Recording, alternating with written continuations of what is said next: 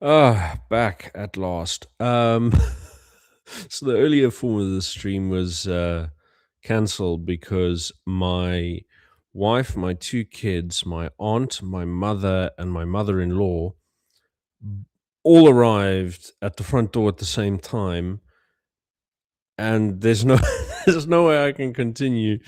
Yeah, so they went out to see a movie, and then the kids must be, couldn't go in to see the movie, and there's a whole thing.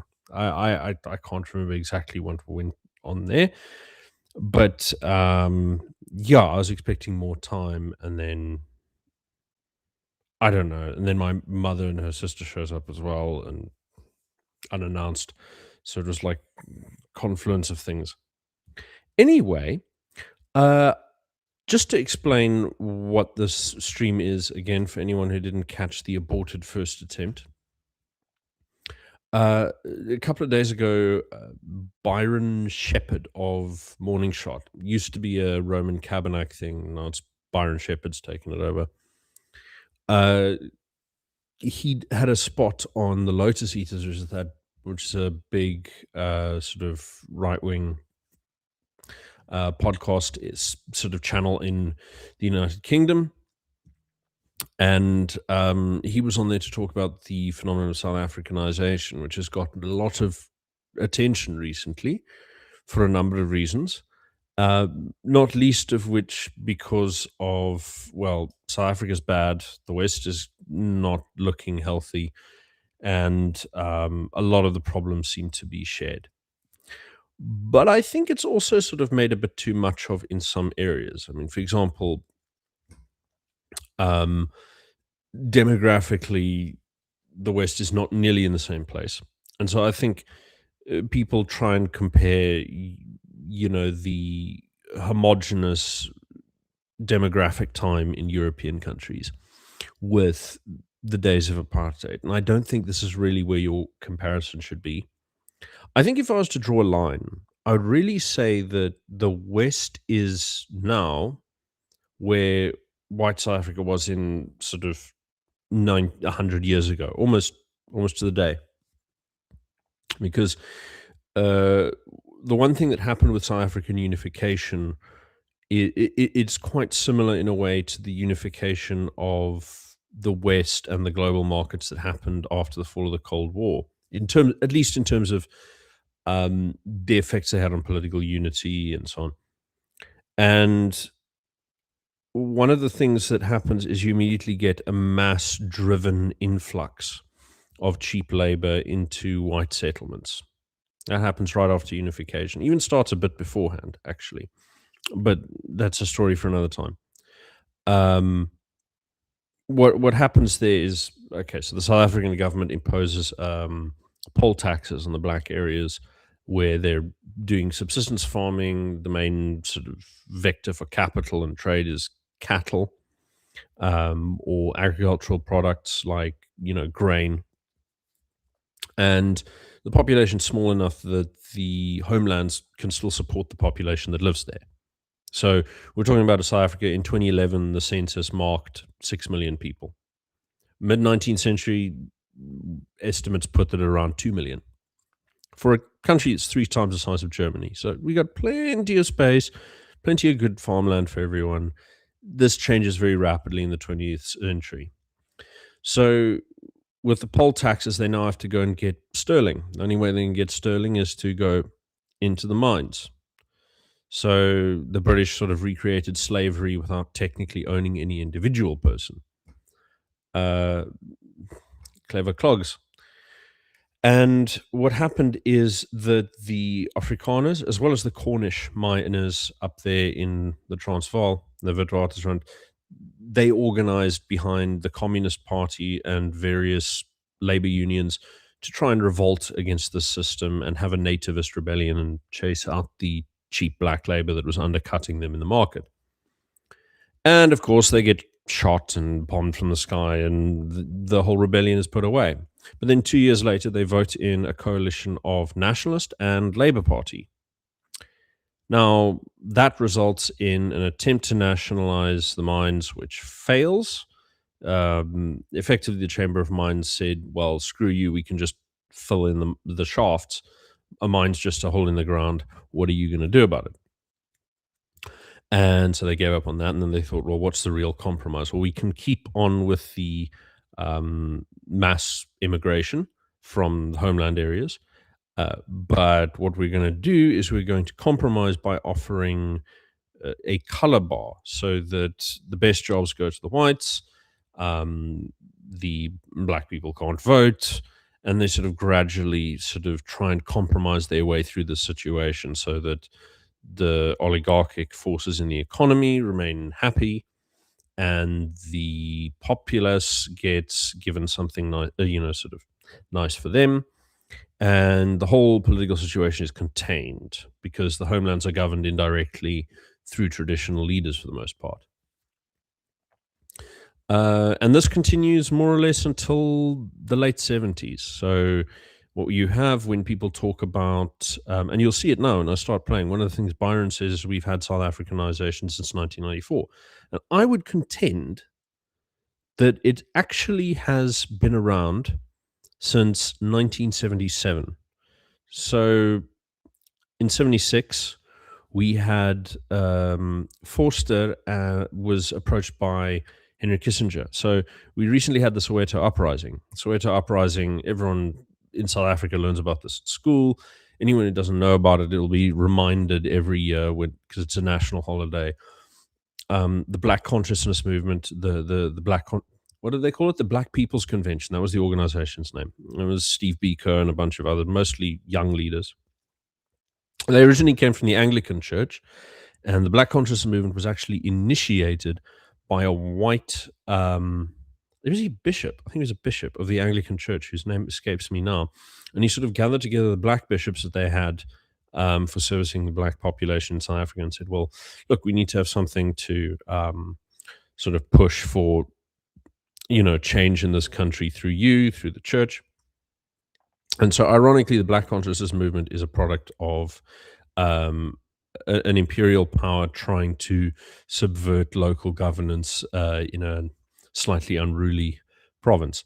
So, I like little ironies like that. And at any rate, so this huge protest kicks off in Soweto. They're trying to protest Afrikaans language education. There's some kinks in that story that are not as straightforward as it's heard. There's the idea that it was just sort of they're imposing Afrikaans language on them for no reason.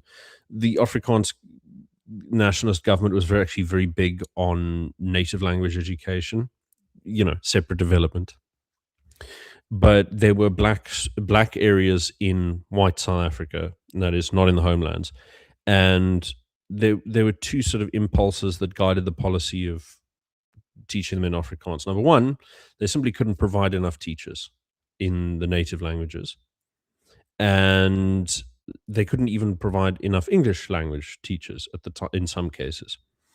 And number two, there was a suggestion that, okay, well, Afrikaans is the light culture of the country, so why not just, we can acculturate them this way, and then down the line we'll have slightly less of a problem.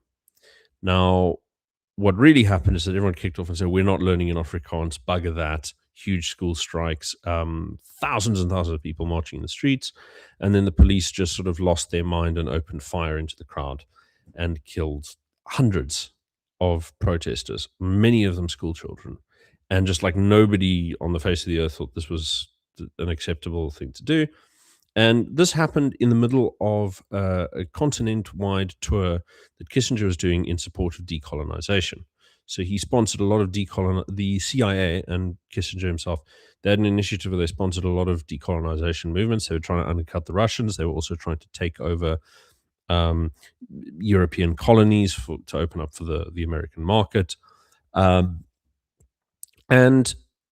he used this opportunity to sort of leverage two concessions from Forster. Number one, join the embargo on Rhodesia, because we were the ones, cutting into Rhodesia, tracking things into Rhodesia to help them with the war effort. 2 years later, Rhodesia, of course, collapses because they can't sustain themselves. They're a landlocked country and they're against the entire world. The other thing that the other concession they extracted from from Forster was, you're going to end apartheid. Probably not now, because that would be too wild and unstable, but get the ball rolling. So the first thing Forster does is he commissions a report called the Vihan Report, which aims to make the case that the containment of black organized labor, the unions and all that, is impossible. And labor costs are rising. Therefore, eventually, this whole system will fall apart, and we're going to have to offer some kind of systemic equity and concessions. And they used this as a pretext to uh,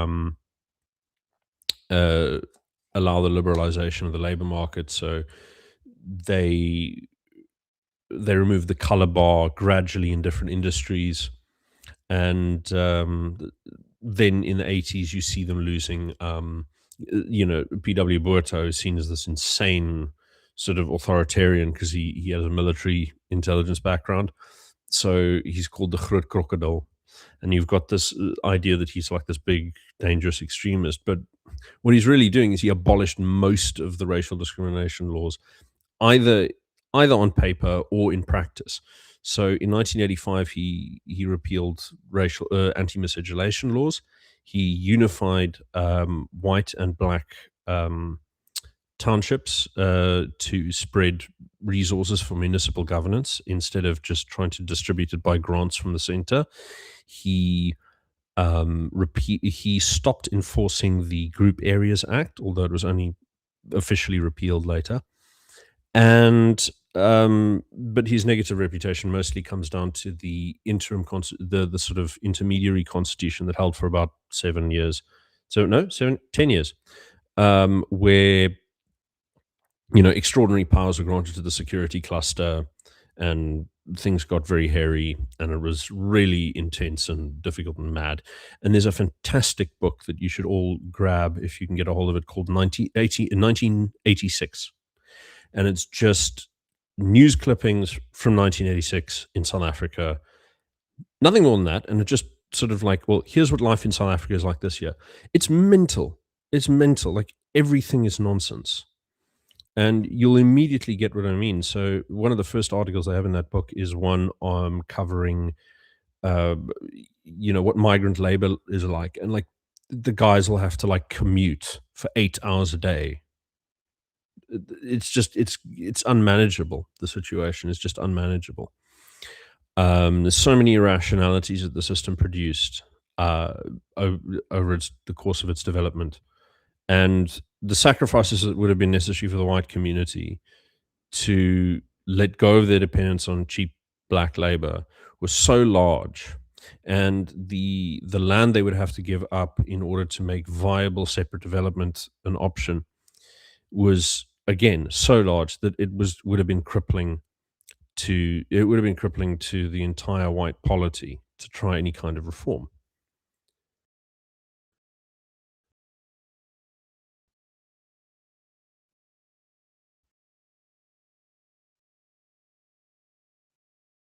And so what we're really looking at is a process by which is long before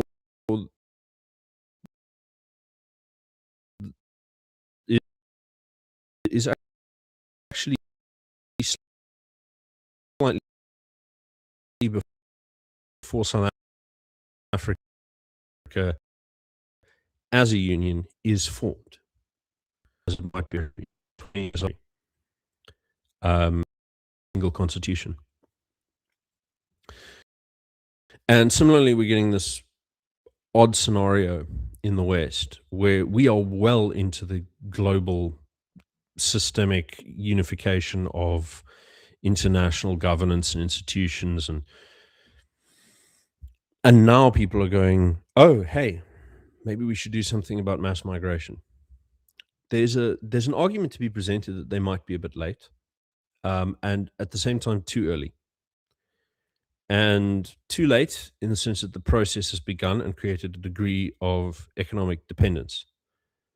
Uh, Too early in the sense that people aren't uncomfortable with the situation enough to take radical options. And the difference is that strange compromises like apartheid are not really possible in the modern day and age. So the sort of chimera that is apartheid, that is trying to contain white nativism. I know nativism is a weird word to use in the South African context here, but I'm trying to sort of use an exogenous term to maintain the analogy. So you'll have to bear with the weirdness of the language here. Trying to contain early 20th century South African white nativism, um, at the same time as keeping hold of that really, really important cheap labor necessary to drive the profits of the Chamber of Mines as high as they want. This is the primary sort of dynamic that I think is really where South Africanization has to be found as a useful concept. And one of the things that I will bring up before I start reviewing the Lotus Eaters video itself, one last thing, is Nick Land. So one of the first things that Byron does, and you'll see this when you start viewing the video, beg your pardon, often says, well, oh, we were using it 4 years ago, this term South Africanization. Now, the word itself, I had a little look because I was thinking, well, it's got to have been used before. And I found there's some lefty use of it years and years and years ago. So going back decades, where they use it to refer to like any time someone's doing like giving the police more powers, then you're creating an apartheid police state, especially in America because racial profiling and that whole thing. And a big sort of issue here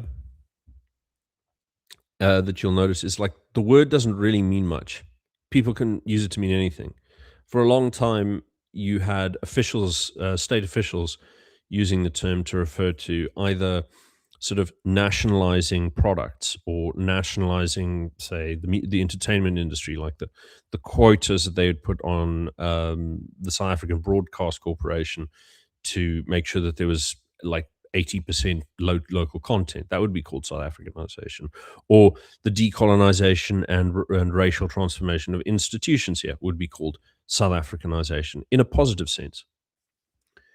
But the underlying concept really has to go back to Nick Land because he's the first one to say, look, this global system where capital is trying to keep a controlled distance between itself and the labor that it is exploiting. Because remember, Nick Land starts out as a Marxist before he becomes this kind of odd pro-capital, hyper-liberal accelerationist. So he starts out as a Marxist, and so you hear a lot of this language. And there's this piece that he wrote in 1987 that's the opening piece in his most famous compilation of essays, Fanged Noumena.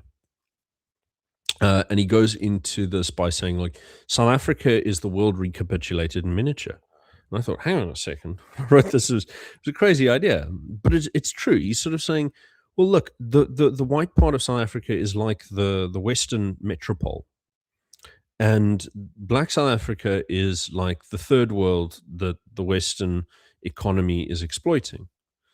It's a very interesting analogy because the strange thing is that if you track South Africa's racial demographics, this is just a funny coincidence, but if you track South Africa's racial demographics, white South Africans as a percentage of South Africa are almost the same proportion as people of European descent worldwide as a percentage of the global population. So when South Africa starts, we're over a quarter of the population, and now we're around 7%, and it's the same globally. So it's it's kind of funny.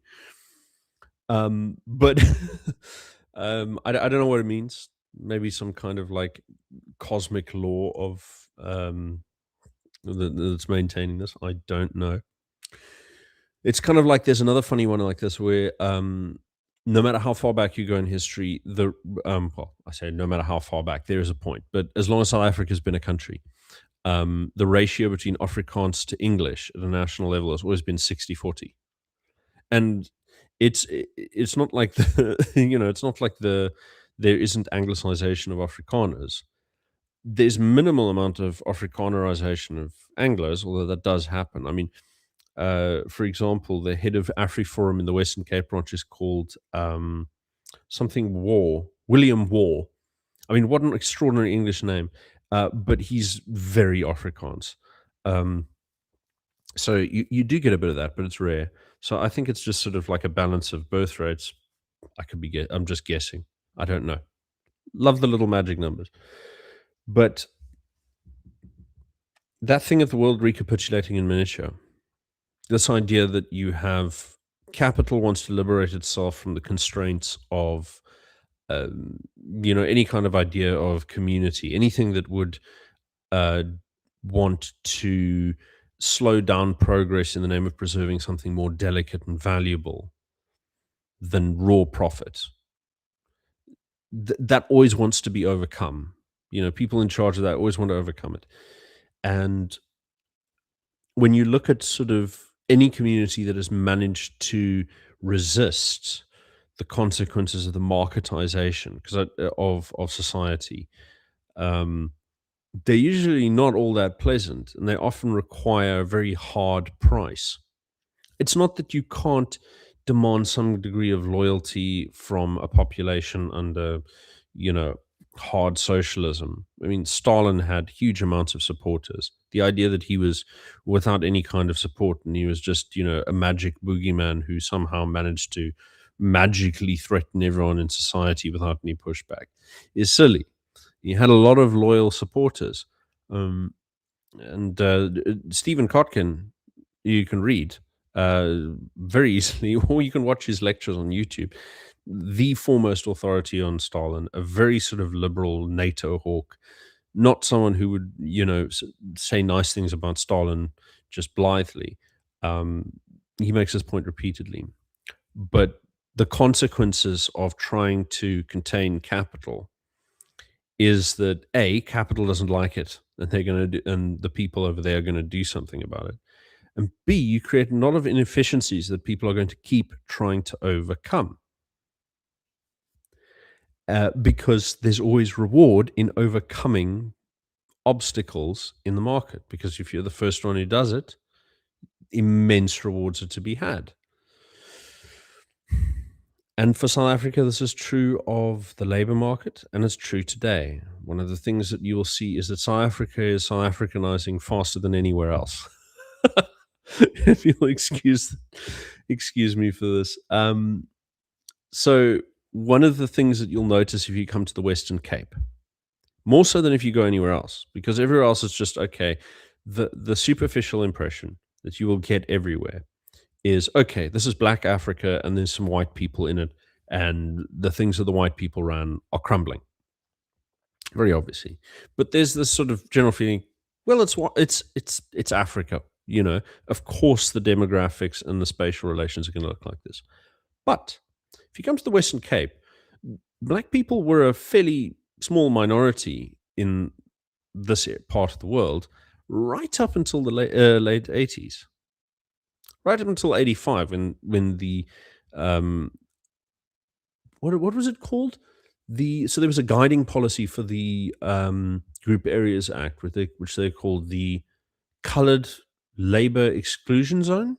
I think that was the term. I'm not sure, but basically it means that you're only allowed to hire colored and white people in this area, and you can't bring any more black people in. But in 85, this ends, and you get streams and streams of buses of cheap labor from the Eastern Cape coming here, brought in by temporary employment services, brought in by family networks, friendship networks, familial relations, whatever, to come and get work here. And there was a tipping point, maybe a decade or two ago, maybe 10 years into the democratic project, where that labor stopped being reliable and secure. And I'll just explain what I mean by that. By reliably insecure, I mean you bring in a new guy from far away, and he works on your farm or in your factory, whatever. He doesn't know anyone. Maybe he knows one or two people. He's desperate to hold on to this job, at least until he finds some other source of income, however small.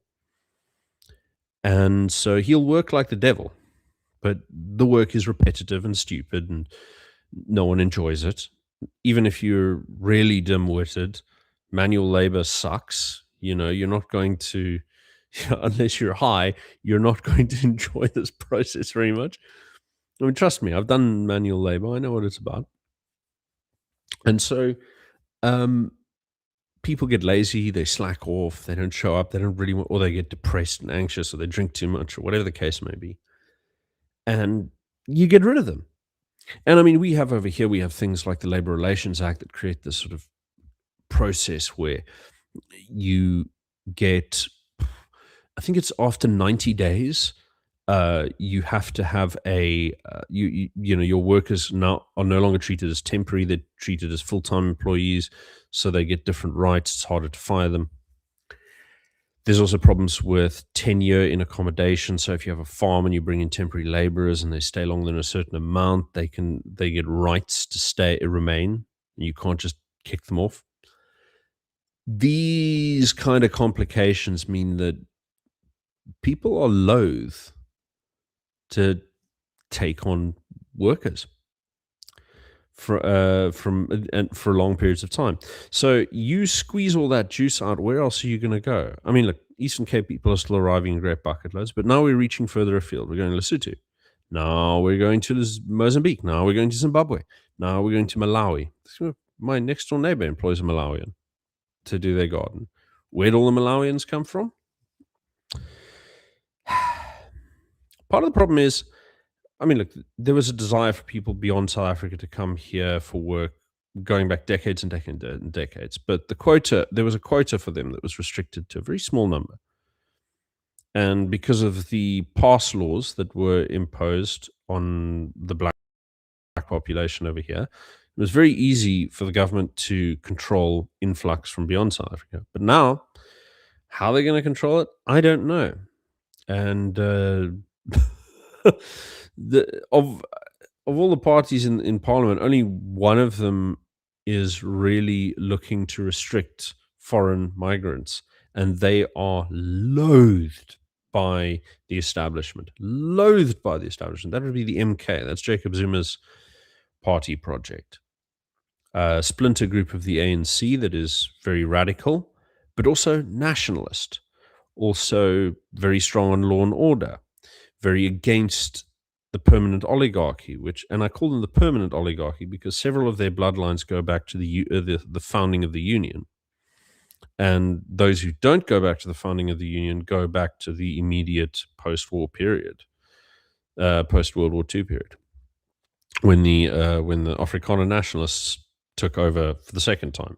You got to remember the first incarnation of the Nationalist Party was absorbed into the liberal South African Party, which then became the United Party as a result. And the guys who didn't like that fusion went and started the Herstigte Nasionale Partij. They dropped Herstigte off the name. And then there was another Herstigte Nasionale Partij that started in the 80s. So that gets very confusing if you don't know what you're looking at. But basically, the second national party, they win in 1948. And with that period comes a lot of new oligarchs. This is sort of sedimentary layers. The first is English and Jewish, and then you get Afrikaans, and now you're getting that third layer of ANC cadres who get in because of black economic empowerment and so on and so forth. So what I'm trying to get at here is that if you want to look at questions around, mass migration or whatever, it kind of goes beyond. There are always ingredients that go beyond sort of the ideologies of civil servants and NGOs and random zealots. Everybody has actually a use for these people. And whether it's in the case of Boris Johnson absorbing excess money printing, whether it's providing a fruit picking population for temporary seasonal work, whether it's filling out the bottom end of the gig economy, whether it's, quite simply maintaining demographic pressure to prevent the dominance of right wing parties in parliament. There are many, many motivations for these things. And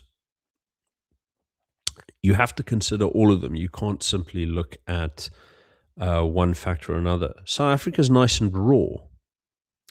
It's not really ever achieved full consciousness as a political entity. It doesn't have a stable identity, a stable theory of justice, a stable population. Nothing about South Africa is stable.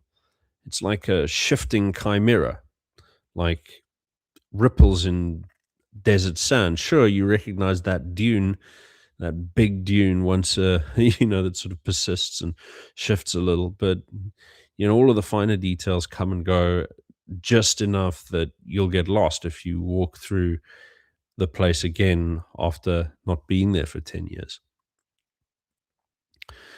And on that note, before I get too poetic, I'm going to share my screen and start the commentary. Let's do this. The West survived Southafricanisation. So I'd like to start this section by asking for my royalties because you guys keep using a phrase that I feel we invented 4 years ago. Have you got your copyright? What's that? Have you got your copyright notice? Southafricanisation of the West. Have you patented it? I'm going to need to see some legal documentation there, bro. I should have. So it's very interesting to see what's happened in the West because the West is now experiencing the joys of South Africanization that my country has experienced for nigh on 30 years.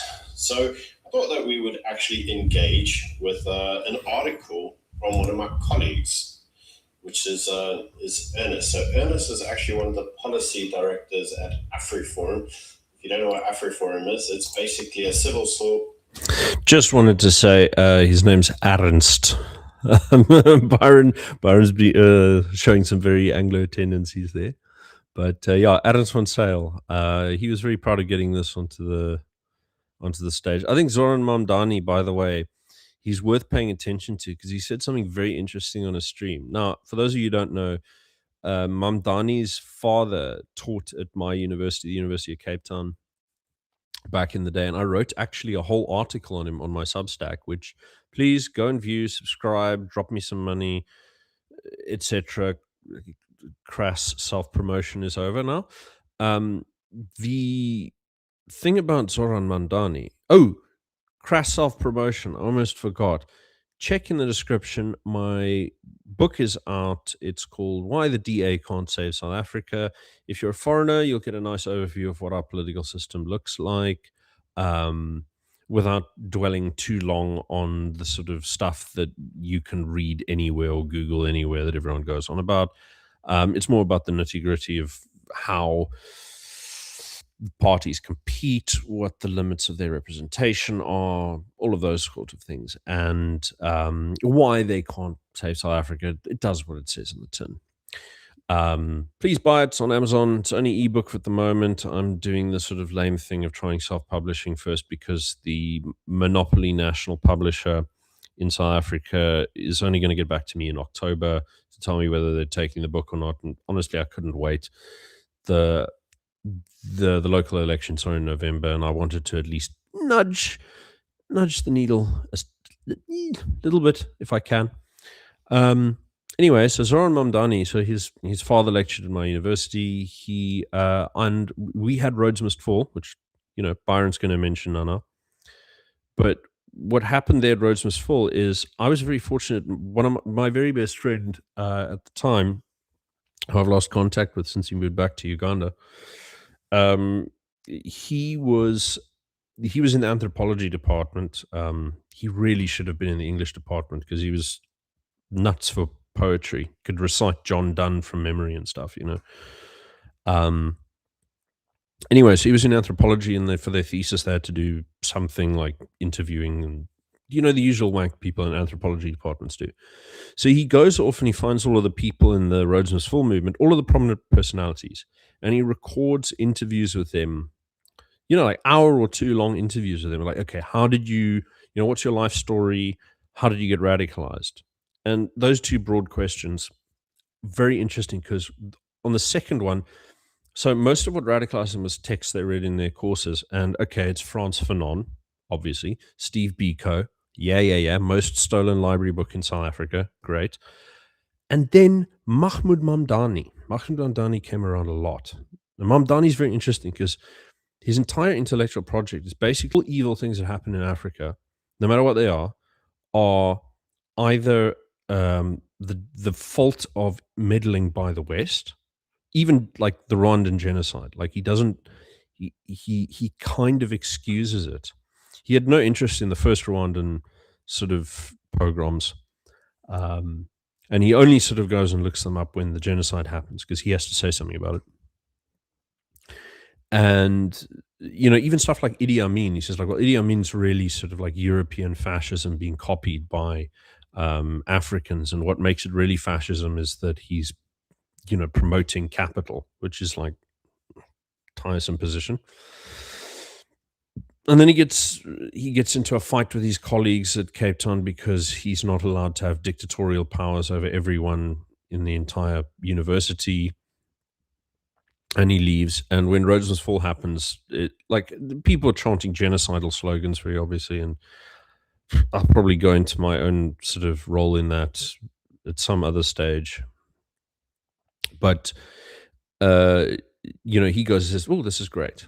And so Zoran Mamdani, he said something interesting recently on a stream because he said, and he was talking to an Arab audience, and he was saying, "Look, we, um, we, what our interests are is purely identity. I mean, if he was being really honest, he'd say something like, well, we're racists and we're trying to destroy and disinherit white people.' I mean, it's not like he's subtle in his communication in that regard, but he does euphemize what he's doing most of the time.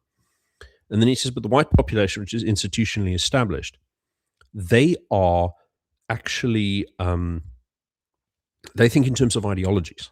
And so what we can do is we can parasitize a progressive ideology to push our identity project." It's fairly transparent. Ironically, here in South Africa, we've got people trying to do the inverse. So minorities, white people are more institutionalized. We're house cats. We're not ready to go, romping and raping and conquering like we used to.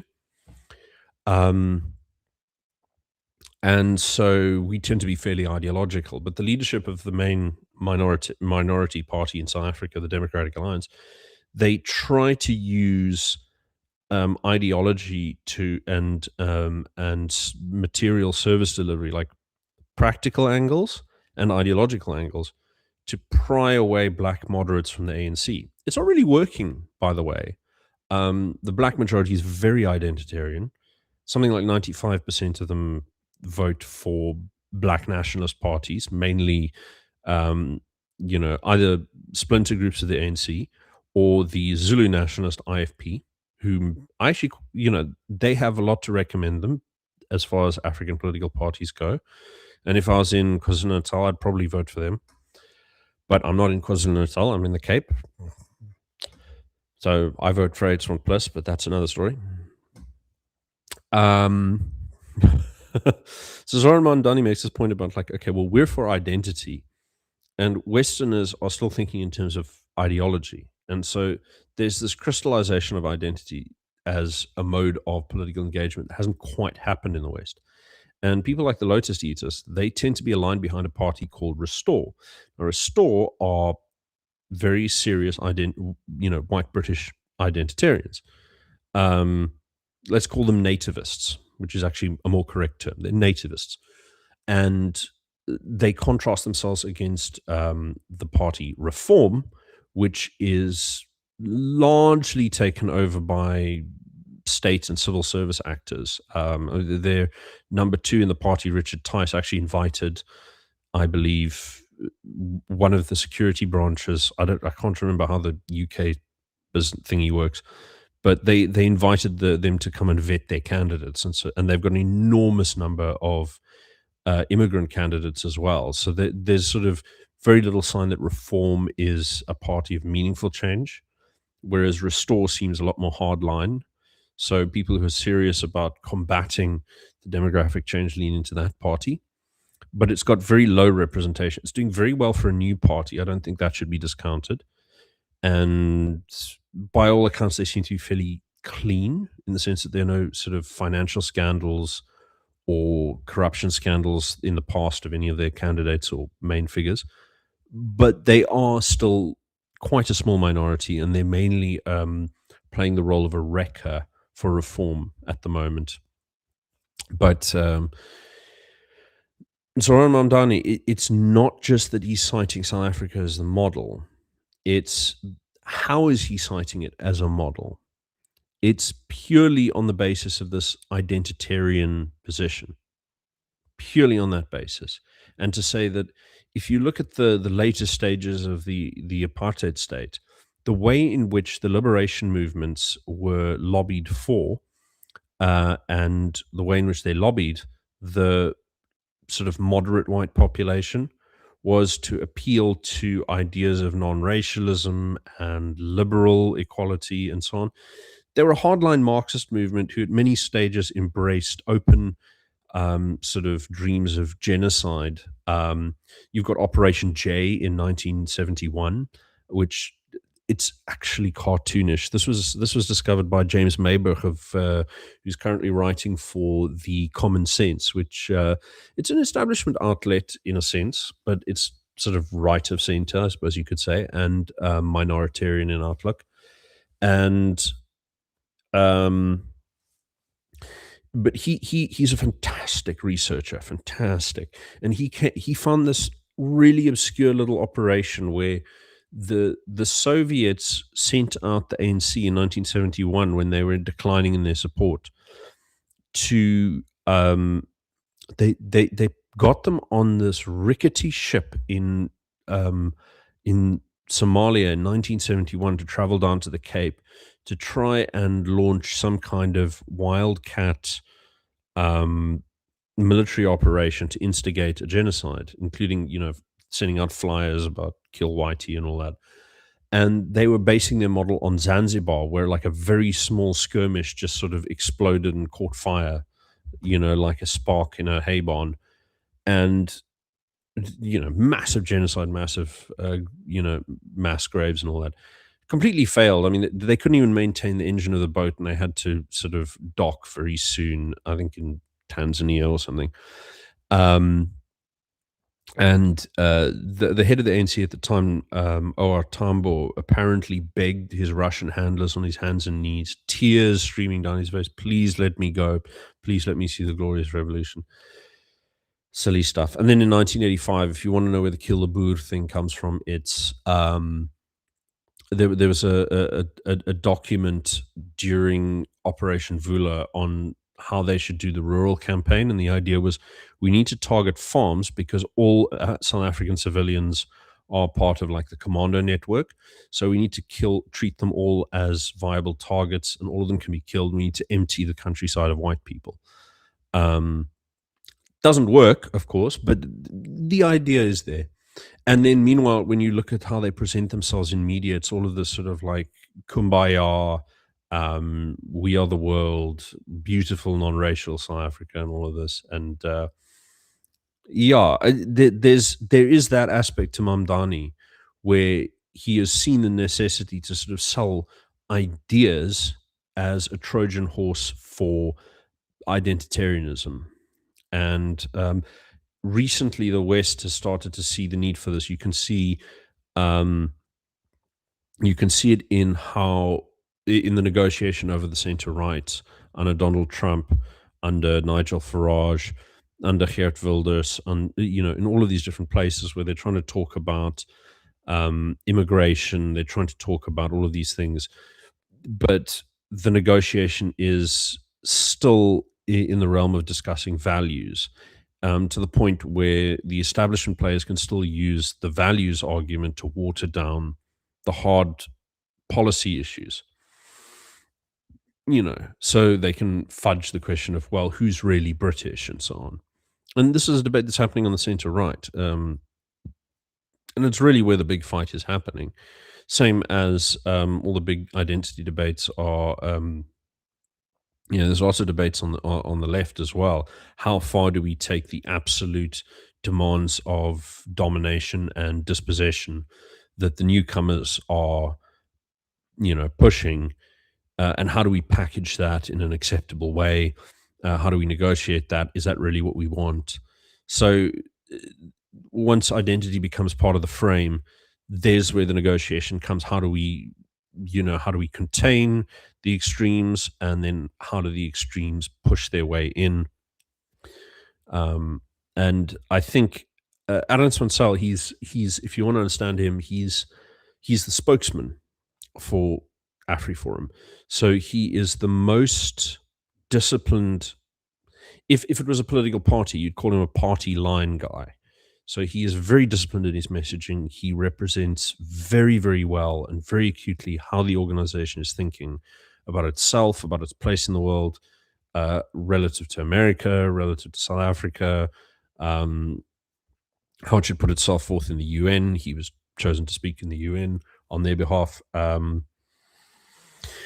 And so if you do catch an article by Adams van Sale, uh, very much worth noting that he's very thoroughly representative of the current Afrikaner nationalist movement. Um, and the talking points that you'll see from him are you can take him as a stand-in for the movement as a whole.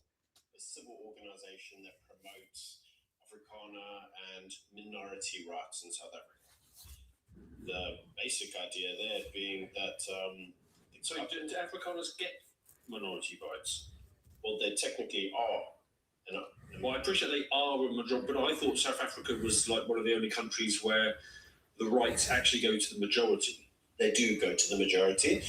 In most other countries, we protect the minorities and discriminate against the majority. But in South Africa, we decided it was a good idea to flip that script. So no, that's not strict. That's not strictly true. That's a generalization, and it's valid for the West. But you'll find in places like Indonesia, places like Malaysia, majoritarianism holds out. India, majoritarianism holds out against the Muslim minority to some extent. India is very complicated. I don't want to touch too hard on them because that's a whole other bag of chips there, a whole other box of frogs. So, but yeah, generally speaking, majoritarianism. Russia has a big majoritarian drive. You can see in how they recruited soldiers for the front line in the Donbass war. I like referring to it as the Donbass war because calling it the Ukrainian war seems, I don't know. It's because the war is actually over the Donbass region, and I like it also for the other reason that it pushes the war's actual timeline back to 2014, which to me seems more accurate. But anyway, I digress. So, right, persecute the minorities and we protect the majorities from the minorities. I hope that makes sense. Yeah, no, but yeah. Well, it does make sense because it's all just about like hating white people. There is a degree of truth in that.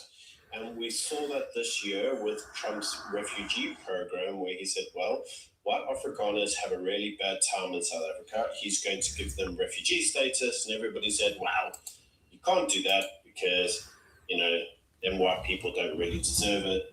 They should stay where they are. So it was amazing that all the usual individuals who are very, very pro-refugees welcome here were suddenly refugees not welcome here. It was telling. So let's start off with the South Africanization of the West and talk first about, as we've already talked about, the academia.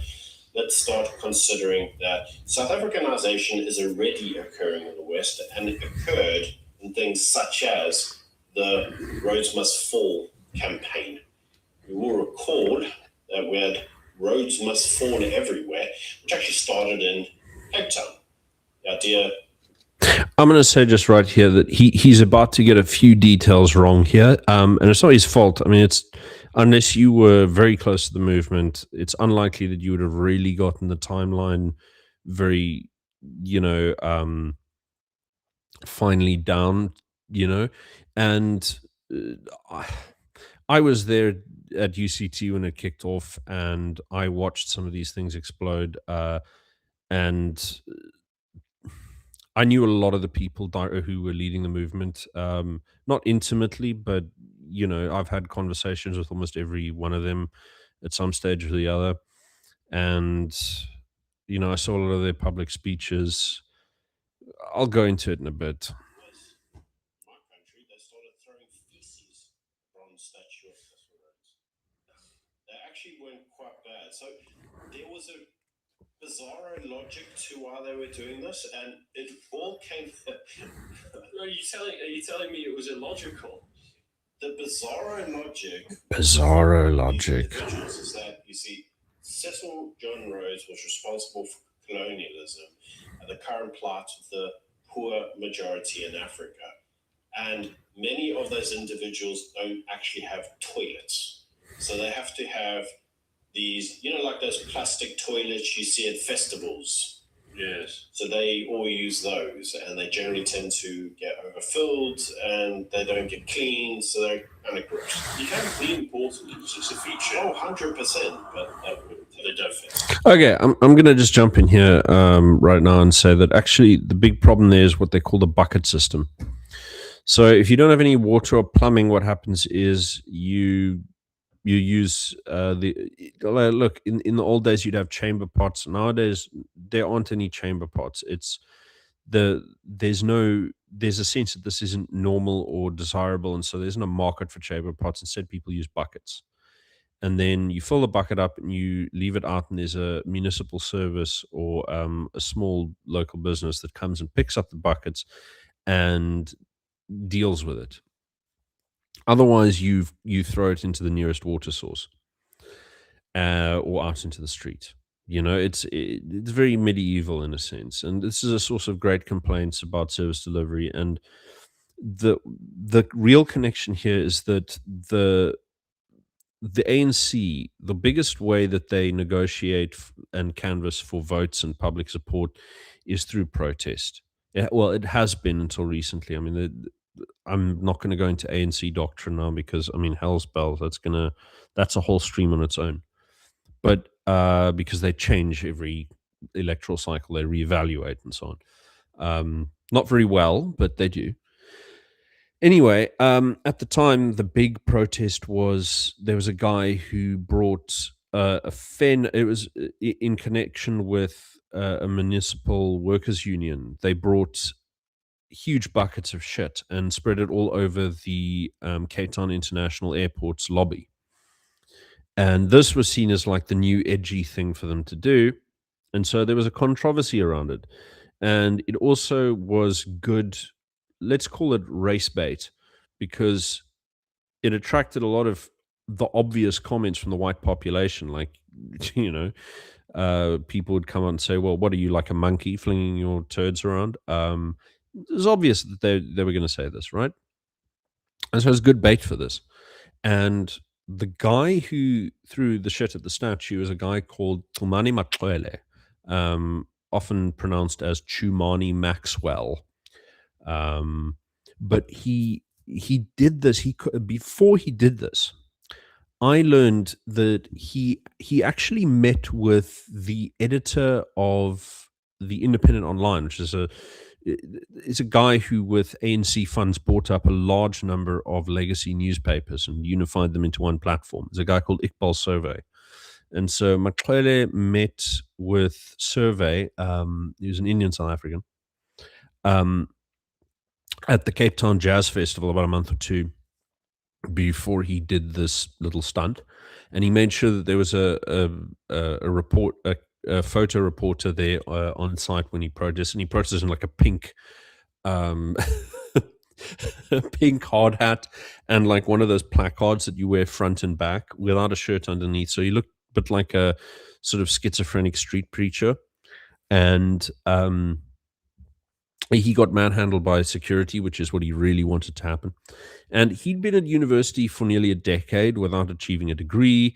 He was in his last year in the ANC Youth League, and he hadn't made a name for himself. And the ANC Youth League is where you make a name for yourself to sort of join the rest of the party as a young leader.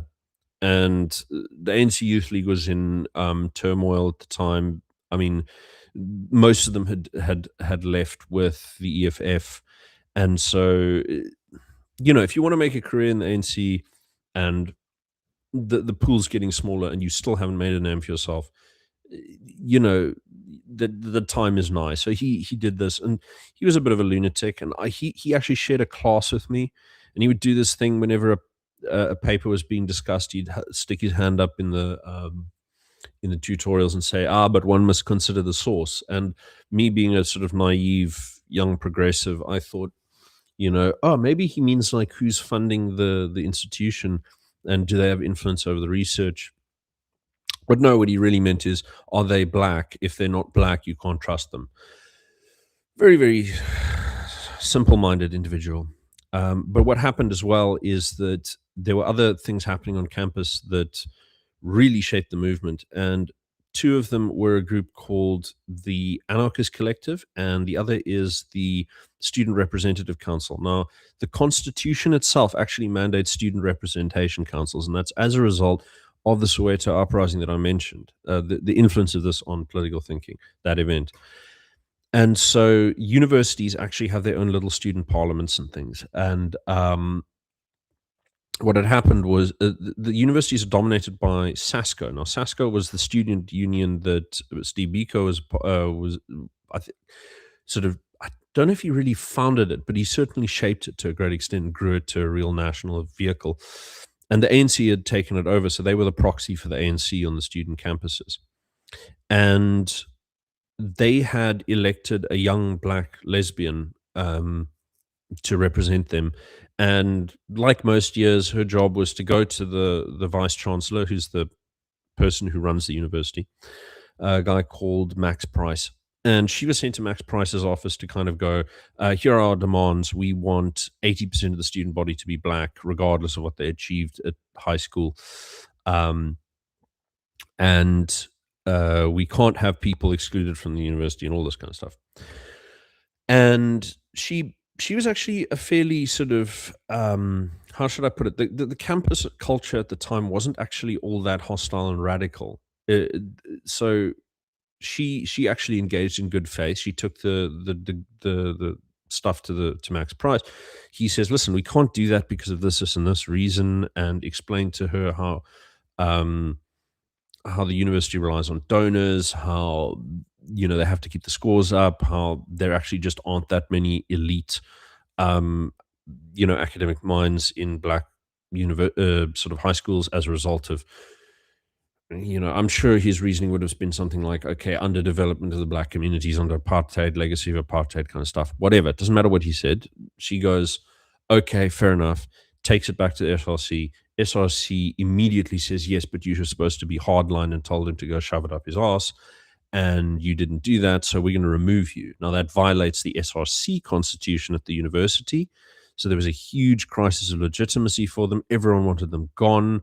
And Dan Corder, he's currently like the main sort of young voice for the establishment in the country, sort of white lefty.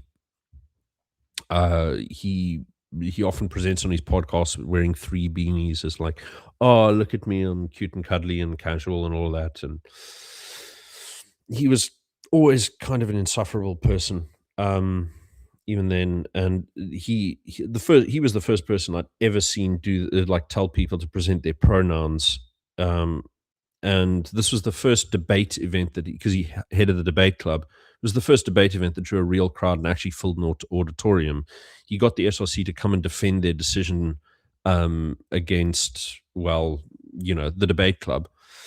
And nobody liked the SRC after that. And what happened was the other group that I mentioned was the Anarchist Collective. Now, the Anarchist Collective were basically a bunch of rich kids who had spent time at a little cafe in Lower Main Street in Observatory, and many of them were friends of mine at the time.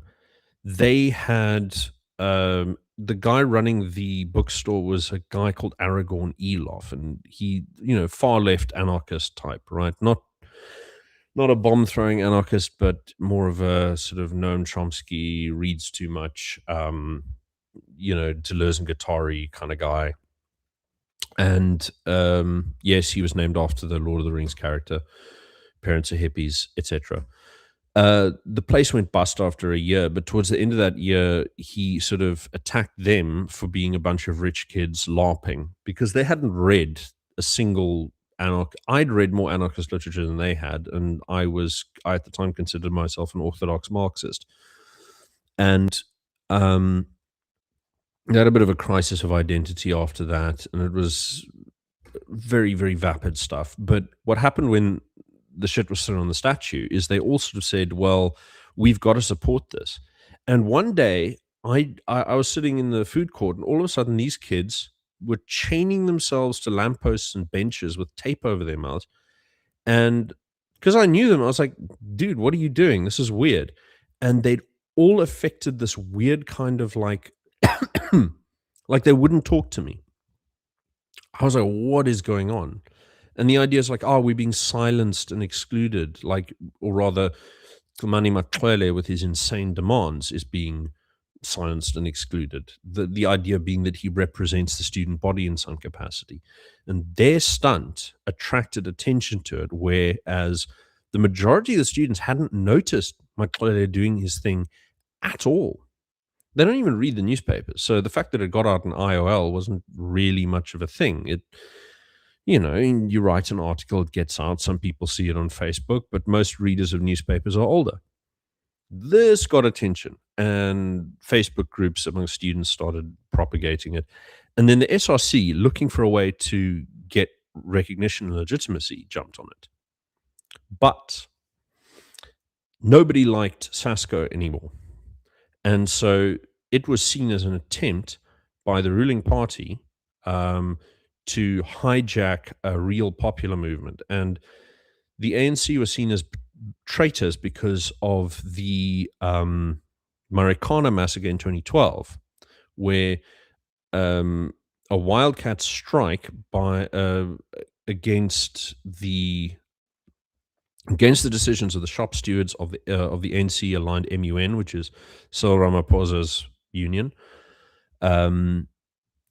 They were put down by police very violently, not without provocation, but it was a real massacre. They shot 17 people in a protest march, and then they hunted down another 17 that they killed at point blank range. Now, this is because they killed a policeman 2 weeks beforehand, and it's a really sordid story. But the ANC lost a lot of legitimacy with, youngsters and unionists and whatever at the time. And Ramaphosa was seen as having blood on his hands because of his role in the unions. Zuma was seen as having blood on his hands as a result of whatever. And the EFF, Julius Malema went from being I will kill for Zuma to Zuma must go overnight. And he was kicked out, and he took the whole youth league with him and formed a new party. They hadn't had any representation on campus at this point. What happened was the first people to get a grip on this, to put a narrative grip on this, were, one, the anarchists, because one of their strongest voices was a young Muslim guy who went to the very posh school, St. John's. His father, I think, was from Malaysia, some big business magnate of something or other. And he managed to get the floor and say, well, we can't, we've got to be a leaderless organization and not be taken over by political parties. But then this tiny micro party called the Pan-Africanist Congress, the PAC, who split away from the ANC because the ANC was too non-racialist. They wanted a pure black thing. They still had a tiny representation, and they had a couple of people on campus who were members. And they sort of pushed this thing of like, okay, the ANC are hijacking, and they gained a lot of voice in the crowd. So as it built up, the narratives amongst the students that were prevalent were, feminist intersectionality, radical decolonization, Frantz Fanon, valorization of violence, Pan-Africanist Congress, sort of radical black exclusivity, and then that one sort of ingredient from the anarchists, which is leaderlessness. And the leaderlessness of it was very interesting because it allowed the radicalization to accelerate much faster than it would if the ANC and SASCO were in charge. because it would have been the same staid, boring, old-fashioned liberation movement stuff, palatable to the mainstream if they were in charge. But they didn't get to be in charge. And the following year, when it became fees must fall instead of just roads must fall, it was the EFF that started it at the campus of Witwatersrand, and there it really took off, and you had large amounts of violence hitting all campuses almost every year until 2018, and they do it like clockwork. When it became exam season, oh, we don't want to study, we don't want to write, let's break shit and burn things down. And they made insane demands like, students can't be excluded from their degree because they got bad marks or didn't pay for their degrees. This is the main thing, right? And I started distancing myself from the movement because at the time I felt like in my gut, I felt like, because I knew all of these people, they were in my classes, and some of them were friends of mine. And I thought, at the time, well, this looks really silly. Why are you removing the statue? The guy founded the university. His name is always going to be attached to it, right? You can't erase that. It's not going to work. You're going to have an institution that is, if you make this an important milestone in the transformation of the university, it's going to be built on resentment and sort of stupid nonsense forever. But I was convinced because someone sort of pointed out, contrary to like the Jacob Zuma stuff at the time, they were saying, well, because Zuma was talking about clever blacks, and that's Kleva, not Clever. And the reason that distinction is important because a clever is a criminal, right? And it's a clever little play on words because it says, okay, people who are Western educated are complicit in the crime of colonialism. And those who are too middle class and educated, who are, starting to talk about the DA, starting to lean liberal, they're a danger to the liberation movement. They're betraying their country and their race, right? And so I thought this sort of anti-intellectual thing was very poisonous, and people sort of standing up and saying, I'm proud to be black and intellectual. I thought maybe that could be good. Maybe, maybe whatever. A very naive position, but I was 22, whatever. And 23 maybe. And the problem with all of this is very obvious in that, if you intellectualize an identitarian movement, you can make it much more radical than it would be otherwise. And very soon you started seeing the genocidal slogans. And when I saw this, I was like, okay, well, let's be charitable and say this is a fringe phenomenon. And it was sort of pushed by the PAC guys, but eventually became really a dominant thing. And there was a huge chant of one settler, one bullet when the statue came down, which a lot of news coverage edited out of their footage. But I mean, here's the funny part. Me and a friend of mine, a Portuguese guy who's close friend of mine at the time, before the statue came down, we were sitting smoking weed on the hill over by the reservoir, and we came over to see the crowd, and he thought it would be funny to start the one settler, one bullet chant, and it caught on, and the whole crowd went off with it, and they went on and settled Dabule Bunu and the whole 9 yards. So I mean, I don't even know, it's so silly.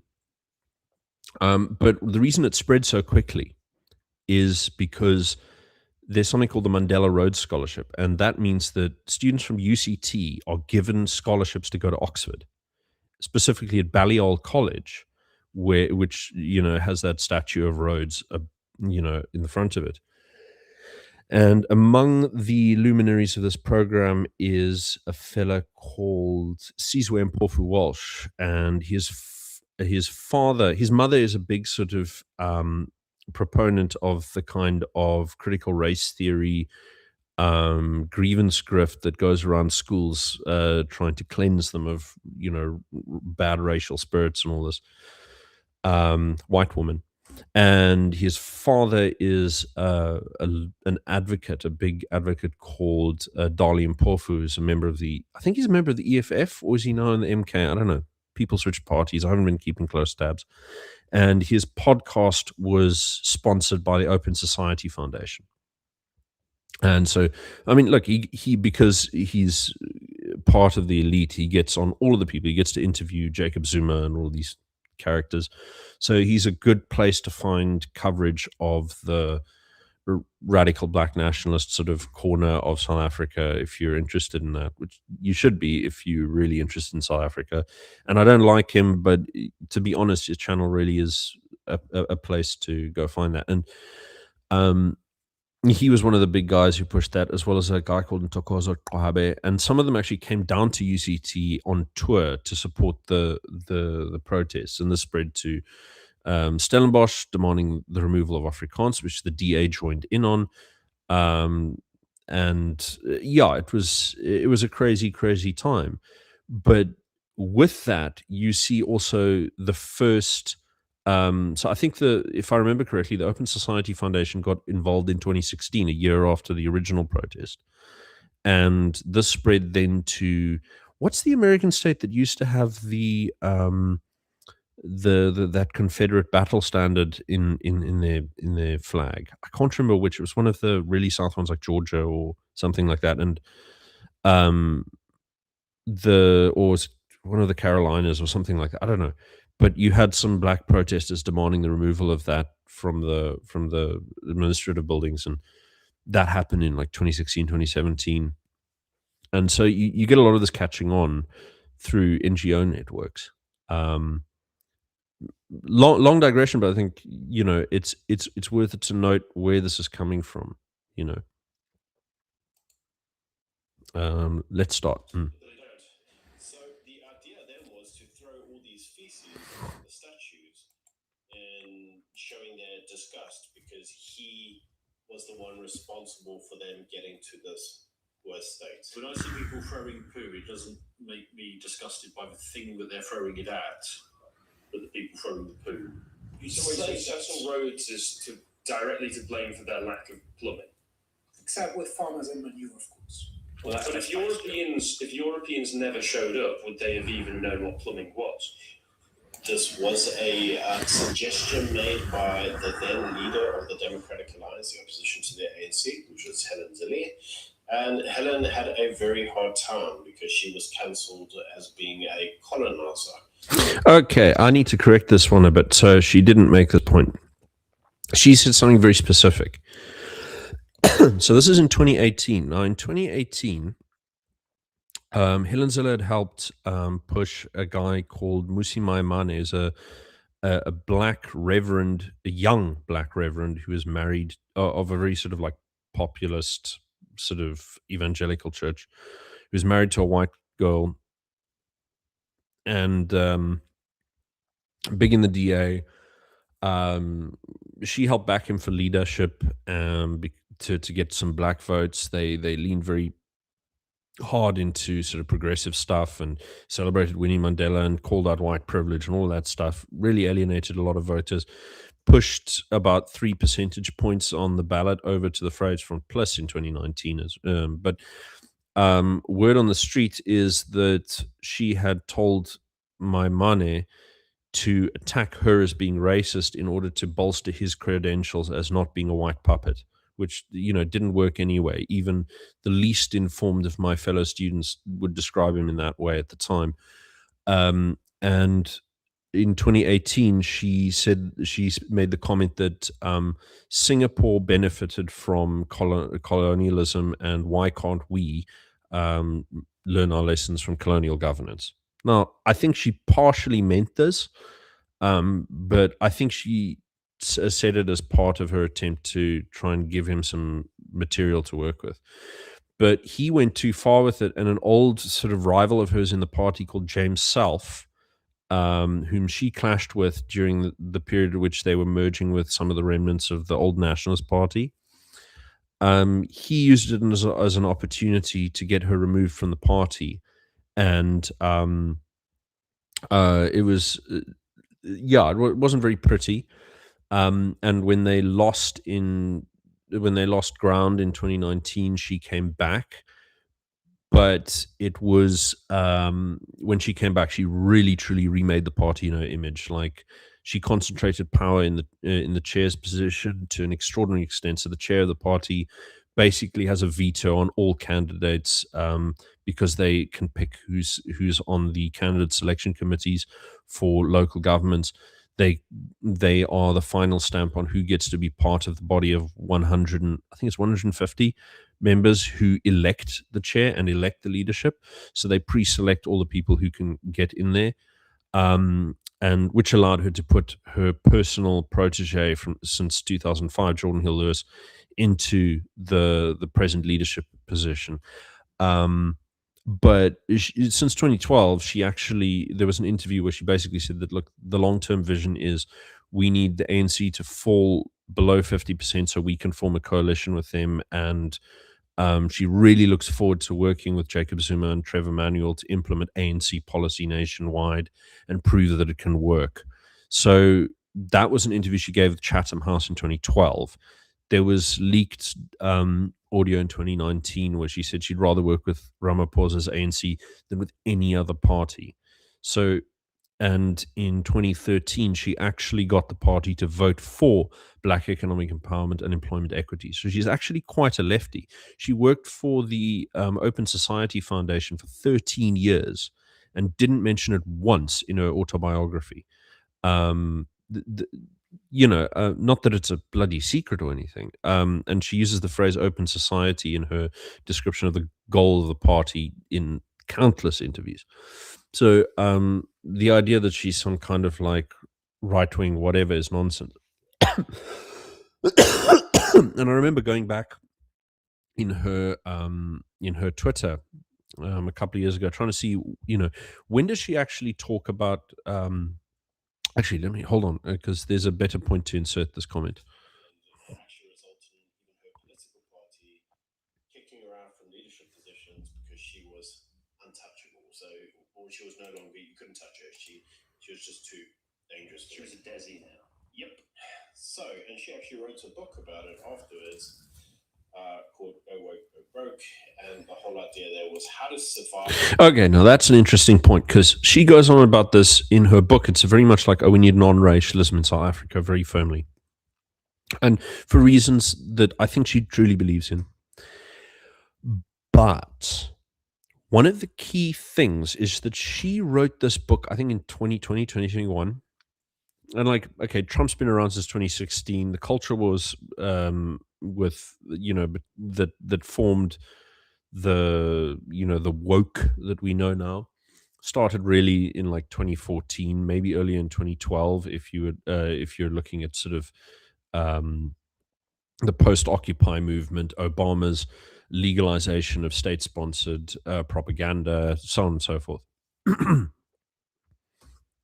And this has been much more remarked upon with those LexisNexis graphs showing all the keywords climbing after 2011. So she was like, fairly behind the curve in that regard, but she thought she was ahead of the curve. And I thought about that for a long time, because why would she think she's ahead of the curve? She's too smart to not realize that the debate had been going on. So I went back into her Twitter, and there were some interesting conversations she had with American politicians in the Democrat Party, where she was saying that the big trouble with woke is that it stimulates a reaction from the white population. And what you really, really don't want to do is stimulate that reaction, because it generates white populism. And you can't have white populism. That must be put away. Cancellations, which is ironic because in later years she cancelled other people for doing the very thing she got cancelled. Yeah, there you go. That should yeah, no, and I think what he's referring to, perhaps indirectly, would be his former partner on his channel, Morning Shot, Roman Kavanagh. Now, Roman Kavanagh was an advisor to Helen Seller, and he was briefly the chief of staff under former DA leader John Steenhuisen in the Department of Agriculture under the current coalition. and he was removed from his position after the Institute of Race Relations, which was a very closely allied think tank. One of the most prominent intellectuals there, Anthea Jeffrey, fantastic book, by the way, she did on the ANC's People's War that everyone should read. But she and Helen Ziller were in the same class in high school.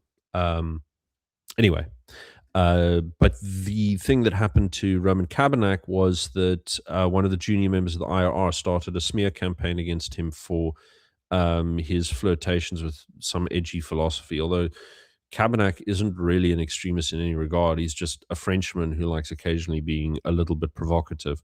And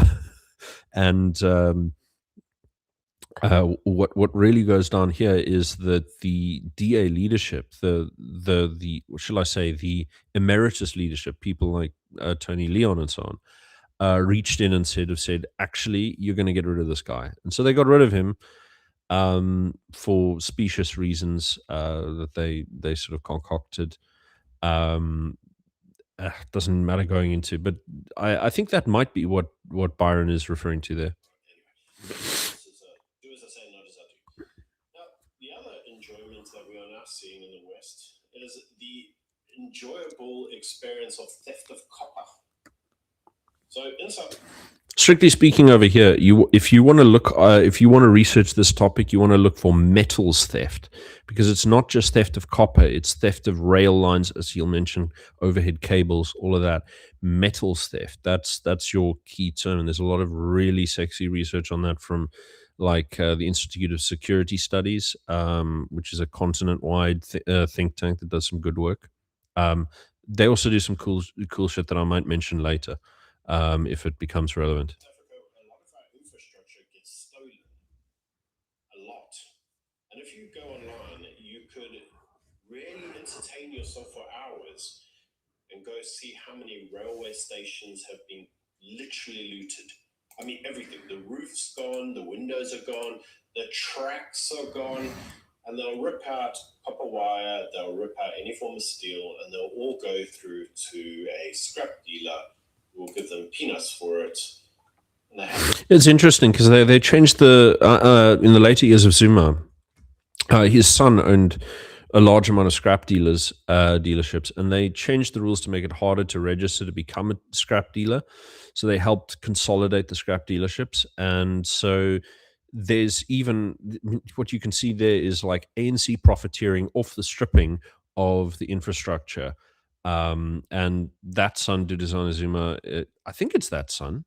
It could be one of his other sons, but he's made his son now the deputy head of the Umkhonto we Sizwe party, which is split off of the ANC. That's more radical, more nativist, more sort of economic nationalist.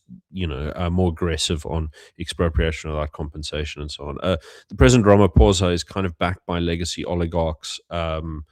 And there's a lot of and I have to actually say this, elegant state capture by old white elite networks of the present government, but it's not actually resulting in any amelioration of racial policies whatsoever, and not really turning the economy around very well.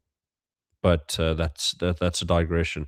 The scrap dealerships, it's a big problem.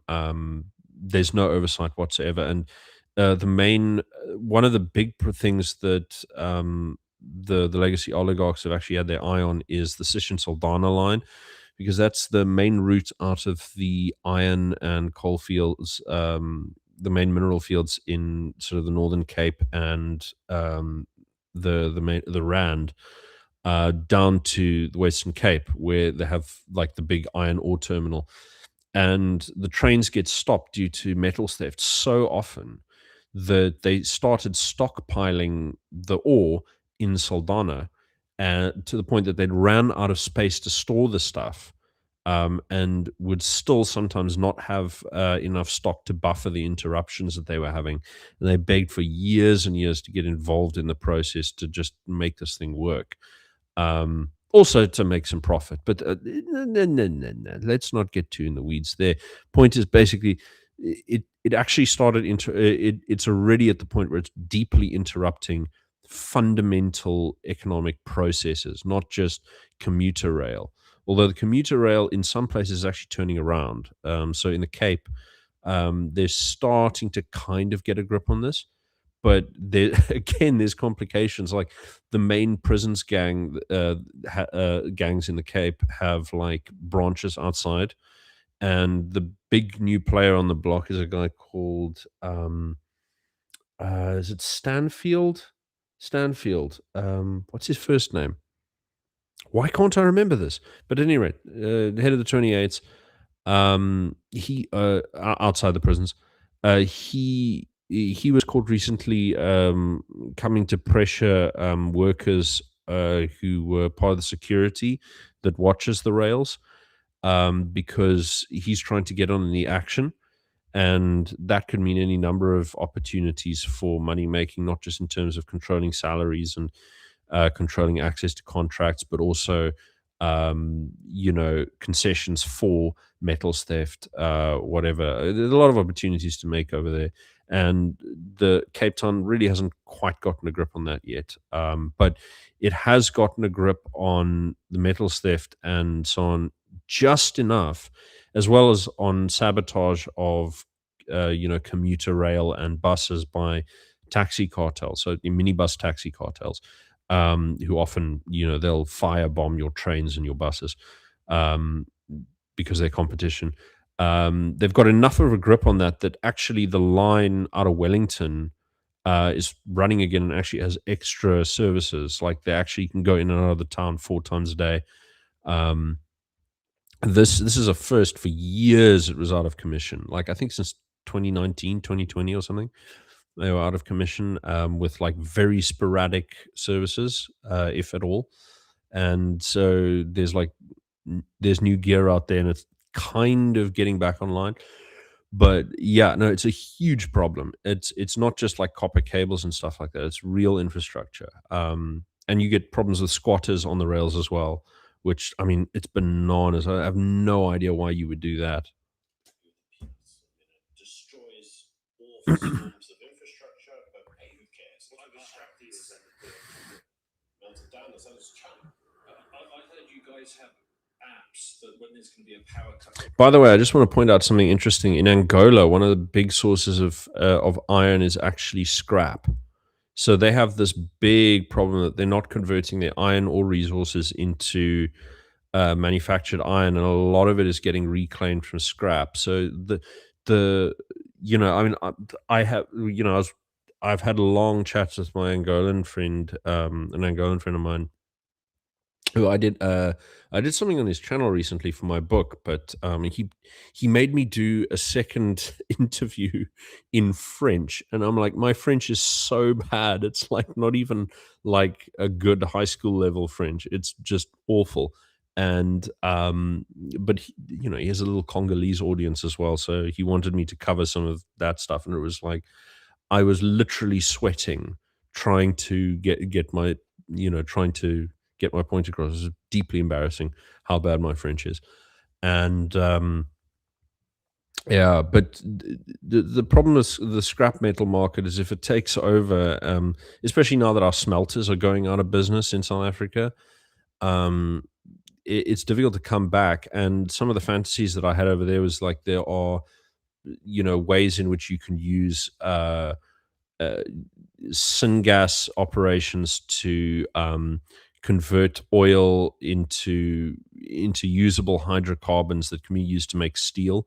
It's a very weird process. You make this kind of like steel foam that then you have to remelt down, all this kind of stuff.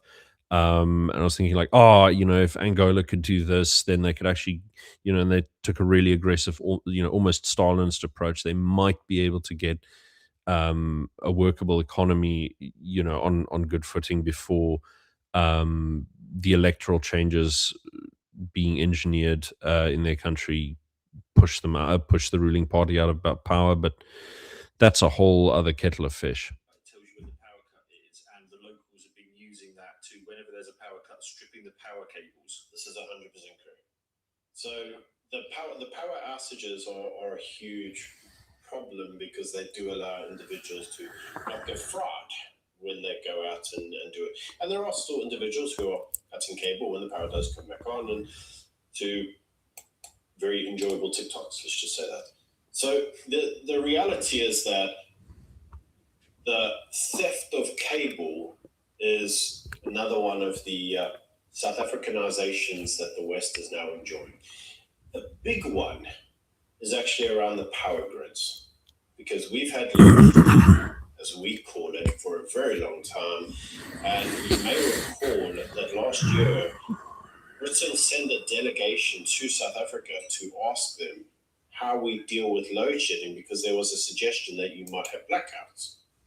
And actually, I will say thank you to the Brits, because they taught the South Africans something. And they said, you know, that phrase load shedding, it sounds very negative. What you should really do is just like call it something like grid management reduction. That sounds really cool. So we are very thankful that we no longer have load shedding in South Africa. We do, however, have grid management reduction. So thank you so much. What's the difference? There isn't any. So load shedding is this enjoyable experience when they literally turn off your entire city. Okay, this is because he talks in very broad strokes here. I just want to explain a little bit. So load shedding is an engineering term. So the idea is that your power station is overburdened. You need to reduce some of the load. So you shed the load in an area. And what they do, and the Afrikaans word for this is buurtkrag.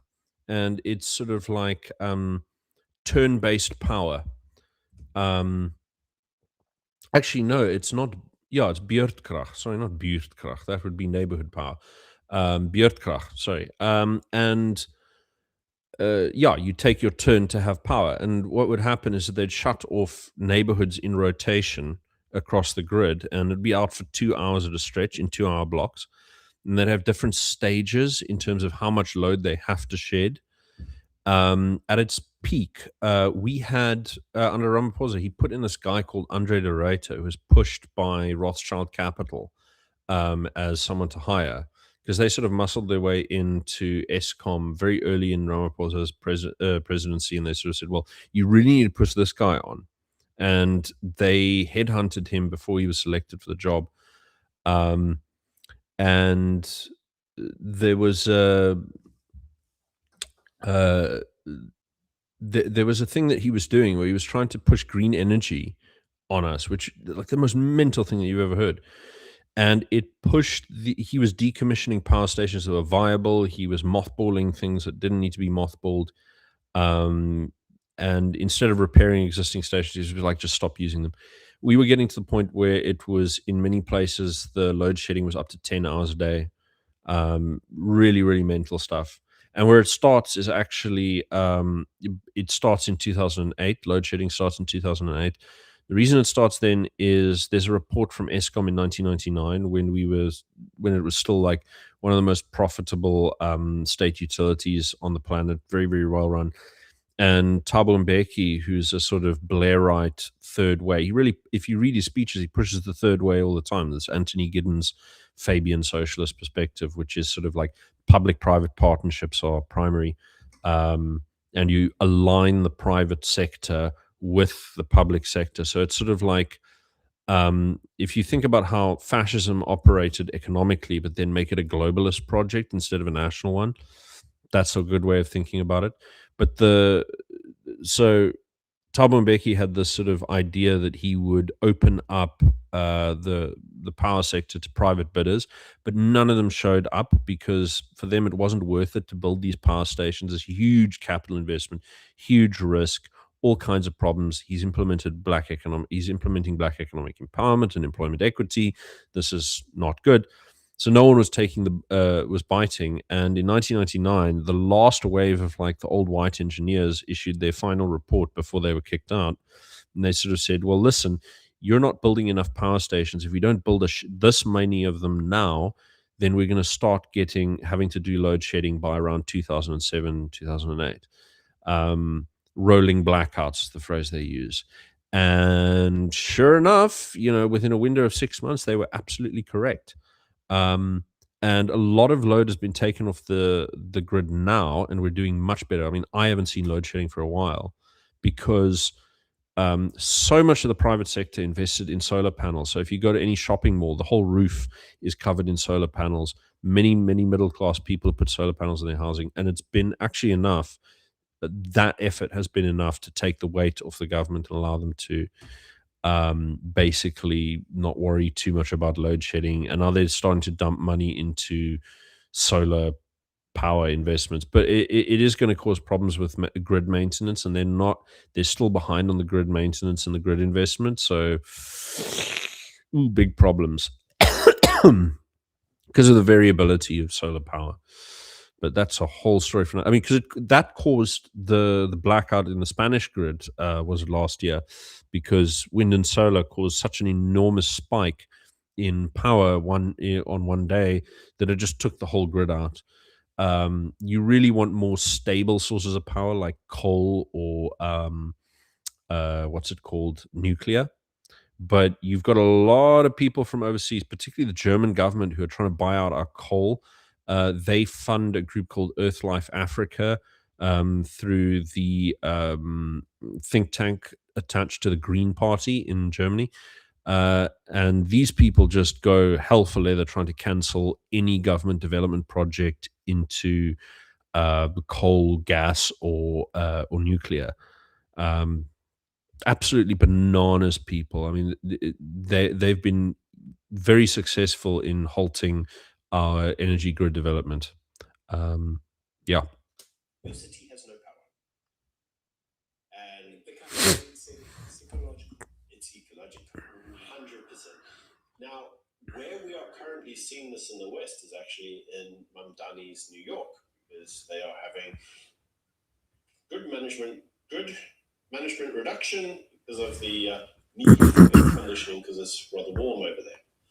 I don't buy this. I think, look, I'm sure Mamdani's going to do a whole bunch of stupid nonsense that's going to be bad for New York, sure. But I still think it's a bit too soon into his term to tell exactly what shape that's going to be and what it's going to look like and who's benefiting. There's some stuff coming out now that you'll be able to see what that's doing. But I think you need a New York local government expert to actually give you an insight into what's happening there. And any kind of meaningful comparisons between New York and South Africa would need to be observed. I think, um, paradoxically, there's American patterns that were seen in 50 years ago that were seen 25 years ago in South Africa, such as like donut shaped collapse of city centers, so Johannesburg, due to things like rent control and squatting and so on, which the current mayor of Cape Town is about to impose on the CBD in Cape Town through a bunch of different mechanisms. So I mean, look, the South Africanization thing, one of the limits of the comparison is that a lot of the bad moves that have been made come from the West. I mean, to be honest, like a lot of the affirmative action stuff, I mean, it's tried in America before it was tried anywhere else. So yeah, let's not get carried away with us as pioneers. We're not really pioneers. We're fumbling our way through a stupid situation and making a whole bunch of extremely obvious moves that are fully to be expected. There are so many enjoyable experiences that we are enriching the West, but a key one that I would really like to highlight to you is actually this enjoyable policy we have called BEE, which means Black Economic Empowerment. Is this a form of positive discrimination? It is entirely a form of positive discrimination. So how BEE works is that what we effectively say is we say that the economy is captured by what Jacob Zuma's government framed as white monopoly capital. Nobody can actually describe to you what white monopoly capital is. Oh, this is actually a super cool wormhole. So White monopoly capital comes from black American thinkers, Marxist thinkers from the 1970s.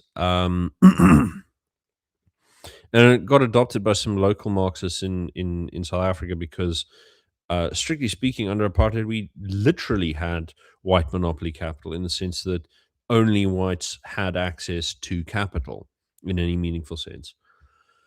And yeah, so the the guys under Jacob Zuma who did this was a British PR firm called Bell Pottinger. In order to distract from Zuma's problems with corruption and various other things, they launched a campaign with like political cartoons, videos, social media posts, all kind, planted articles, what have you.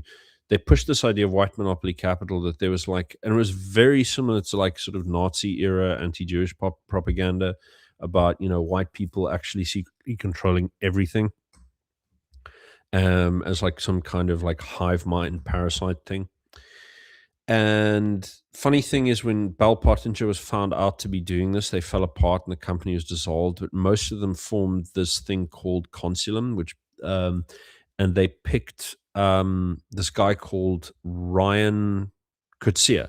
Now, Ryan Coetzee, when Helen Zille went over to interview at Chatham House in 2012, one of the things she did is she introduced him because he joined the DA very early on and was still known as the DP. Not the Democratic Party. What were they called? What was the P stand? What did the P stand for? Who cares? So the DP.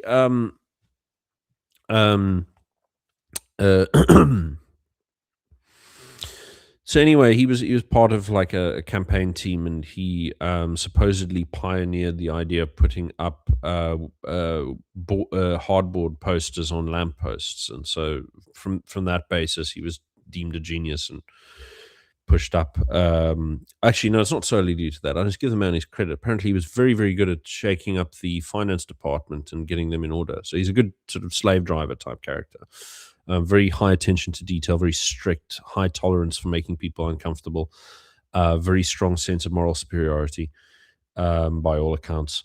And he after the 2012, in the interview, Helen Zille says, "And I'm going to introduce you all to Ryan Coetzee, who's very talented." What happened after that is he gets employed by the Liberal Democrats in the UK, and he runs their campaign, their re-election campaign after the coalition in with the Conservatives in, I think, 2015, the one where they lost half their support, because his strategy was just praise the government of the Conservatives and everything, instead of trying to distinguish yourselves. Yeah, great move.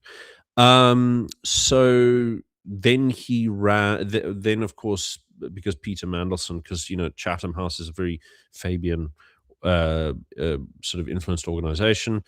Peter Mandelson redeploys him to the Remain campaign. So he designed what the UK knew as Project Fear, which was sort of like, the world's going to end if you leave the EU. Ooh, spooky. And that didn't work all that well.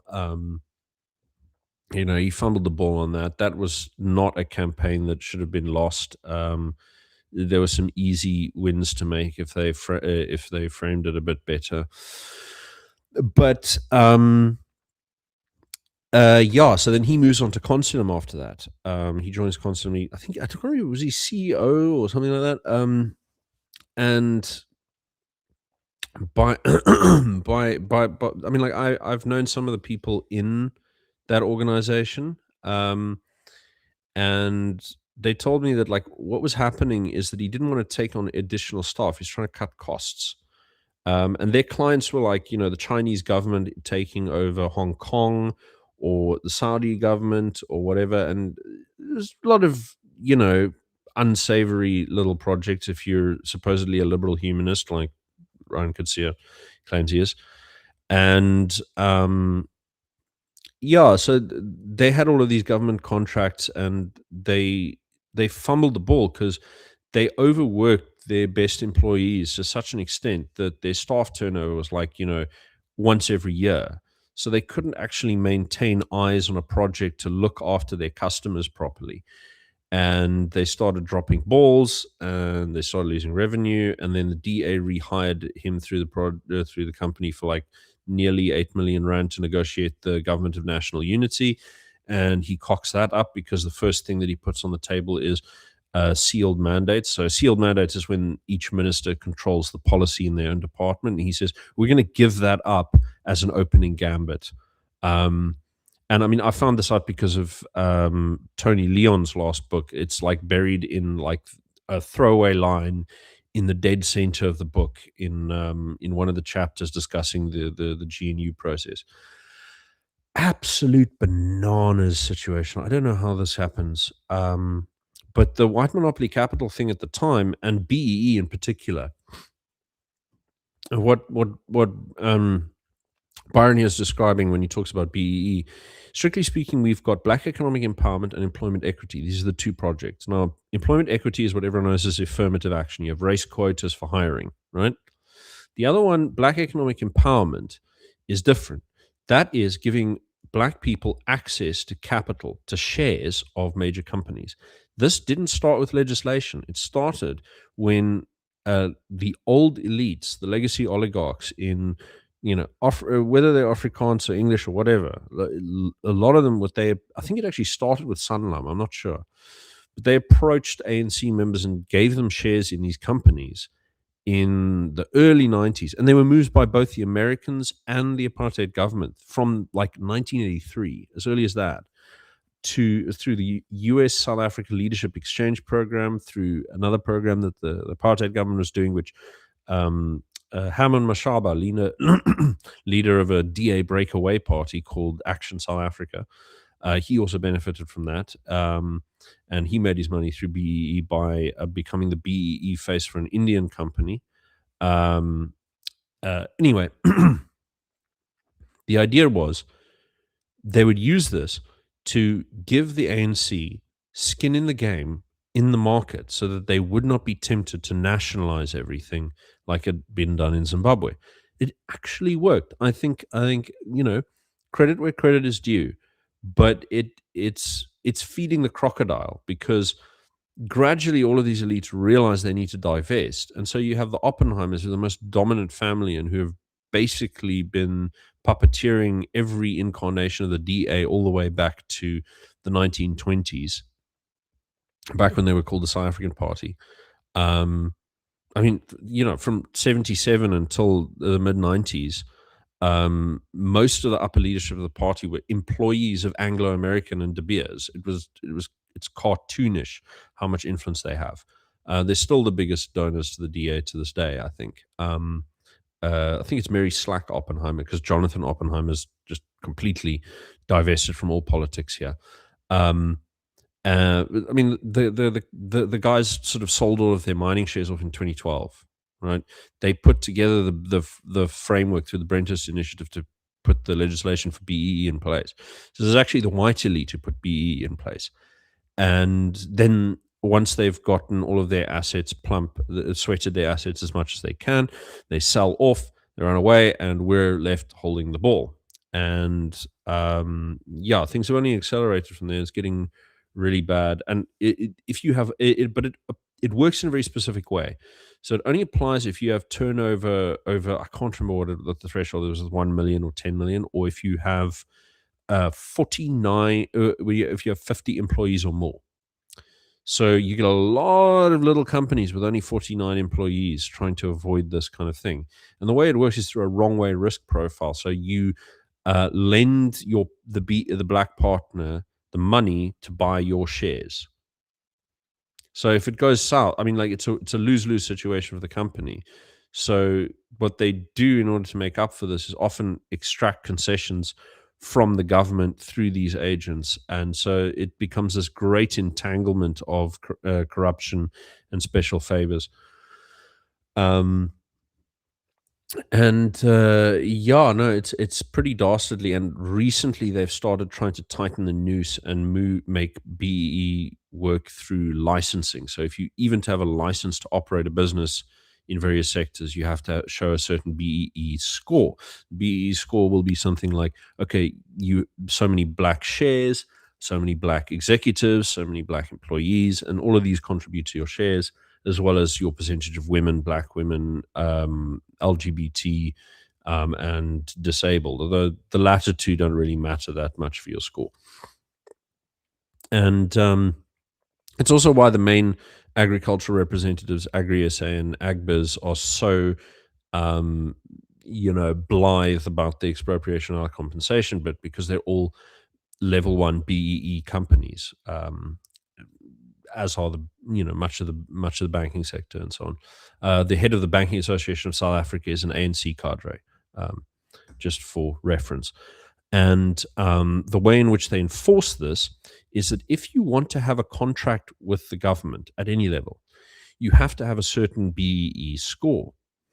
And part of that BEE score is not only the score of that company, but any company that the company contracts with. So to do business with any company that does business with the state, you have to have a high BEE score. So they set about this chain of enforcement that is enforced in the private sector by the private sector. And the same goes for employment equity, because as I've learned from someone who's in the labor sector, the Department of Trade and the Labor Department does not have it doesn't actually put much resources to enforcing employment equity. I think they have like 1 or 2 million rand a year for this. And if you know public sector salaries, that's not even half a dozen people. So there's no way they're handling all of these applications for stuff. So the enforcement comes either through union commissars who will come and look at your factory floor, and if you don't know your rights as an employer, you will get screwed. And then the other thing is just companies self-enforce. They try to maximize their BEE score to get access to sectors of the market. And it has negative effects, I mean, as you can imagine. One of those articles of faith. Trust me, bro, no more questions. So what monopoly capital means that all companies are owned by white money. And effectively, what we need to do is we need to transform the economy. You're going to hear that word a lot, transformation. And the way that we are going to transform the economy is by shifting capital to the previously advantaged, white people, to the previously disadvantaged, the black people. And this transformation means that the capital will slowly be reallocated to the black majority, which will uplift them and transform their lives. Because they will effectively use that capital to start businesses, install power lines, that kind of stuff. Oh, 100%. Ensure a well-functioning society where copper isn't stolen. Like, you know it. So the way that the state did this is that they came up with a great idea. And what the idea was over-regulation. They basically used licensing. So I know you guys are very keen on saying, have you got a license for that? Well, in South Africa, we also need a license for pretty much anything. Yeah, I mean, as I said, that's the third wave of BEE. The best place to actually go and look for what's happening in the sector is an organization called Southafricanisation. I've done some business for them. They've, they contracted me to do a bit of research into land invasions for them. They're quite possibly the most effective civic litigation organ in the country. They don't get as much fanfare as like AfriForum and Solidarity do. Not that those guys aren't doing great work, they are, but Southafricanisation has some of the most. I recently got an update from Russell and Bertie, and I can't tell you what he told me because he told me not to, so I won't. But I just want to say that they really have like these incredibly genius bloody ideas sometimes for what they're going to do. And so the next thing that they're busy with is going to be pretty big if it works out, and may be able to actually reverse a lot of these trends set up by BEE and so on. So, yeah, they're really guys to watch, and they're the guys playing whack-a-mole with the NC's attempts to impose, absolute access to the market with BEE that'll like shut out even the small players. Um, and it's really a pernicious thing. You can't grow a company without throwing a chunk of your good earnings away to some random apparatchik or some chancer. It's very, very sad. And I'm assuming these licenses are very, very expensive. They are very expensive, but they carry a great requirement, which is a BEE score. So what you have to do is you have to provide a certificate that shows how much of your business is going to be black owned. And if you don't have black ownership in your business, you better find somebody who you can give black ownership to. Otherwise, you cannot establish that business. This is a problem that Elon Musk himself has had when trying to set up Starlink in South Africa.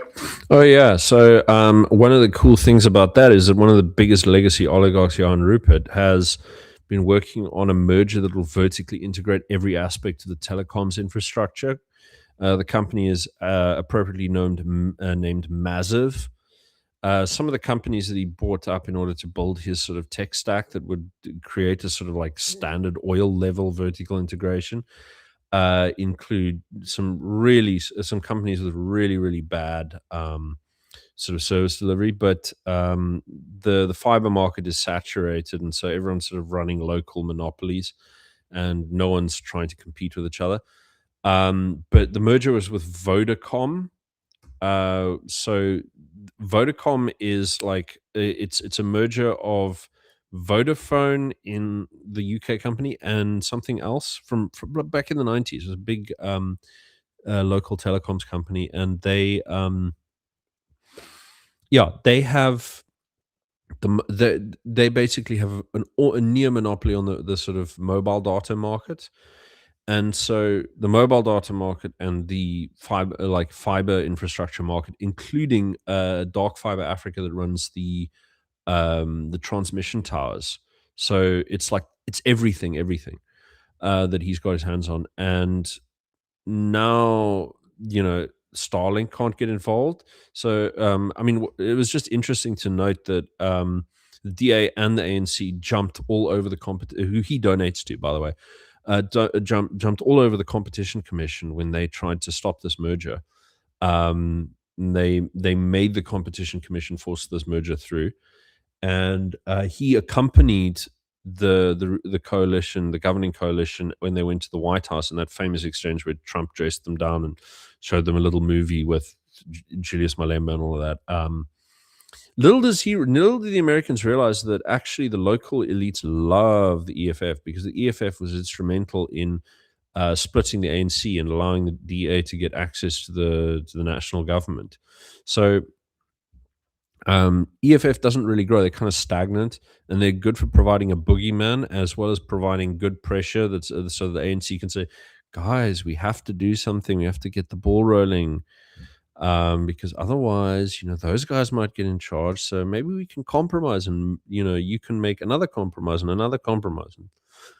Anyway, there's a lot of that sort of like inter-party triangulation, and I mean, Julius Malema is not really a threat because he's for open borders and he's for LGBT, and neither of those are particularly like important issues to ordinary South Africans who tend to be a bit sort of atavistic in their political attitudes.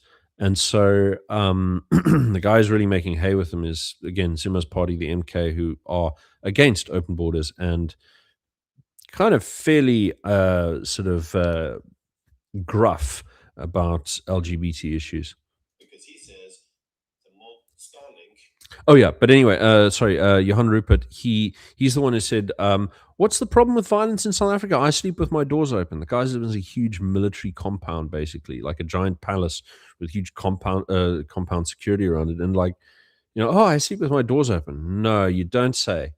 And trying to get this whole thing of like, there's nothing wrong with racial nationalism amongst black people in South Africa. There's nothing wrong with racial discrimination. The man benefits from it extraordinarily, and he's had many dealings with the EFF in the past, although precisely what shape they are hard to tell. Obviously, part of SpaceX, multi-billion, trillion-pound or dollar company. You can't just give 30% away. That would be ludicrous. I mean, 30% stake in a company of that size is like the economy of South Africa. So how do chains work in South Africa? I mean, do you have McDonald's, for example? Because presumably Yeah, McDonald's is actually the local McDonald's chain was gifted to the current president for a number of years, and he made fat profits off of that. We do have chains, but remember that the individual franchises of oh, I see. will all have to have a BEE criteria. Right.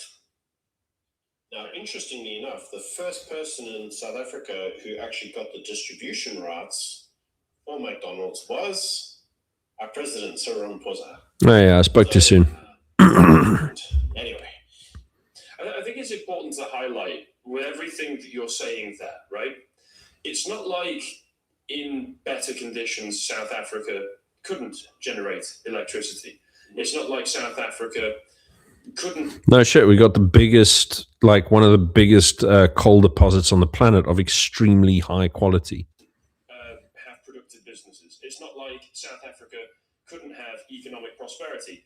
40, 50 years ago, you did have all of these things and even more. Despite the sanctions. Because I remember... Yeah, he says despite sanctions, but people must remember our economy is in absolute shambles as a result from the sanctions. The government resorted to quantitative easing, and we had like 22% inflation for nearly a decade. So it wasn't pretty, but there were periods of very, very robust growth in the post-war period until the mid to late 70s. Was it a nuclear program South Africa had, or was it No, we actually had the bomb. Yes, they had the bomb. We had like the bomb. 50, 40 years ago, South Africa was able to produce nuclear bombs. It's not that... Oh, yeah, and we got a nuclear power station here, you know. Thankfully, some smarty pantsers decided to build a second nuclear power plant that's also going to be in the Cape. We have our own uranium deposits, which are unfortunately not being fully exploited, but that might be due to the fact that many of them are in areas with arid farming that relies on borehole water, and so it's a contentious issue. You aren't able to do that because, like, all of a sudden, electricity has just like magically vanished from the part of the world. It's literally choices. These are economic, political choices that mean that you're just like not allowed to do you're not allowed to be a prosperous country anymore because yeah, it's an interesting point that because our country's period of biggest growth was during Thabo Mbeki's rule, and most of that's due to a massive international commodity boom. And a lot of people sort of look back at Thabo Mbeki and say, "Oh, he had everything sorted out." You know, the great Fabian Blairist, or whatever. But you look at any other sort of country that's part of the basket of emerging economies during the time, and they all outperform South Africa during this period because that mid 2000s commodity boom was completely dampened by the arrival of BEE and employment equity. And so we missed the gravy train, and then 2008 happens, and our economy completely flatlines, zero growth or 1% growth until the present, with a growing economy. People are, obviously poorer on average than they were during Mbeki's rule, but that man really set up every single bad thing that's happened in South Africa. Every single feature that you're talking about in South Africa now was created by Thabo Mbeki, and it's blamed on Jacob Zuma, who, for his sins. What he was really doing in power is he was looking and going, "Oh, is that how the game is played?" Looking at all of these, handshake deals with old oligarchs and crooked stuff, and say, "Well, I can play that game too." And the oligarchs he set up were an Indian immigrant family called the Guptas, who have now been sort of, they're heading for jail, even though they flew away to Dubai. And it was, I mean, one of the funniest things that he did, in my opinion, was in 2017.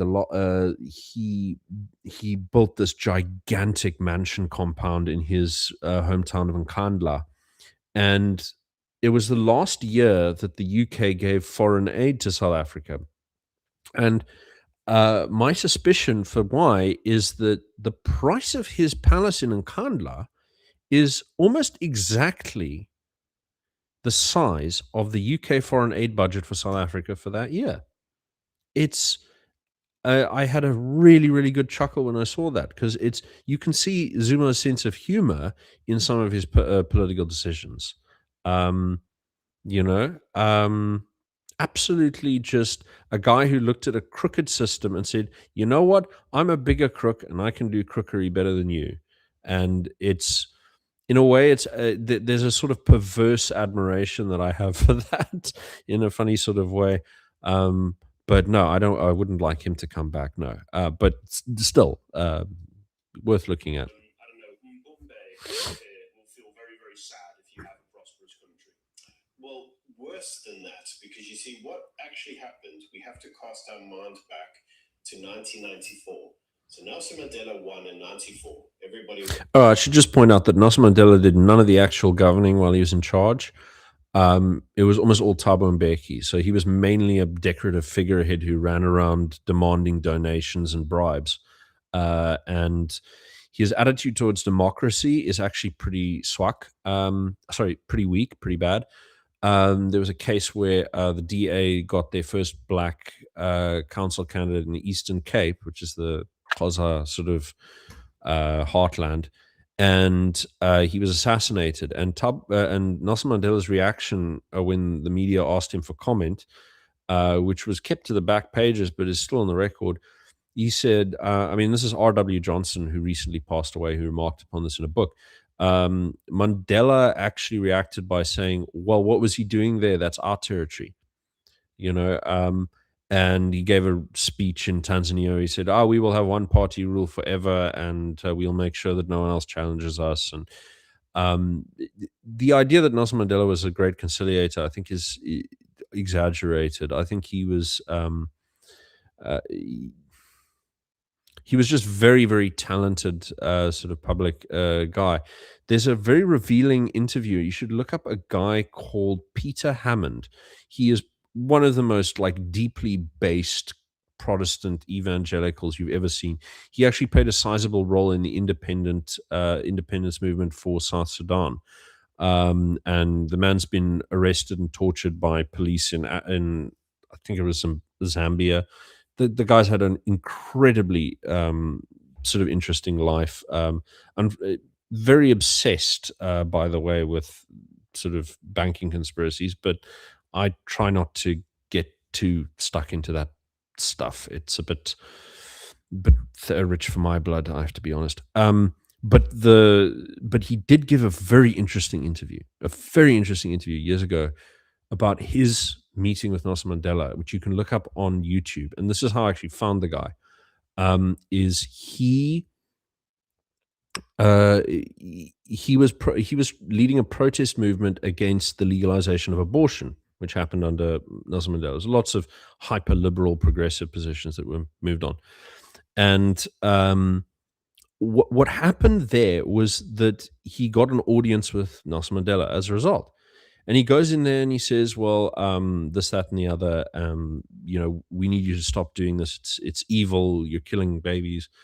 And Mandela asks him, "What were you during the struggle?" And he says, "Well, we were fighting you." And he says, "You are the first honest white man I've ever met." Blah blah blah. He says, "No, we were fighting communism. And it's a godless anti-Christian movement, and you were part of it, and so you were our enemy. But that is behind us. You are our leader now. We need this from you." And instead, Nelson Mandela kept changing the subject to how much he suffered breaking limestone rocks on Robben Island, and I had to wear sunglasses because his eyes were so sensitive. And Hammond gives this fantastic response where he says, "I'm sure that must have been quite uncomfortable for you. But I've been tortured for months by, African Marxist police. So I hope you'll understand when I'm not too impressed." And I just thought it was, anyway. And then when he's about to leave, and Nelson Mandela doesn't want to talk about any kind of negotiations. He says, "You may take your photo now." And Hammond says, "We don't want a photo with you." And Mandela was shocked and offended, and his jaw drops open. And he says, and Hammond says, "But we will pray for you." And Mandela protests. No, I don't want you to pray for me, but he insisted, and he gets him in idle. And he says, "We pray that you will not let him have any rest until he, And you've got to half admire guys who have such a firm belief in what they do. I mean, it's why I still have an enduring respect for Chris Hani, despite the fact that he was a hardline communist, black nationalist guy. Um, yeah, you should really look into Chris Hani. I mean, he's probably the only really principled liberation fighter in South Africa. I think it's fortunate that he died for the country, but I still you got to admire the man's integrity. He stood up against ANC corruption in 1967 and was sent to a torture camp by the party as a result, and then was rescued because our Tambo intervened. It was so like you've got these because it's focused on like the good or evil of political ideas. They miss the human angles and the sort of meaningful principled stances that individuals take, and the integrity of the individual amidst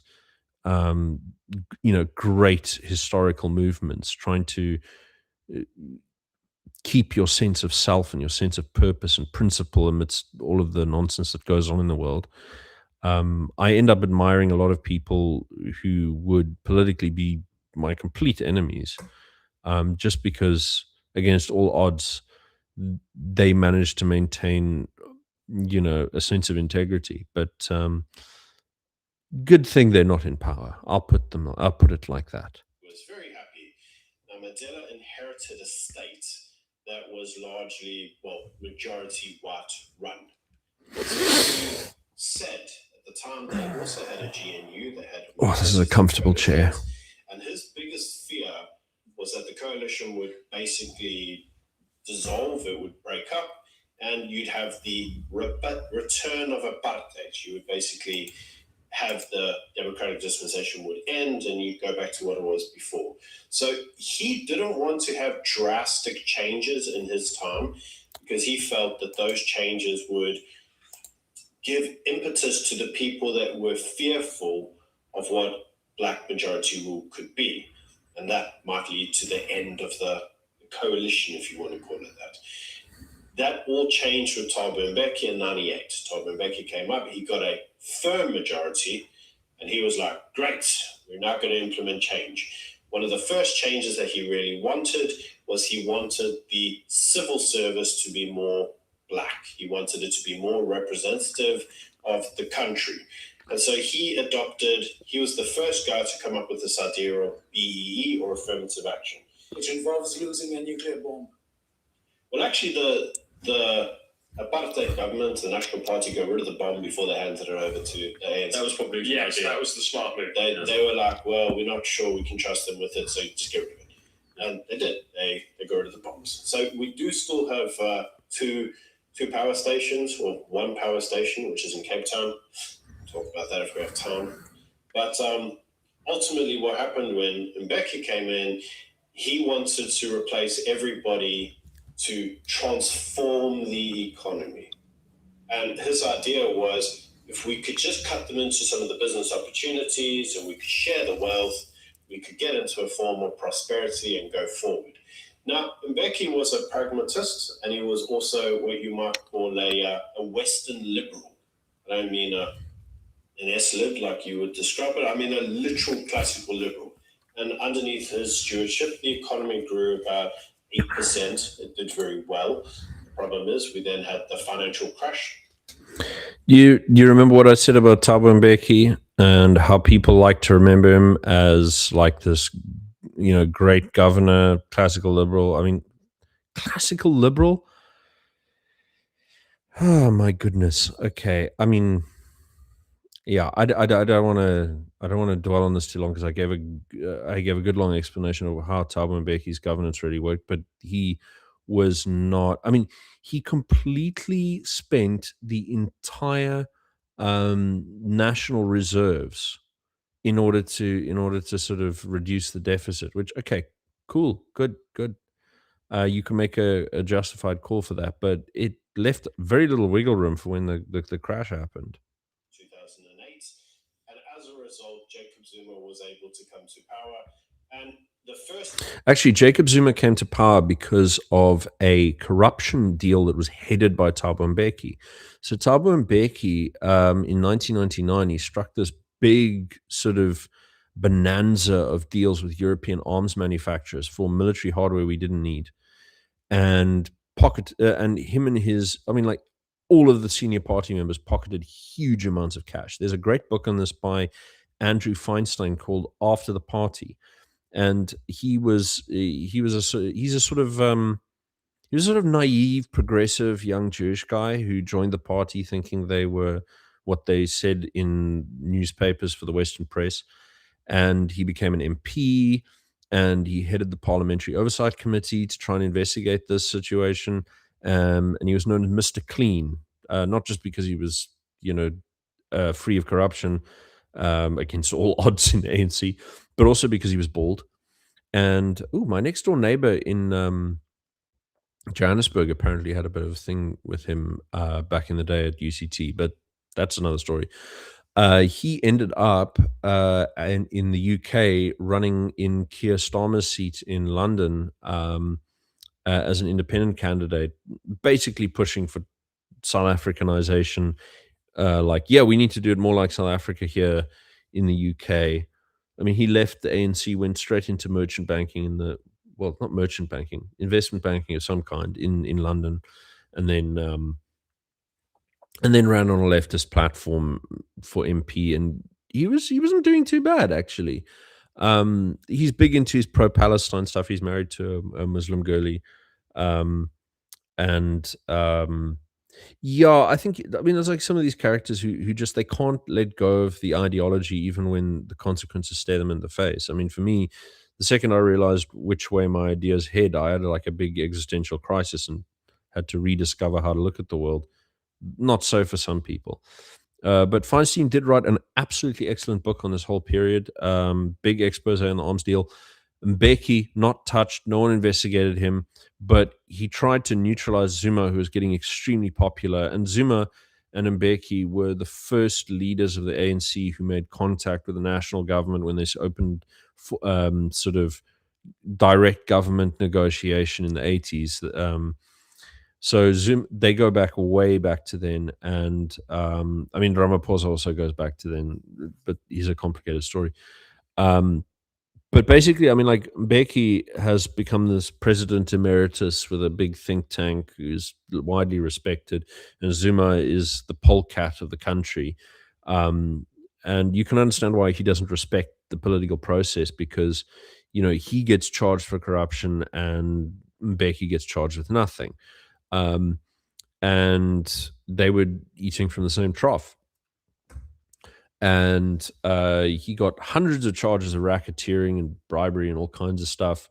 And he's managed to kick the can down the road so long that he will only see a courtroom early next year for his actual crimes 25 years ago. It's absolutely crazy. But yeah, I do not like Thabo Mbeki. thing he did when he came to power, he had already been sacked as a corrupt official, but when he came to power with the Communist Party, who basically... Oh, come on. No. The Communist Party was in a tripartite alliance with the ANC from the get-go. Their entire leadership, in order to have any kind of instructive role over the party, had to be a member of the Comintern in order to receive support from the Soviet Union. So to the point that the Soviet Union actually intervened and instructed on an operational basis in the struggle. And you can read, what's the guy? There's one of the guys who was involved in this from Russia. He writes a lot of books on this. Vladimir Shubin. If you look up his books, he writes a lot of stuff on this, and very, very interesting. So Zuma didn't rely on the Communist Party. He relied on his ethnic base. All of the leaders of the ANC up until that point had been Xhosa. Zuma was the first Zulu leader. he leaned on that very hard because the Zulus felt left out, and there was a big dominance of the Inkatha Freedom Party, the Zulu Nationalist Party. At one stage, they had more supporters than the ANC back in the 70s, until the ANC started waging very bloody war against them that lasted for nearly 15 years and took more than 20,000 lives. Again, Anthea Jeffrey's book, The People's War, that's what you want to look at. But Jacob Zuma completely collapsed the IFP support there. The reason that he took the ANC leadership in 2007 is mainly because of that ethnic base, and because Mbeki saw this as a challenge. He moved on the charges against Jacob Zuma. Jacob Zuma rallied his people inside the party, pointing out to the hypocrisy, leaning on his ethnic base, wins the party election. And if you're a party president, you can just remove the president. And that is what they did. And so, yeah, it's not due to the Communist Party. I mean, for crying out loud.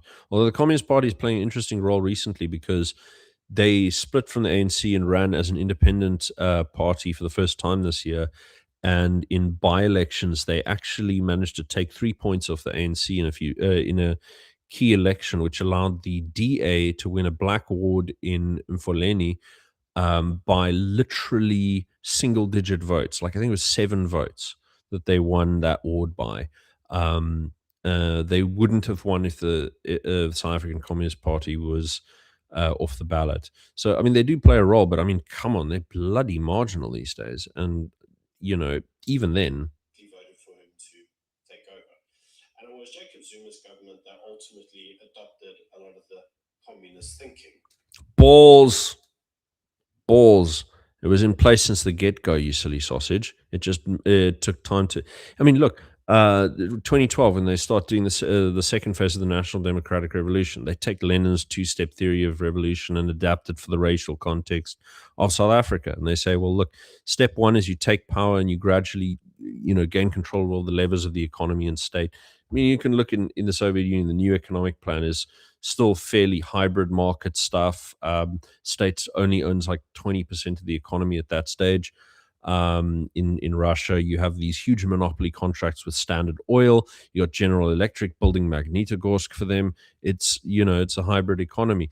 Similar now with Thabo Mbeki. He tried to do a sort of Lenin-style new economic policy. That was his model, really, not flipping Thatcher. And Jacob Zuma,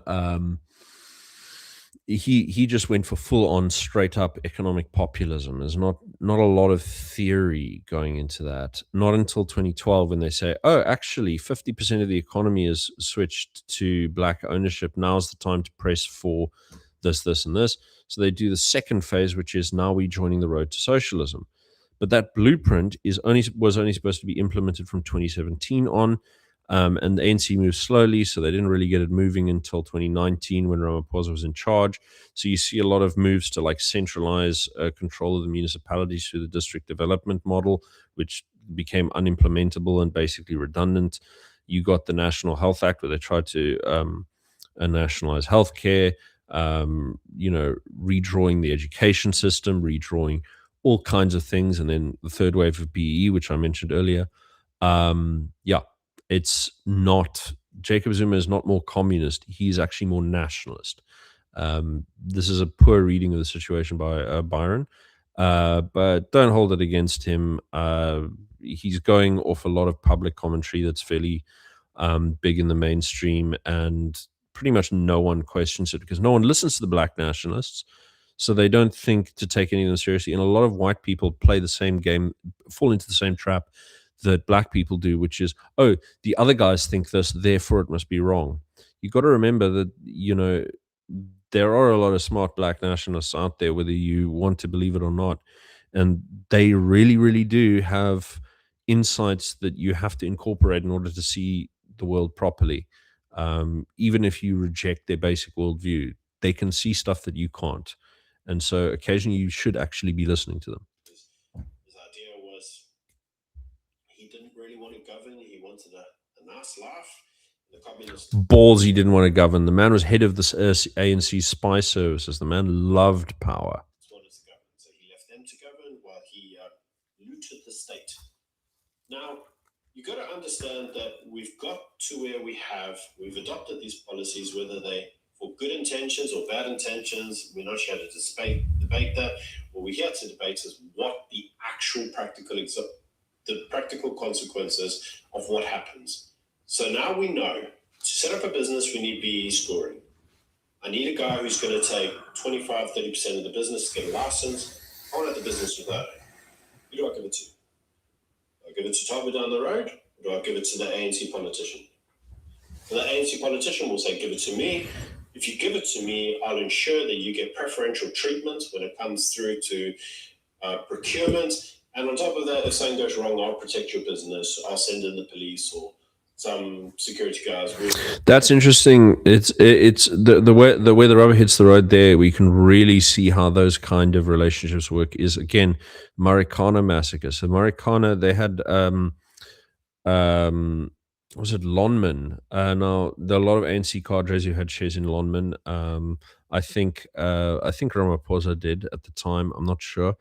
But he also ran the union MUN, who had monopoly access to the shop floors. And when the rock drill operators, like those are big, heavy, vibrating machines, and they give you severe nerve damage. So by the time you're middle aged, you're screwed for life. You can't do any meaningful manual labor. You can't even write well. So it's really not great work to do. And I mean, if you've ever used a power tool for a really long time and you feel your hands sort of have a numb tingling afterwards, imagine doing that for like 10 hours a day or whatever it is. And for years, it's not good.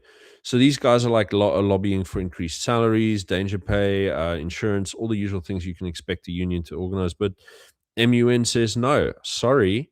And the other thing they do is because it's on tribal land, so the old homelands were reincorporated as traditionally governed areas. So the traditional leadership, the chiefs, get control over the land area. There's no free title in their land areas. Everyone's sort of there at the pleasure of their chief or monarch. Something that Jacob Zuma reformed and institutionalized quite deeply in order to gain control over them and gave them powers they didn't have. Like they now have powers of summons, so they can now summon because they have a quasi-judicial role. It's complicated, but yeah, no. So these guys the local tribe will get preferential hiring. It's very weird. So UMCU is the wildcat sort of union that sprung up, and they got shut out because they represented a majority at a couple of mines, but not in the company as a whole. So they weren't allowed to become majority representatives, and the deals that get struck are extended to non-parties under the Labor Relations Act, not just at the workplace level, but also at the sector-wide level. So if you have a majority of the sector, however the sector is defined by the registrar, and you can actually adjust those thresholds with a great degree of discretion.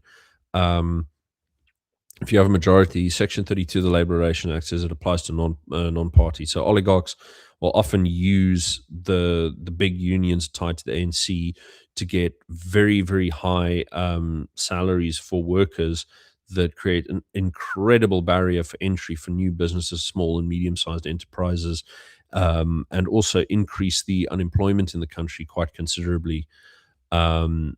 And so the need to get party cadres on board when you're doing your BEE deals, absolutely vital. We'll keep you protected. And this is exactly what happened to Cyril Ramaphosa with Marikana. He was given a stake in a mine. You will recall that we had an event in South Africa called Marikana, where the miners were striked because they said that there was a pay issue, and ultimately Cyril Ramaphosa, the now president, sent in the police, and the police were rather heavy-handed with the guns, and a number of people were shot. So it's still a scandal in South Africa. Yeah, you got to remember the standard operating procedure for police and crowd control is to not have any live rounds on site. They, excuse me, they'll use rubber rounds, tear gas. There's a standard operating procedure. Even under the old apartheid regime, when you see these sort of big violent episodes like Sharpeville or Soweto Uprising, these are violations of police operating procedure. Um, yeah. Africa today. But that's the deal. You take your percentage, you give us forms of protection. That worked for a while until you ran out of people that were prepared to pay the bribe. In other words, give the 25%, 30%. I've got to say, They're quite efficient people in the business. I'm quite impressed by this strategy because normal communism is the state extracts it from the people or the businesses and then puts it to the politicians. But this cuts out the middleman. It's just it goes directly to the politicians. 100%. That's quite clever, actually. Yeah, you also get a lot of union bosses who leverage the pension portfolios of their unions to create giant business empires. There's one big guy called Johnny Copeland who outmaneuvered Cyril Ramaphosa on a deal back in the 90s for some bits and pieces of the Oppenheimer's mineral empire. And there's an interview with Ramaphosa, and there's a great book on him by a former lecturer of mine called Anthony Butler. And in the book, there's an interview with Ramaphosa where he sort of says after this deal went through, what he learned was, in the markets, it's easy come, easy go. The only way to make it really stick is to put a law behind it. So he sort of learns from that experience that, you're going to get outmaneuvered in the markets by white guys in the right place. And so actually what you really need to do is to take it by force through the state. So yeah, it's an interesting point there. Yeah. So what then happens is that over time, these politicians were like, Yanni over there, Classic Afrikaner name, he's giving us this 25%.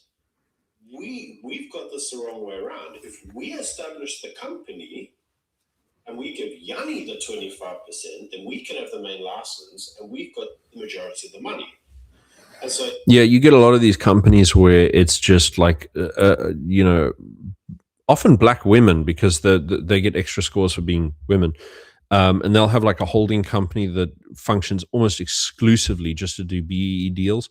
They don't get involved in the governance of the companies. They do nothing except make up the BEE scores. There's a number of them around. this is the strategy they then adopted.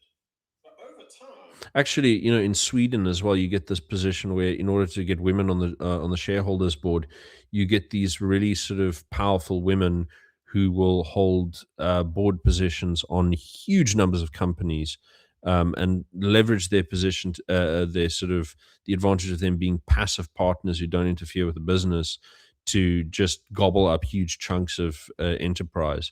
And so a lot of those scores that you see from these countries that have very heavy affirmative action for women, it often ends up being a rather relatively small number of women who take up these positions. Yanni looked at it going, I can't run this thing because you're taking 70% of the cash. I've got like 30% to run the whole thing. Can't do it on 30%, so I'm out. So they were like, my cousin, twice removed, he's just got married and he could really do with the business. And he thinks that he could probably do like asphalt on the ground.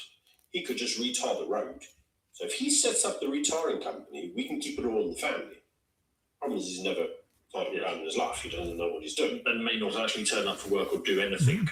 Very likely. Doesn't stop you from awarding him the contract, though. 100%, and that is Yeah, there's a lot of crooking like that. One of the interesting things that came out recently, I say recently, it's like a decade old now, is when the DA finally won enough to take over the Nelson Mandela Bay municipality. That's Port Elizabeth, or it's now been named Gqeberha. Anyway, what happened is they take over, and one of the ways that they were undermined, because the entire civil service is handpicked by the ANC, they have these things called evergreen contracts where they don't expire and you have the same contractor for an indefinite period. And what they did is they just tweaked the remit of the project to add more and more and more things through the same contractors. so the legal department allowed the corruption to continue, even though the ANC were no longer in charge of that municipality in any political sense. So yeah, it's very, very difficult to weed out. And the council in South African municipalities is not allowed to fire anyone below the Section 56 level. So Section 56 of the, is it Municipal Systems Act? There's two municipal acts, and I keep getting them confused. But so the municipal manager and the head of corporate services, and I think two other positions, the council can fire directly, but they can't fire anyone below that level. The manager has to fire them. The municipal manager has to fire them. So you've got very, very reduced oversight. And if the municipal manager doesn't want to cooperate with the council, and the leader of the caucus in that council doesn't want to discipline them, you can basically capture the entire civil service of the municipality and shut out all kinds of political oversight. So, I mean, that's happened at a DA municipality in Stellenbosch. Oh no, it's just, it gets so seedy once you look at the municipal level stuff that goes on. It's really awful, regardless of which party you look at. Although, let's be honest, DA does not get up to shenanigans of the same depth of depravity that the ANC does. Exactly what's happened, which is now what's led to the complete decline of South Africa. Because before, things were corrupt, money would move around. Now, nothing gets done. Corrupt money would move around. South Africa, look, we had our corruption scandals in the old South Africa. That's true. And funny enough, in '94, during presidential debates, Mandela sort of made light of them and said, look at this corruption scandal. How corrupt are the National Party. When we're in power, there won't be any corruption. Ha ha ha ha ha. Yes, we all laugh now. But yeah, no, the country's corruption score was on the level of like Japan and Sweden. It was like, it was ridiculous looking at how much it's changed in that regard. At all. So it is not uncommon in places like Durban or KwaZulu-Natal. This is a true story. A guy will get awarded a contract to dig up a road and retar it. So he'll go out there, he'll keep the 70%, he'll have a nice new house, a new car, there's all the usual things that he does, and then what will happen is he'll dig up the road, money's gone, and he flips. You've got a road. I noticed there's the Twitter account joke. There's an old joke about a Nigerian and a Chinese guy who go to the same university, and they graduate and they get into government in their respective countries, and they meet up every couple of years to check out how each other are doing. Chinese guy, the Nigerian flies over to China, hangs out at his friend's place, and he looks around and it's like a palace in there. It's gorgeous. He's got this it's a penthouse room, high-rise apartment in Chongqing. You can see over everything. Beautiful modern furniture, gorgeous young wife. And he says to him, "Wow, how did you earn so much? How did you make all this money?" He says, "You see that bridge way down there?" He looks down on the river and he sees this very ordinary-looking two-lane bridge over the river. And he says to his Nigerian friend, "I built that bridge," and gives him a little wink. Aha, thinks the Nigerian guy. He goes back home. Chinese guy visits him a couple of years later, and the guy owns like, an entire block of the city, and his department is decorated like Donald Trump's living room, and he's got a fleet of cars. And Chinese guy says to his Nigerian friend, "So how do you afford all of this?" And he says, "You see that bridge down there?" And the Chinese guy squints and he looks down into the city, into the smoggy city, and he says, "I'm sorry, what bridge?" And the Nigerian guy goes, "Exactly." Josie versus Josie, that's the one where it's the before and after images, isn't it? I've seen plenty like that, and oftentimes in the after photos, what's left of the tarmac will be being dug up by people who I assume are going to try and sell it for something. I also remember last year where I interviewed you, where we discussed what South Africa teaches the West. You mentioned that there was a very vibrant port, and there was a railway that was connected, that was sending all the cargo to the port, and it was stolen, and the Yes. port now isn't so vibrant. That's correct. So they'll be Richards Bay. Now, a very interesting thing that we Oh, depressing. is that in that instance, as you mentioned, coal and that Stressy depressy. supply chain, people have realized that the South African rand globally, when you convert it into a real currency like dollars or pounds, it doesn't really go that far. Look, if you can live in pounds, if you can South African rand used to be worth nearly $2 at one stage. earn in pounds and go live in rand, great life. But to take your currency to the rest of the world, it's a bit difficult. So what you really want to do is you want to earn foreign currency and convert it back into rands. On that point, please buy my book. Please donate to my Substack. Those are all denominated in dollars and pounds.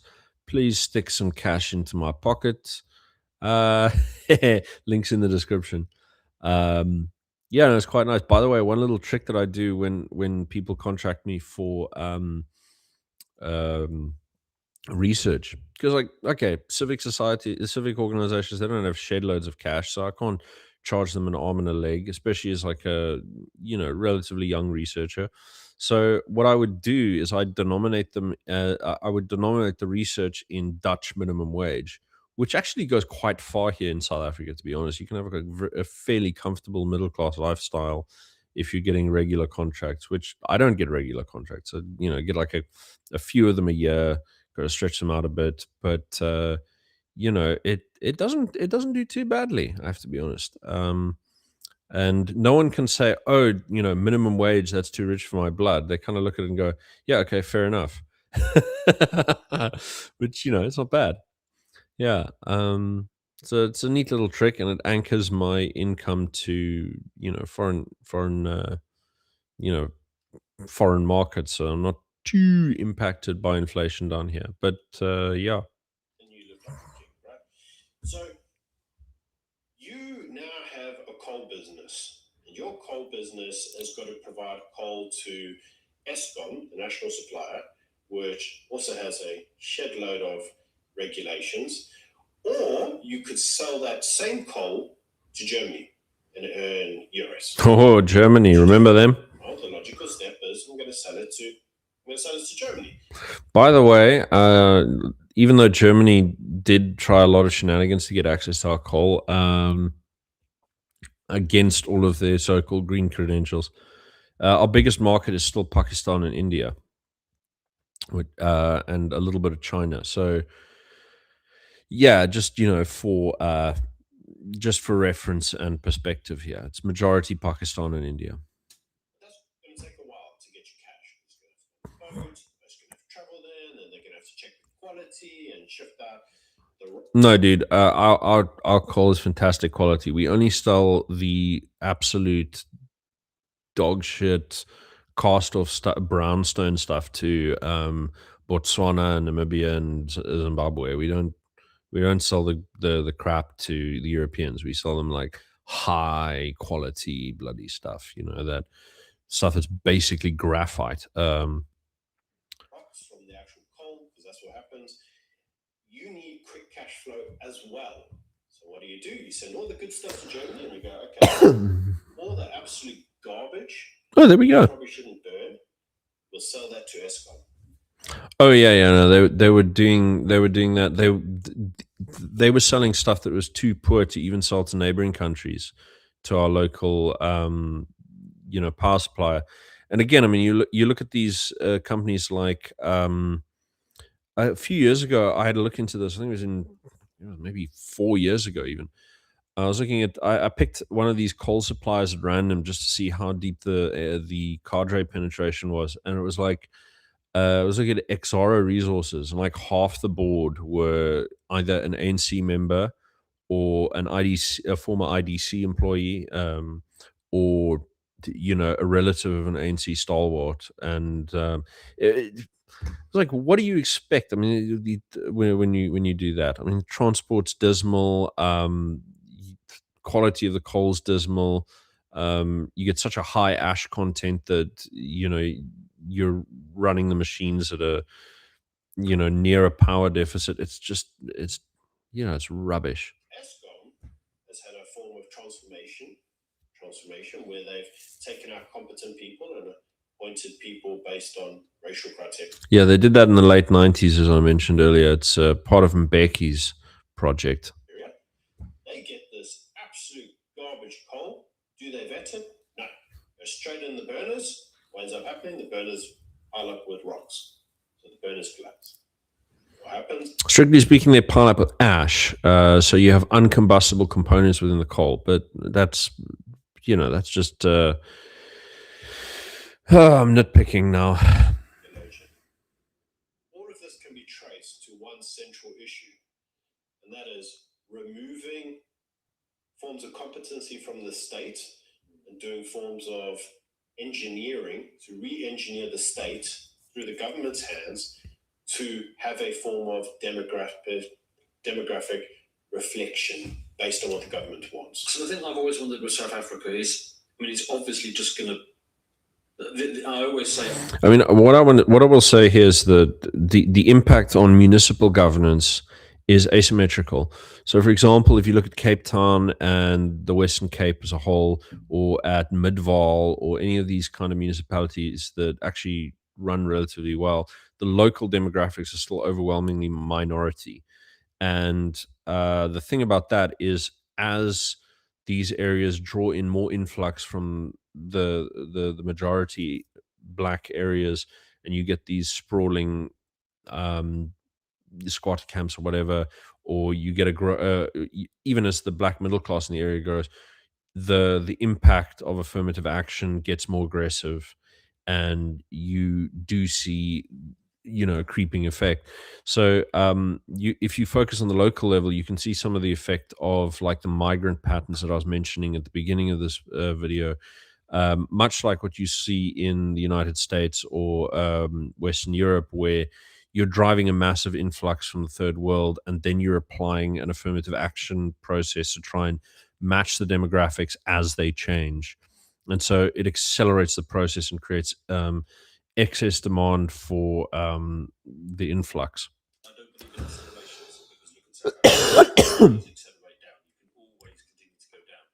Quite correct. And one of the big problems I have with sort of the current Afrikaner nationalism movement is that there's this prevailing attitude, which is the worse things get and the worse they attack us, the stronger we get. That's half true, because there is a breaking point at which if you don't change your tactics in a way that actively shift the trajectory, your retreat will eventually be off a cliff. And there comes a breaking point where people are going to go, okay, but are you going to do something dramatic where I'm going to see a reversal of the present trajectory or not? And if that point doesn't come, there are people who get frustrated and just check out on you. And so the big institutions in the Afrikaner nationalist movement have done an enormous amount of excellent work in building up beautiful institutions that should be the envy of every national movement around the world. They have reached a point where they have so many members that they've kind of saturated their capacity, and like they're growing now still, but it's much slower than when they were at their peak growth level. So they're kind of entering the later stage of that sigmoid curve, and growth now really can't come from expanded membership. It's got to come from increased commitment and mobilization and collectivization of capital. And these terms are things that they're kind of anathema, because they sound lefty, they sound statist, and the Afrikaner nationalist movement is sort of hewed closer to a libertarian sort of model, based on the fact that the lesson they learned from the old system was that the dependence on the state meant that when they lost the state, they were kind of adrift and didn't know what to do, and loss of confidence, loss of influence, which is a valid lesson. But there's a pivot now that personally I believe is necessary, where they have to move to the concentration and of territory and capital to create the ability to physically defend it when it comes to kinetic factors. And by that I don't mean like war. I mean like, okay, the state's going to send policemen to kick you off the land if expropriation happens. What are you going to do? Or the ruling party sends a crowd to go and occupy your territory, what are you going to do? And if you don't have the capacity to defend um, people in a physical way from these kind of factors, which are not going to be a problem immediately, maybe 5 or 10 years down the line.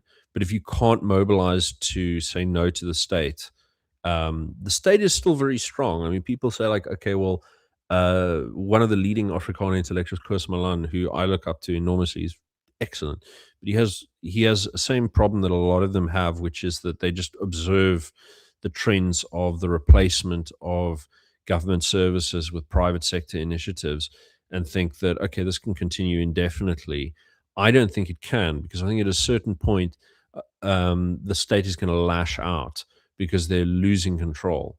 And when they start lashing out, they're not going to do it at a point at which they have, zero capacity. They're going to do it while they still have some capacity. And even a little state capacity is a very, very serious thing to take on.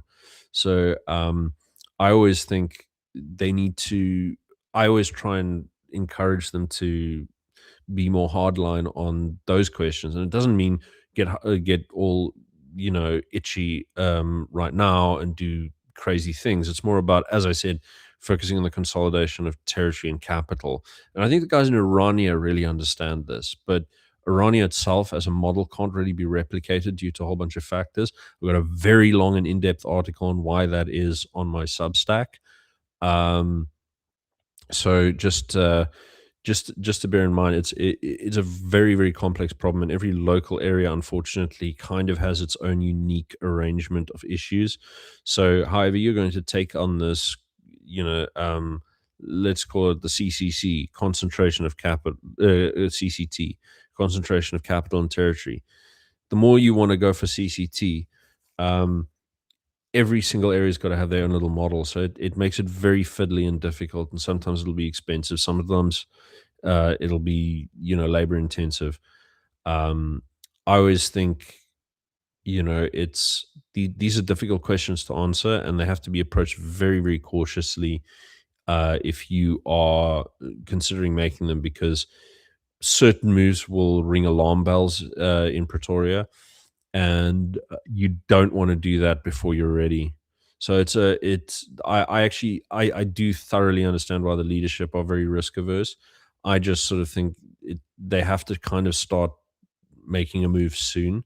They're probably thinking about it because they're very smart and experienced. But I have to be honest, from the ground level, it does make me slightly anxious. And it seems fairly clear to me that South Africa is just going to continue down this downward path until it is literally huts. I mean, it's going to look like any other undeveloped African country.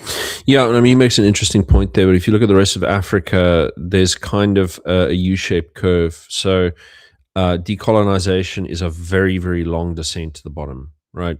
And it takes there's a long way that you can burn before you reach rock bottom. There are countries that have turned this around, like Kenya is starting to look up, Rwanda is starting to look up, Botswana. They took the slow route and didn't get rid of the colonial civil servants until they trained the replacements. They had a good deal with De Beers, which kept them floating along for a long time. That's over. So now they're going to experience their race to the bottom with populism, and to rebuild it actually really requires strongman leadership, but a very specific kind that's really hard to see happen. The reason Kenya's doing well is that the main kind of anti-government resistance that you see is from people who are protesting against taxation. That is, if that becomes your main populist angle, you can't appease that by spending more money. So Kenya has to get its act together. The government is forced to get its act together. So I think countries like that'll do all right. Rwanda, I mean, who knows what'll happen after Kagame, but for now, they're doing a good job. It remains to be seen what it'll all look like in the long run. But I think that there is a recovery mode after you hit rock bottom. Zimbabwe is actually seeing some very, very startling growth in some areas. And if you've got a bit of capital, you can make a lot of money in Zimbabwe if you know how to keep your mouth shut, and not talk politics with anyone under any circumstances. Um, but South Africa, well, we still haven't really jumped off the cliff yet. So forget rock bottom. because that's what the population can maintain. So, what options do the white population in South Africa have? Can they leave? Can they Well, treat you of to course they can colonialism Ugh. or what? Well, of course they can leave, and the biggest problem is, and go where? Because the problem is now, as you see in London, let's use London as an example. Obviously, we're in the UK. Let's use a classic example in the UK. I don't know if you've ever tried to get a job in London. London was always very prestigious. If you wanted to work in London, you basically had to live in London. If you were in the outer counties and you tried to get a job in London, they generally kind of look down on you and be like, well, London recruits from London. What's actually in London? Where you got all your main ministries, you got your regulators, you got the BBC, you got the media, government departments, they're all in London. Yeah, a cousin of mine is employed there in the city of London. He's doing very well for himself. No kids, no funny expenses, living the dream. He's working as a civil servant now. Everyone's very proud of him. And he's got the full-on Westminster sensible centre attitude on most things. But yeah, you know what? Good for him. Get it while the going's good. What do you know about the demographic composition of London? Not very British, is it? Very diverse. Yeah, again, it depends who you are. If you're well educated and you get a reasonably decent placement, I think you'll still do all right. I don't think that it's a massive barrier. It's when you're a silly sausage like me who doesn't know how to work, um, doesn't know how to do strong networking or doesn't have a particularly technical degree. I mean, if you don't have like a technical skill that's very useful, um, and in demand, you're going to be competing with everybody under the sun. It's Yeah. I mean, like England may be on its way down, but I still think there's a reason that people are leaving for those areas. Frankly, if it was up to me, I'd go back to the Netherlands. I like the Dutch, as you know. polite Now, the people. reality is, if London prefers London, and London only recruits from London, and London is very diverse, it should be very obvious that the people that you are recruiting to all of your major bodies are all going to be diverse. Yeah, I noticed the other guys in the room are sort of they're going a bit blank in the face now because it's not the rate. As far as I understand, it's not the main mechanism driving it. It's just having to live further out is going to cost you in terms of social contact. It's going to cost you in terms of transport fees, all kinds of problems like that.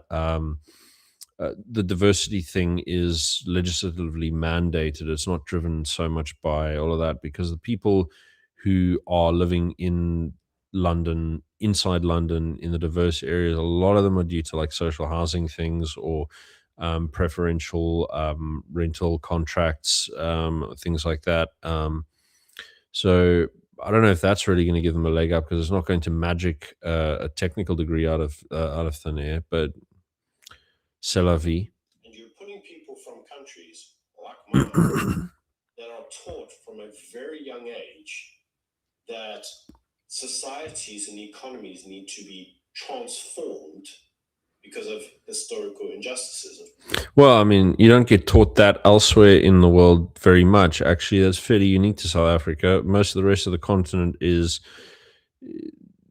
they sell the usual upwardly mobile, make money, um, whatever kind of stuff. It's the ideological environment in the UK has the decolonization ideology, and they get introduced to it when they get off the boat. Um, I don't think they really sort of internalize that stuff before they get there. The thinking's not more advanced than, well, they've got stuff, we want stuff, let's go get it. In fact, you just talked about that even to in a degree in Canada. So What do you then find occurring in places Canada. like London? Well, some of the regulators now are talking about quotas and how many people. Yeah, that stuff started on Tony Blair. It's not like the mass migration caused it. It's like it exists to accelerate and draw in the mass migration, acculturate them, stabilize them, create a patron class that can be negotiated for political deals. You end up getting the funny stuff like, Sikhs vote conservative and Muslims vote Labour. People do you hire in certain positions? How diverse are your boards? So the Southafricanisation is occurring in places like Britain. You've seen programs where you need to be from a minority background in order to apply for the BBC and scholarships and so forth. Well, just to be clear, in South Africa, as we've already covered, that minority protection applies even when you become the majority. So it is actually an anti-white. Yeah, no, but he's got a point there in the sense that none of those cultures have any kind of sense that they ought to offer up space to white people if they become the minority. That's never going to be the case. I mean, by the time they get get to be the majority, they're going to be sitting in a country where everyone's brought up on the idea that colonialism is evil and we're all inheritors of this grand global holocaust and don't deserve to breathe our own air, kind of thing. And he's quite right; it'll just be anti-white stuff, but it's not. I don't know. I think it's just a product of how ideology engages with identity and so on, like that. I mean, it, it's historical grievance stuff is never going to go away. Series of protections. It's not majority minority. 100%. Yeah, the idea that majority or minority's got anything to do with that question actually comes from the United States. So, but then again, a great guy to read about this is a guy called Perrin Salsa. So he's a very boring, well, boring is the wrong word. He writes very well, but he's a very vanilla, sort of center left, sensible center kind of guy. But he does his like institutional history of the UN is his big thing.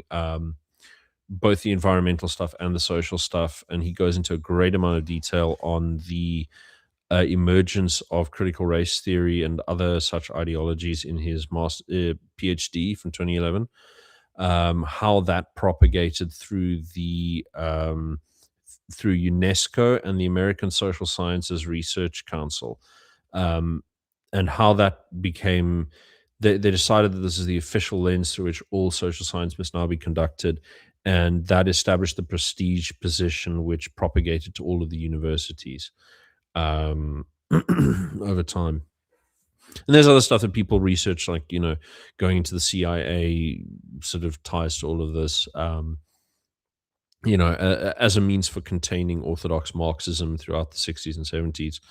And going back to the immediate post-war era in the German occupation with Francis Stoner Saunders' book, Who Paid the Piper, CIA and the Cultural Cold War, or another excellent source on that. I would challenge you and I would ask the question, in 2060, you gave the date, when things shift, do you think that there will be protectionism white jobs? No.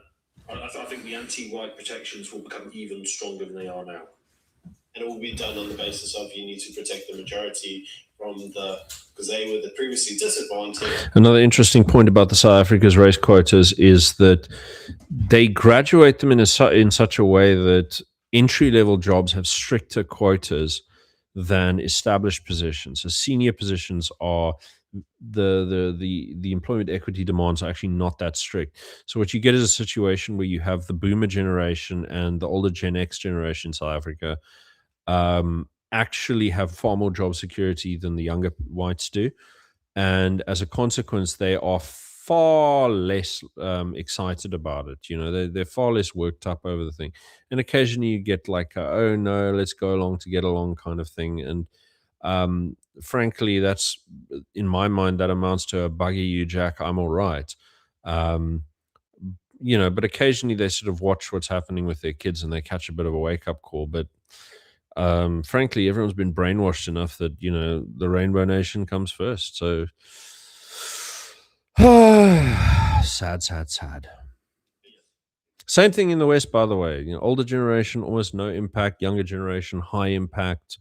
So yeah, you get this hard divide in the younger generations between people who are, spiteful and malicious advocates of extreme progressivism, and then people who pile onto the hard right of the spectrum.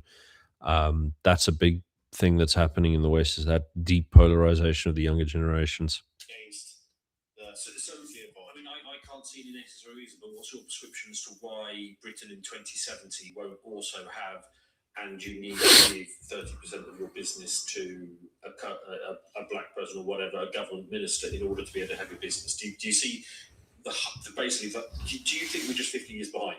Yeah, I do. Because when I look at all the countries around the world, a good example of where you can see this right now is California. California has South African style policies right now around compositions of the boards and ownership of companies. Right. So it's already going to other countries and first world countries. It's already occurring. So you're saying, yes, the white population of South Africa realises serious problems, but if they move to anywhere in Europe or America, well, it's just their kids will get it the same problem instead of them. Are you? Yeah, and I mean, to Ernst van Zyl's credit, he does this thing where he talks about digging trenches. Like, okay, well, look, you can keep retreating to higher ground, but eventually the water is going to reach you. So it's best to dig in now in South Africa and take advantage of the weak enforcement environment and our particular exotic legal system to find the interstices where you can slip in and create a real base for yourself and your people and your family that won't be touched by all of these things, and then let this great wave of progress roll over you, and you live to fight another day.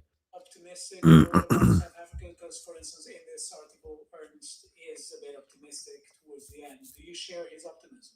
I do share his optimism because both him. I mean, again, I know I was sort of a little bit pessimistic earlier on, but I have to say I agree with his attitude in the sense that conditionally, I will say, provided they do certain things, there's an enormous amount of winning that can happen down here, but it has to happen on certain terms, or it's not going to happen at all.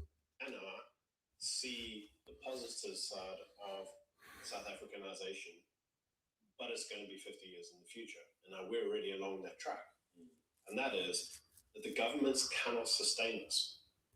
There will come a time where absolutely everything is dead, and you have to start again. But in starting again, you start independent of the state.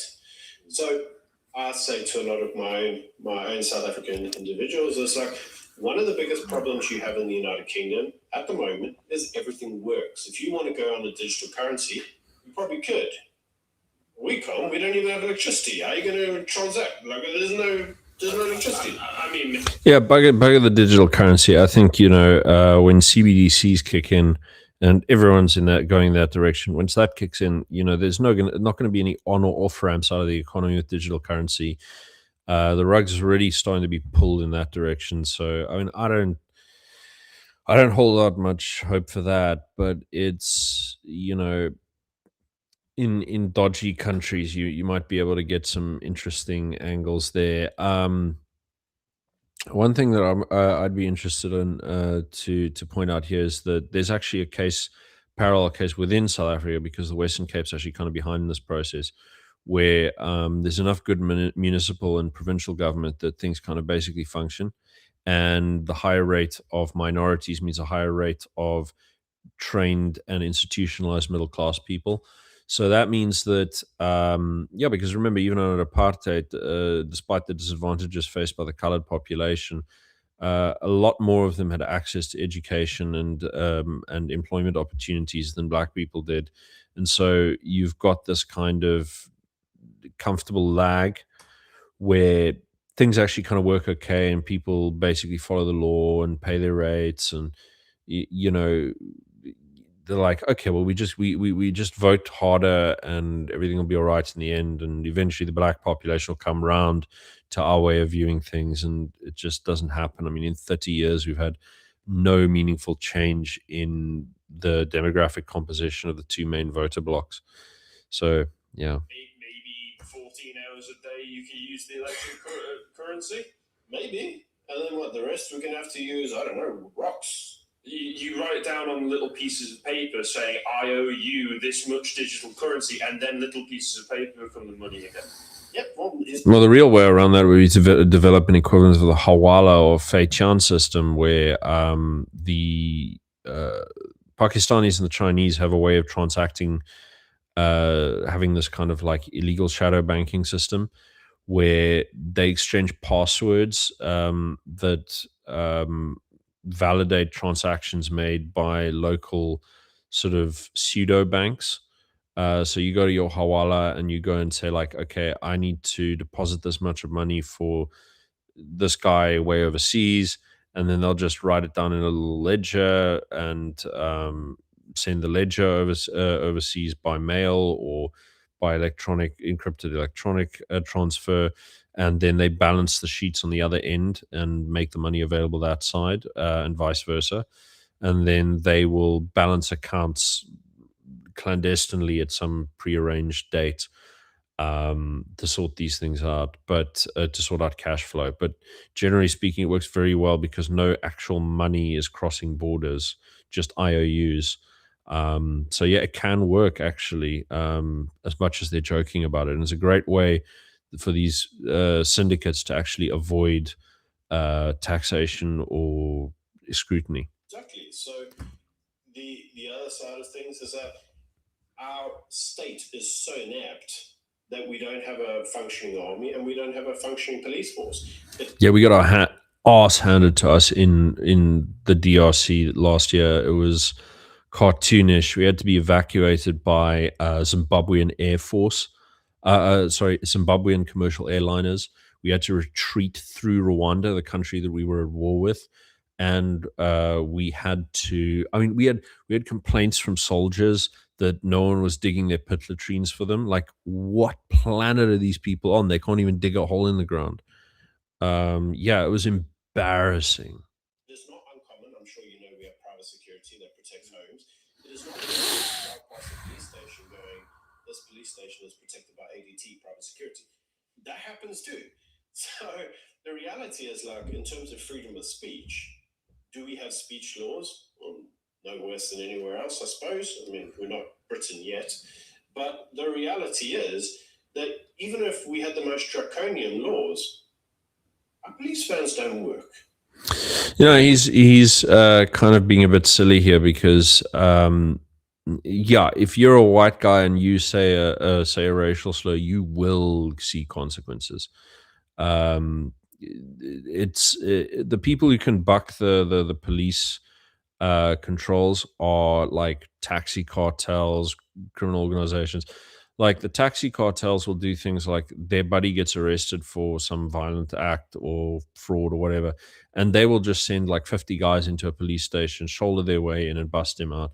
You know, you can't afford that. They don't pay taxes. They don't do anything. You know, they're largely untouchable. There's a big ballsy move of the guys in Cape Town under JP Smith to actually say no to them when they try to shut down the city in protest of the new registration system they tried to impose. You know, it hasn't. They haven't flared. They don't flare up in Cape Town the way they do in Durban or Johannesburg. They've probably broken down the majority of places. Oh yeah, my local police station, they had to put a new a climbing proof fence around it because they couldn't handle the break-ins. But they don't actually arrest or charge anyone who does break-ins because they're bloody useless. I only have 4 vans, so 3 of them were dead, and the other one, the guy's using to take his girlfriend around. So he ain't coming to arrest you. I mean, police officers are uncommon, allocated like 50. Don't make trouble for a police officer though. They can use their powers if they feel like it. I'm telling you, they wake up at the right moment. They will make a move. 15 bullets a year. Honestly, this just sounds like you're living out in the Wild West. There is a part that we are. So, and there is a degree of freedom in that. So is it possibly that the Afrikaners are thinking to themselves, it's quicker to wait for the South African government to implode completely and start a new state than it is to go to Britain and watch the whole thing play out again over 50 years? And then have to come back. Yeah. I mean, so I might as well just stay in South Africa and then start an Oriano or whatever it is. Right. Orania as a model is now like the future of South Africa. She creates his independence. Again, you can't replicate Orania per se. If you're going to do something like that, there are creative solutions that you have to do. You can try.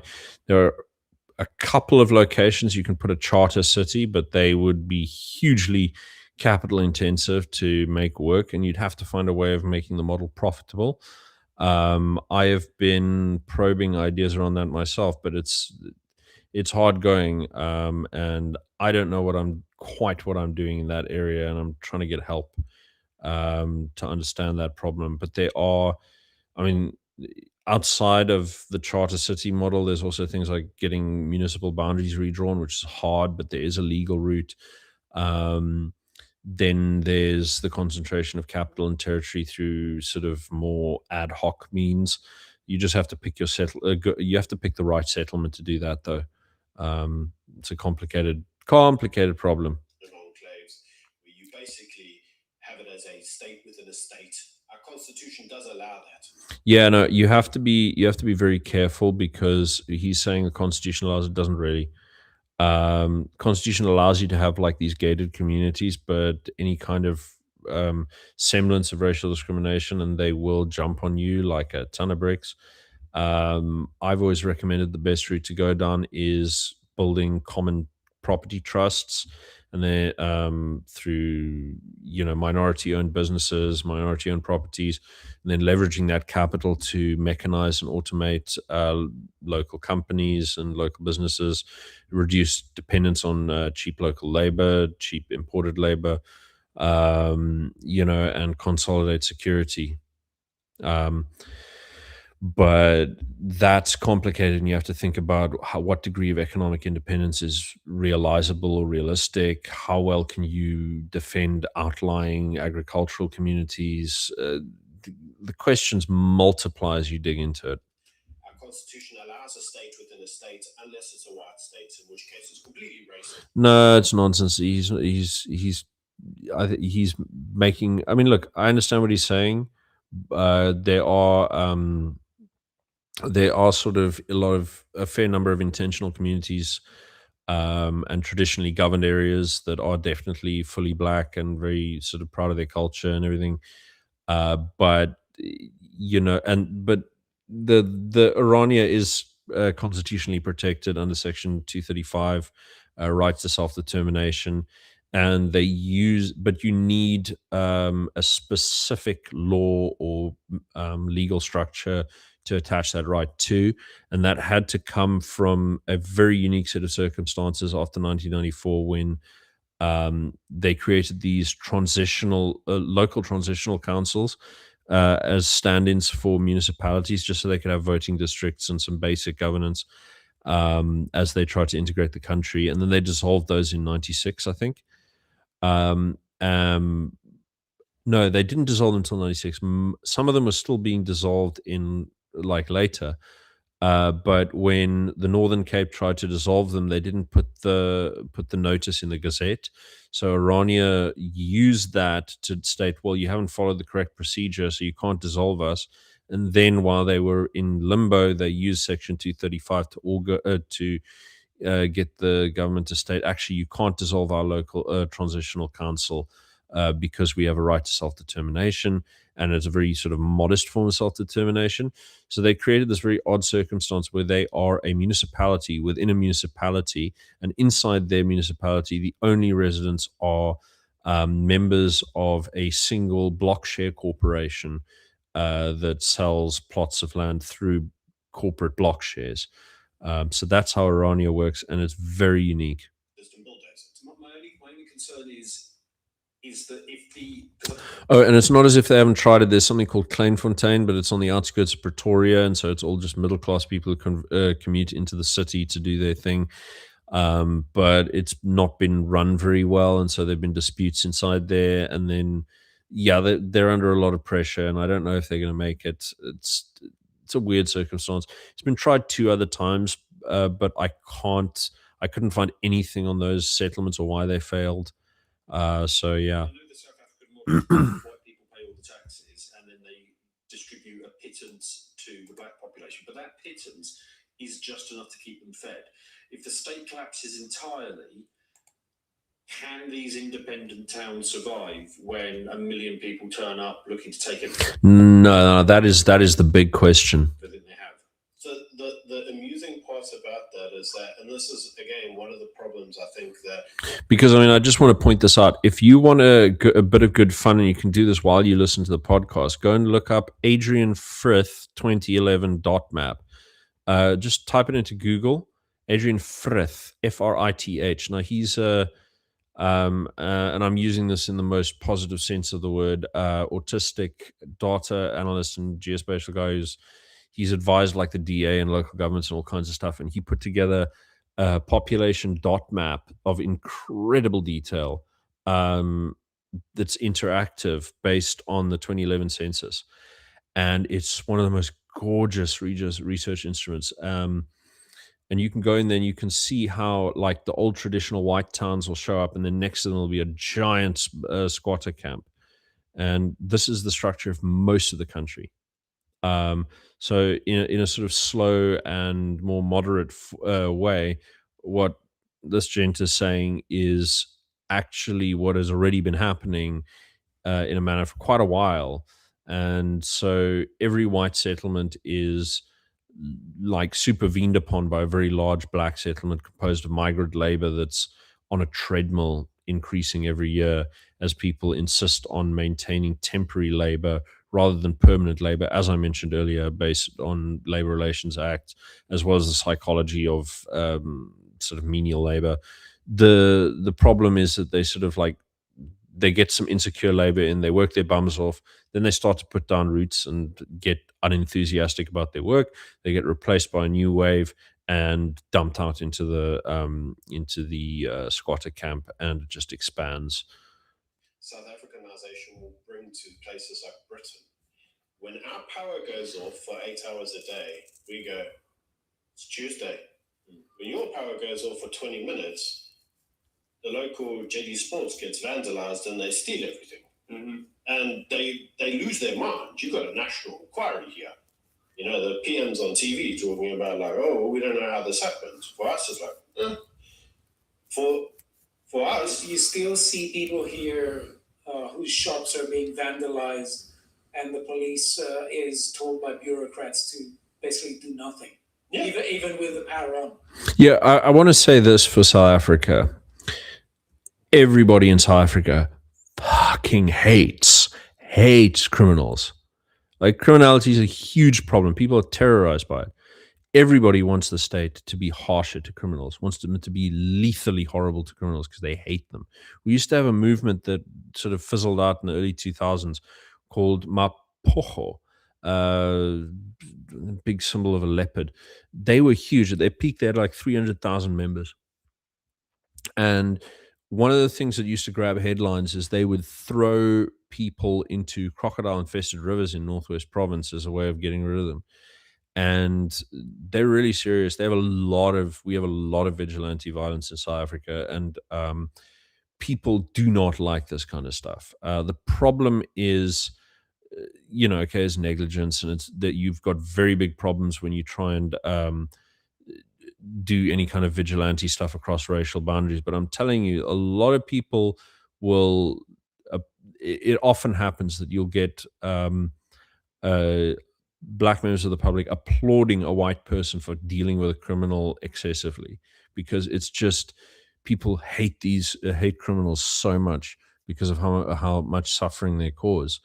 The judges, the policemen, none of them like, they're negligent for a lot of reasons, but when it comes down to like actual choices, Like the judges will go to like, okay, you get the occasional liberal or progressive or loony prosecutor in the Western Cape, and you get some activist judges down here. But broadly speaking, nationwide, people come down on criminals pretty decently, and they're not going to, even if the victim is a white person, they're not going to be like, oh well, it's all poor Diddums. They're like, no, this guy must go away because he's bad.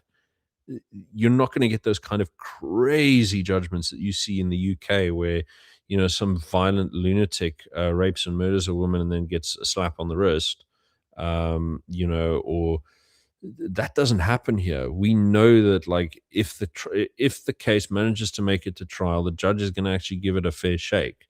He's going to try and do something there.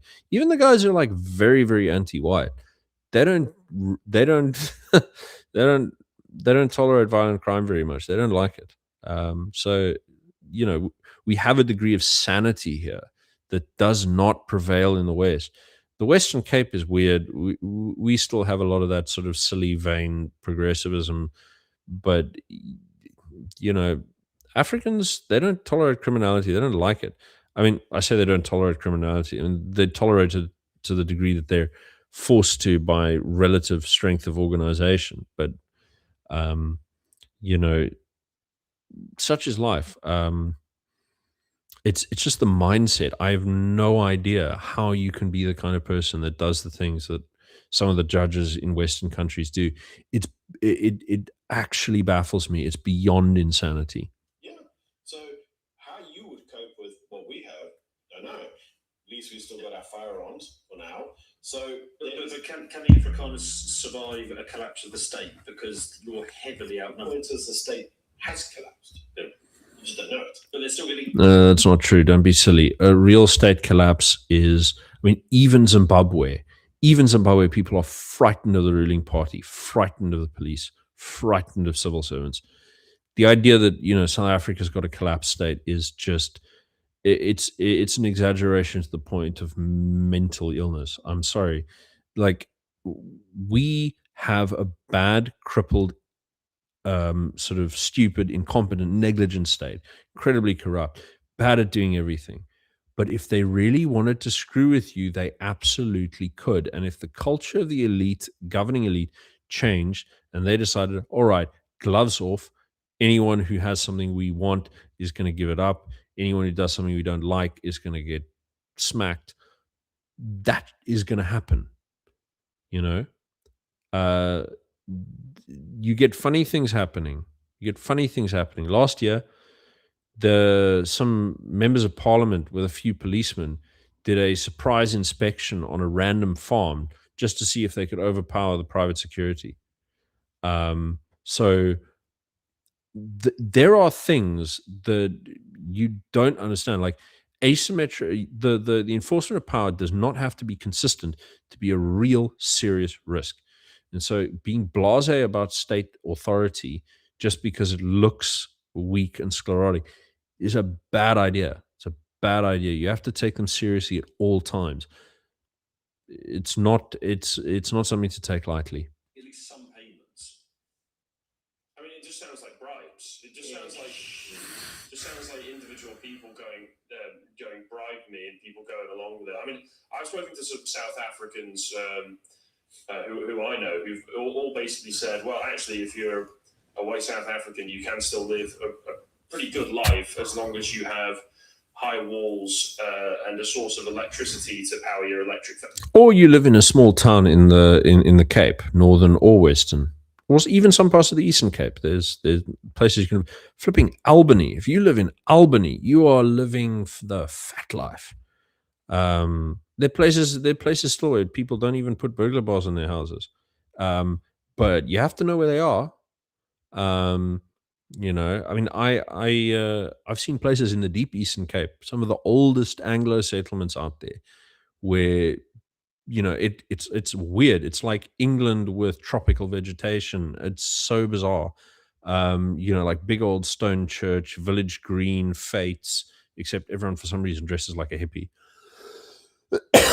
Little houses in the middle of the bush, with no burglar bars. They basically just, They might not even lock their doors at night. There are places like that in South Africa, but that's a tiny fraction of the population, and they're living deep rural. Um, and the Karoo has some places like this. But again, what they're saying about like the prison lifestyle. What's that guy who does?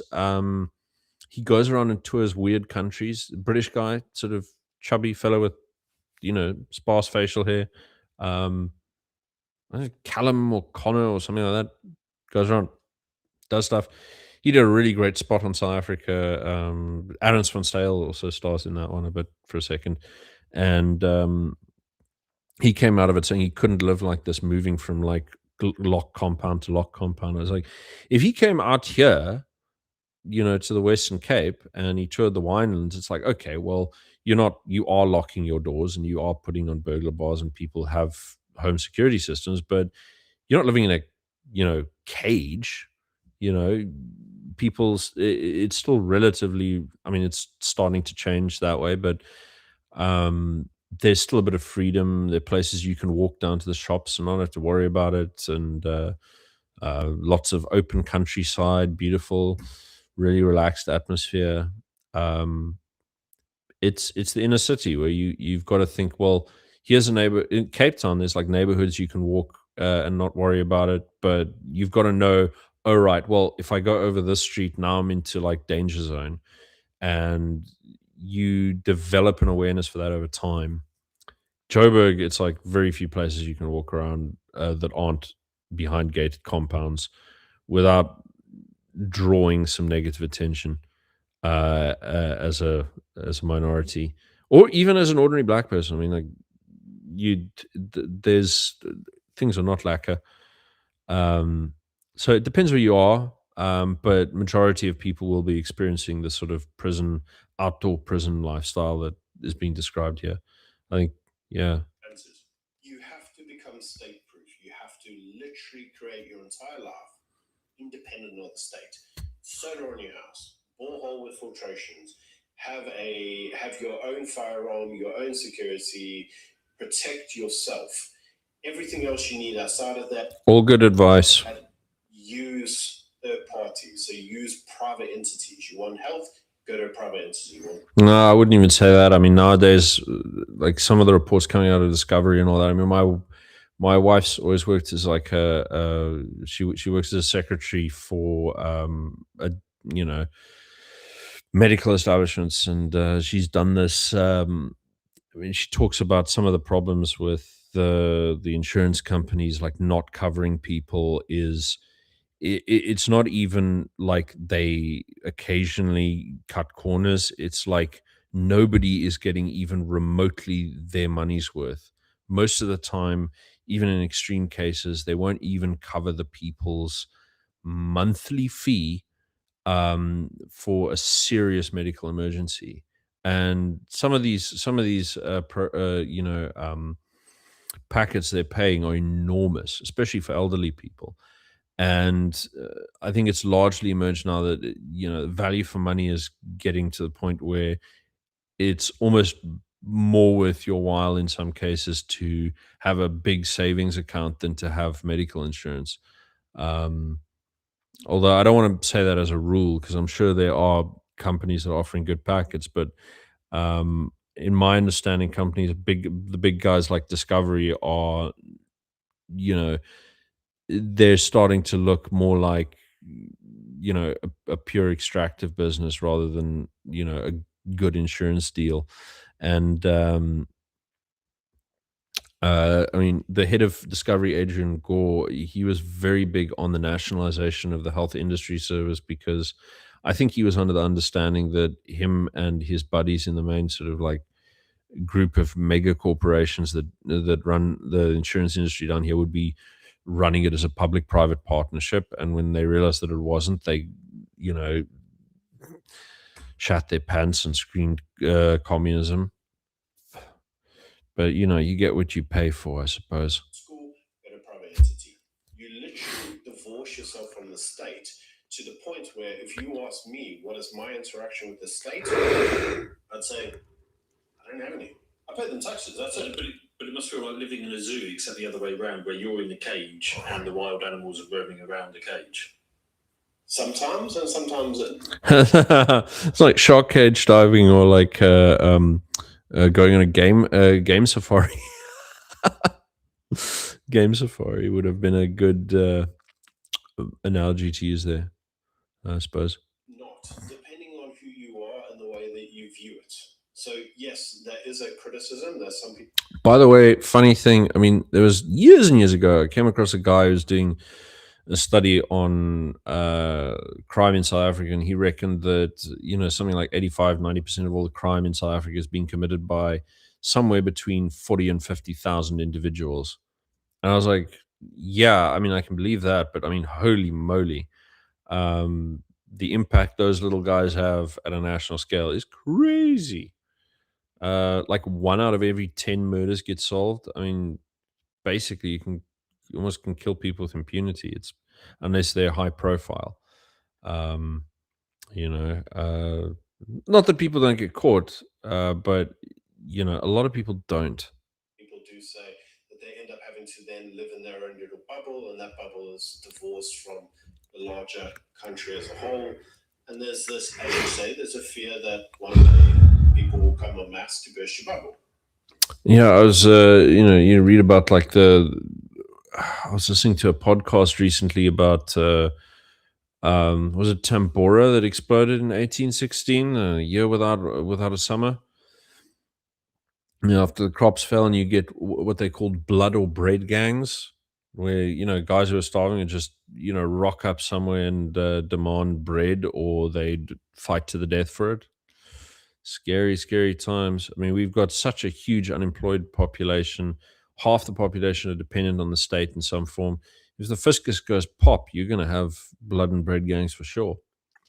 But everybody's in the bubble, and everybody's learned how to deal with this. And where do you think this goes? Yeah, he says that, but even amongst those people, there's a lot of people who are like, yeah, shame, but people are having a hard time. We can't be too harsh to them.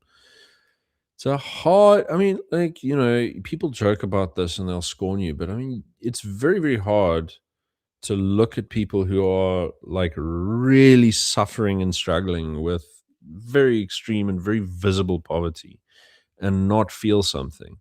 You have to practice to like harden your heart. And I mean, some of us have really, really tried to help people out, and it doesn't always work out.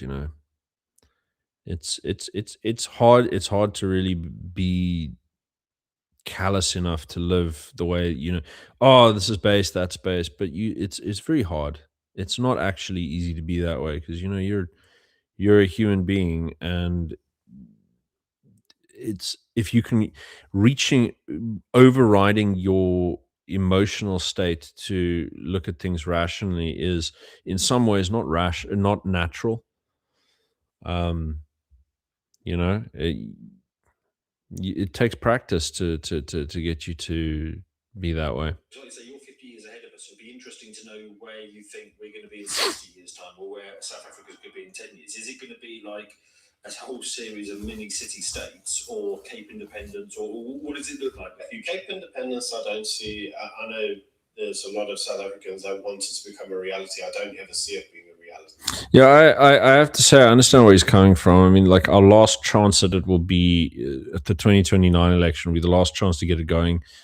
It depends on the Vryheidsfront Plus getting their act together, because they've put it on their manifesto. Oh yeah, we support Cape Independence, but I don't know how really hardcore they're going to be about it, because they're going to have to be very hardcore about it, and they're going to have to actually get a better campaign strategy together, because they're really dismal. They have some amazing strong points as a party, absolutely stellar strong points that they could be pushing forward, but they don't. They offer you wishy-washy values nonsense, whereas their strongest points are where they govern, they try and divorce public from private, which minimizes opportunities for corruption. It's an enormous strong standing point.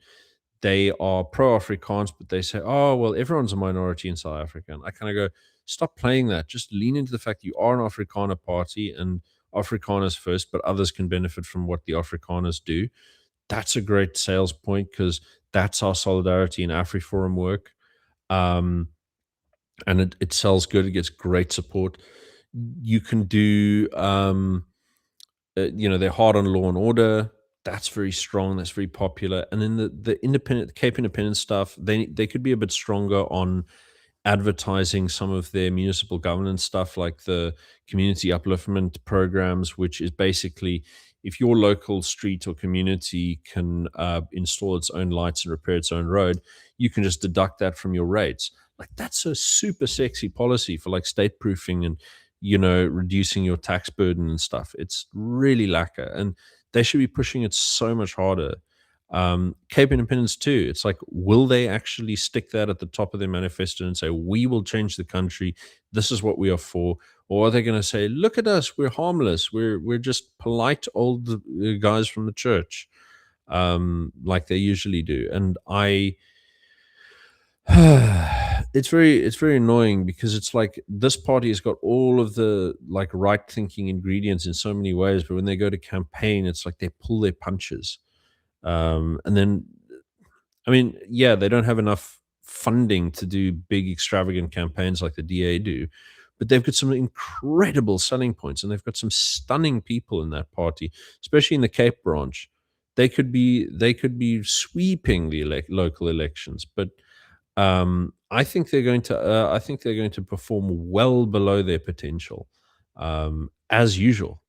Um, it's very sad. They really, really should get in. Vryheidsfront Plus are fabulous. And if they manage to pull a real one in 2029, push the DA under 50%, force them into a coalition, force them to hold the referendum, the legislation is lined up. They can get the ball rolling on Cape Independence, and even if they don't separate the province from the country, they can use it as a space to renegotiate devolution and constitutional reform. I mean, just the opportunities are immense. They could rewrite history, and they're sitting here going, "Oh, geez, well, we don't want to look too hardcore. People will think we're, a bunch of hardline RV beer types." And I'm like, dude, just do the thing. Let people call you what they want. Um, but I don't know. It remains to be seen. I mean, Corne Mulder hasn't been at head of the party for that long. I'll give him a couple of years to sort him out. If they run a really lackluster campaign in the next couple of months, ugh. But I'll hold thumbs for them. I'd still vote for them for sure. For political reasons.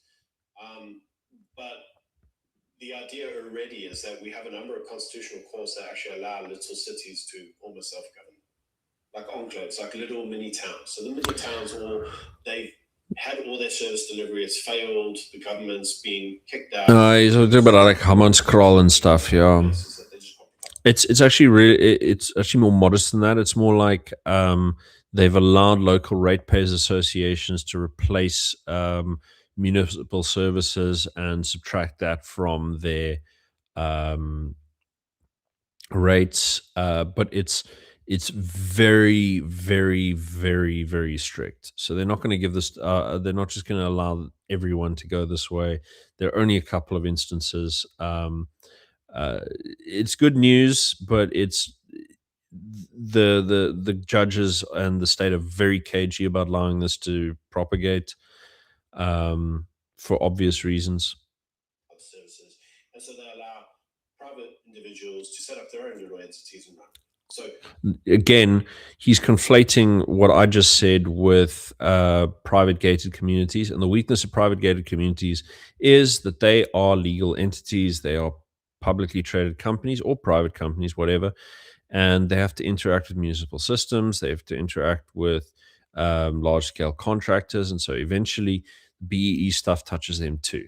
So there are problems with some gated communities that can't provide basic services because of negligence and corruption, and it's not a real backstop, in my opinion. It's some of them will do well, but that's also one of those things of the eternal retreat. So you're going to have to start pushing back on the state if you really want to do something. And you can't do it through a profit driven commercial entity.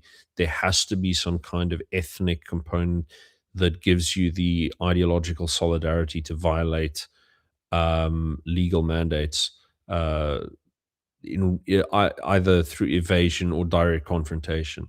So, when the rubber hits the road eventually. So, I am not bullish on in the long term on private gated communities. I think they're enjoying their heyday right now, but it's the cracks are starting to show if you know where to look. That is the future. Now, where does that leave you or Britain 50 years from now? Going down the same route, and you can already see it because South Africa stopped. No, you aren't. I mean, the Welsh recently there was a town that tried to make a condition for residents in a new development area in a town. Tried to make Welsh language proficiency prerequisite for affordable government subsidized housing, and the court struck that down and said it was racist. They settled for local priority, so it was like we'll give priority to people from the local area. But this is, I don't know if that really works out. I don't know if what he's saying is really going to work out for the British at all, for a huge number of reasons. There's no way of knowing exactly how everything is going to turn out in the long term. But I feel that when things tip, it's going to be much more accelerated in the Western countries because of the culture of the legal institutions, because of the culture of the judiciary, which is far more radically left wing than the equivalents in South Africa.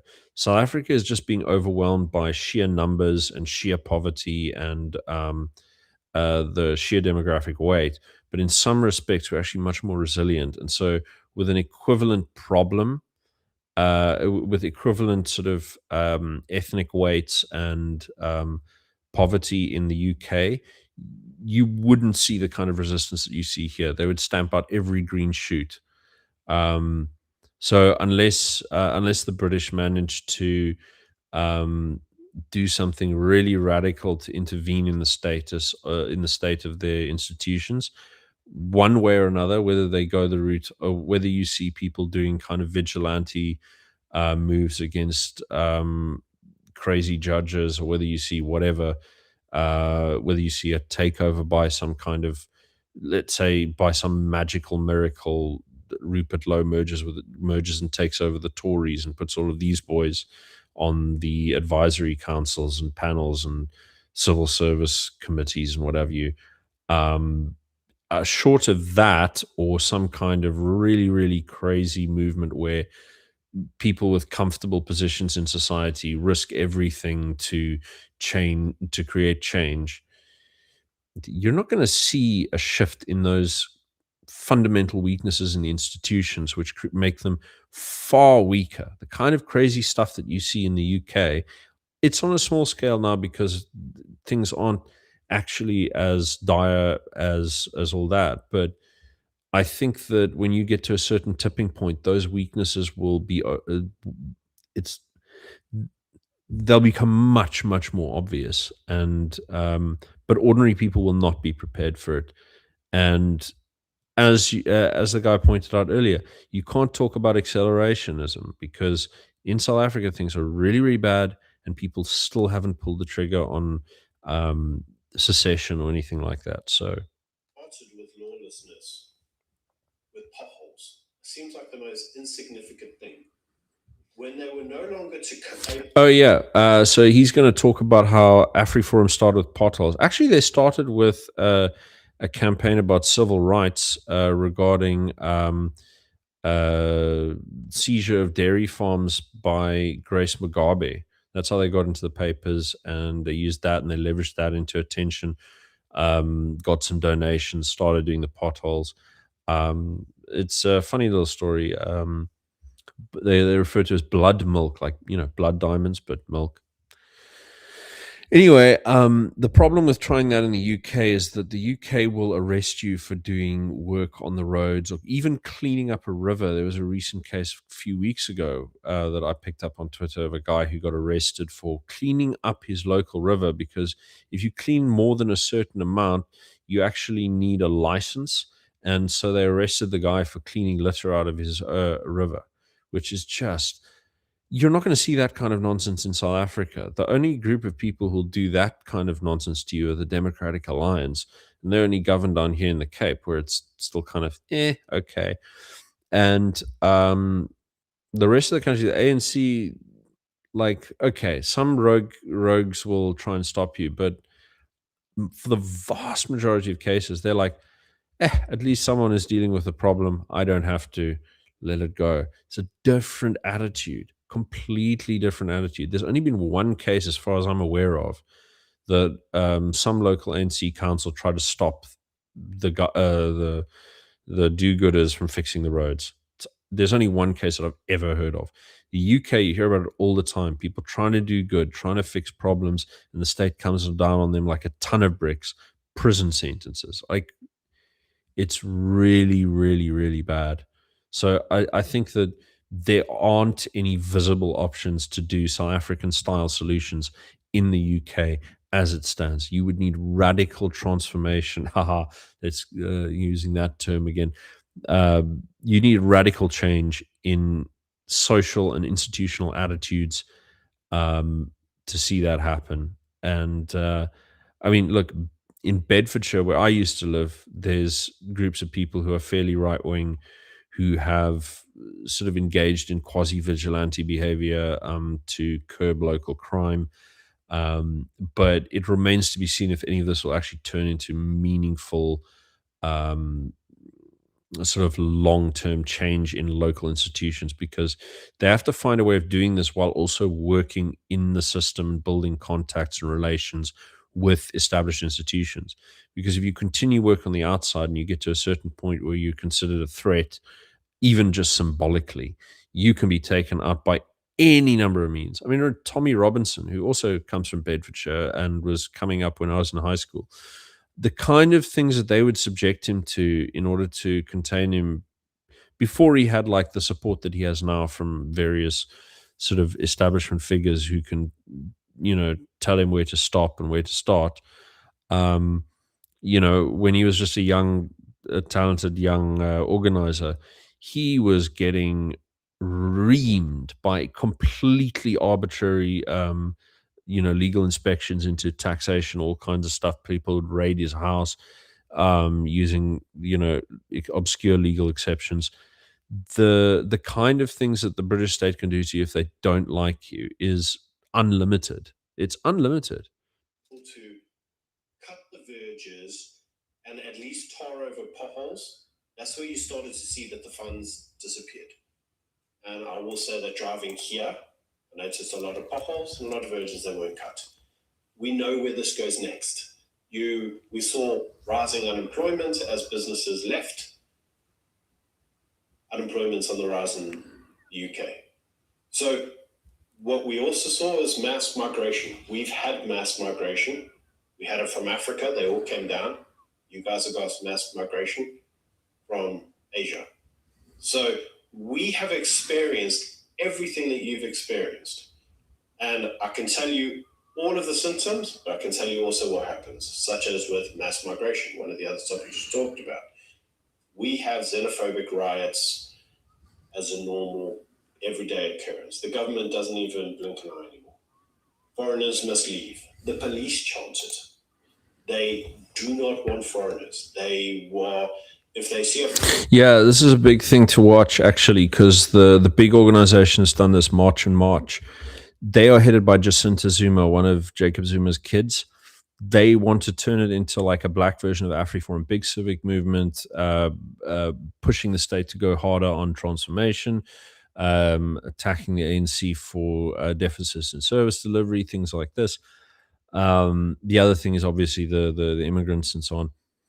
But what was interesting to note is how much control they had, because they had this big sort of shutdown, like deadline for all of the foreigners to leave and what have you. and everyone thought could be really, really bad. But they even the normal amount of violence that was expected, that was seen sporadically leading up to this date. Um, when the day itself hit, everyone was really calm, really disciplined, didn't screw with anyone. There were some occasions where they showed a bit of muscle, but they, like, compared to big protests in South Africa, it was very, very disciplined.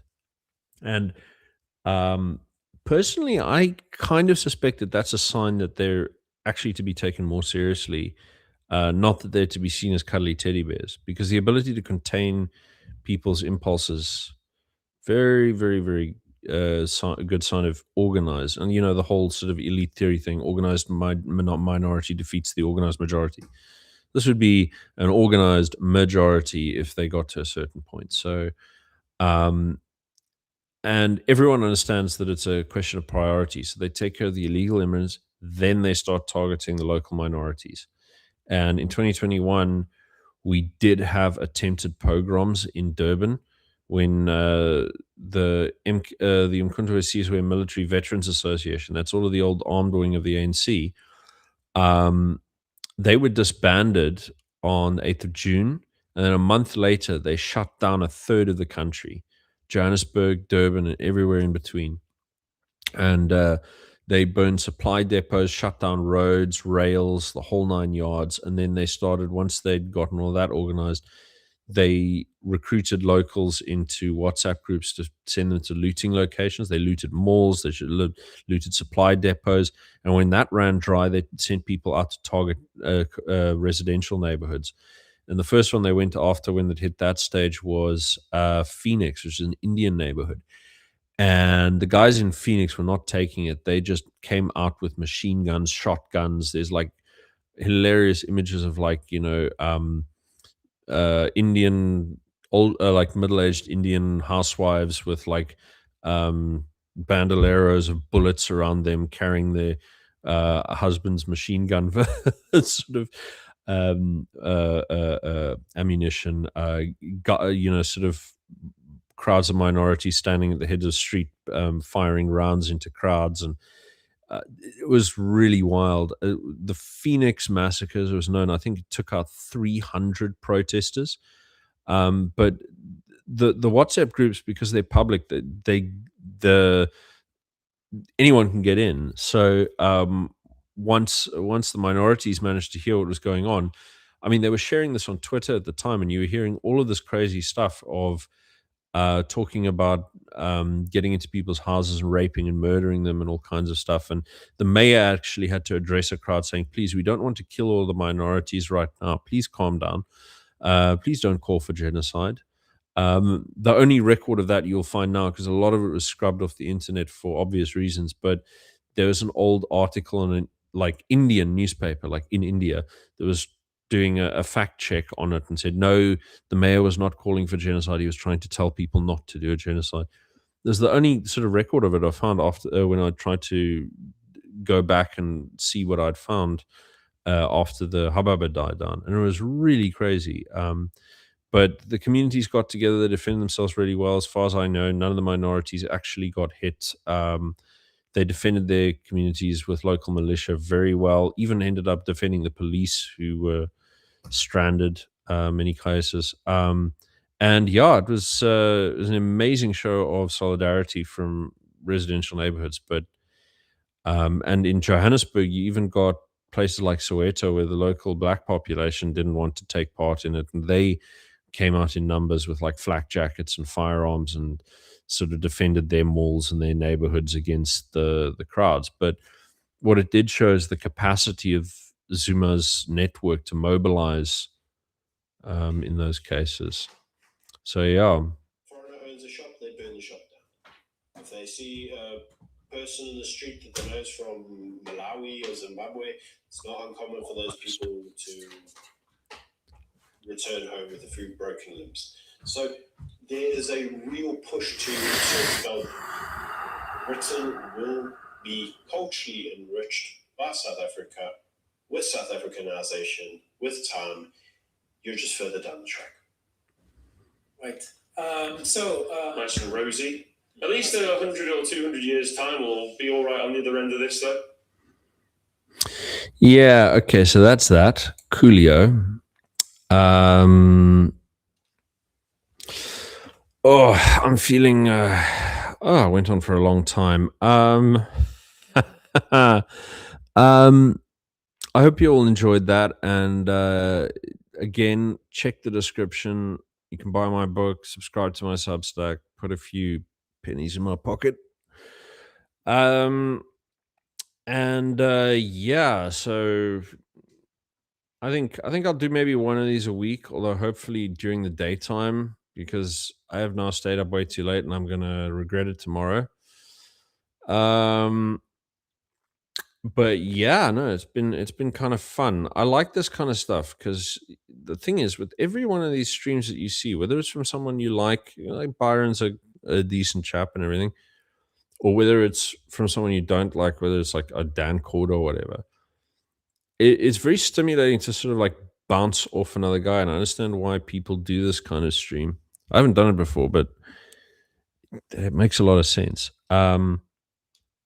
So listen, I'm going to probably be posting and streaming a bit more recently, but I think ha ha ha, I am not playing that thing for you guys. No ways.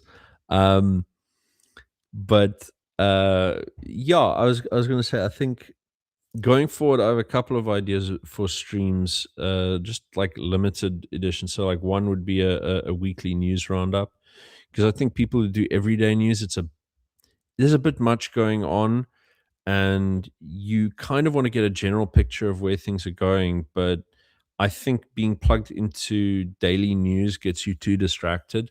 And it's nice to get an overall picture in one package. So I might try and do that. I've had some luck with that with the paper when it was running. Is just trying to filter out a lot of the high emotion stuff and trying to get down to, okay, this is what's actually going to impact you, and trying to run it down like that. So maybe I'll do one of those a week, and I'll do one of these a week where I just bounce off something that takes my attention in the commentary sphere, and then they're also like the pre-made videos, because I think you might notice I don't look back in anger. Oh, you cheeky sod!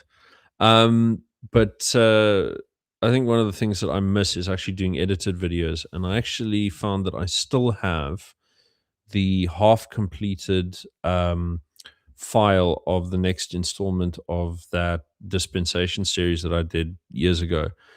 And it's like actually, so I might finish those. I might do a few more things like the last one I did on Count Binface in the UK, because that's just a weird situation.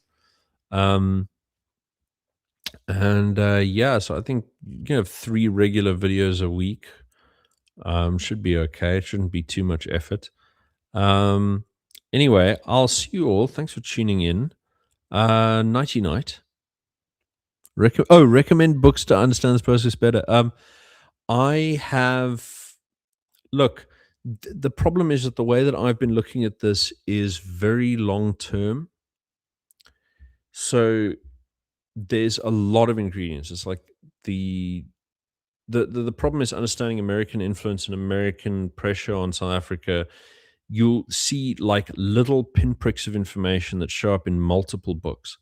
So, like, Kissinger and Forster, I can't even remember where I read that. That I've had to go and look up like individual like articles and stuff online to kind of piece together what happened. The first time that I noticed that was when the pivot was happening was when I was reading a history of. Actually, this is a great book to get hold of because you can actually find it for free online. It's by a guy called, I think he's called Wessel Visser, or something Vessels. Vessel is either his first name or his second name, and it's a history of the MWU, the Mine Workers Union, from MWU to Solidarity, and it's a history of what's now Solidariteit, the big Afrikaans, and it starts in 1902. Works all the way up into the present. And when he gets to the bit in the 1970s, he says, I didn't know this when I was reading this for the first time, is that they started getting rid of the color bar in employment in the late 70s, from late 70s onwards. And I was like, wait, why then? What changed? What happened? And it took me a while to find it. And then, yeah, Vessel Visser. There we go. And it's a great book. The Afrikaans printing of it, though, has some of the worst book design I've ever seen. It's like got no margins. All of the text goes all the way to the edge of the page, and it's in this very ugly sans serif typeface. Yeah, I don't like it, but it's a great bit of literature. There's the thing is, all of the good stuff on South African history is like these monograms on like an obscure element. So, like Thompson's book on the unification process from 1908 till 1910.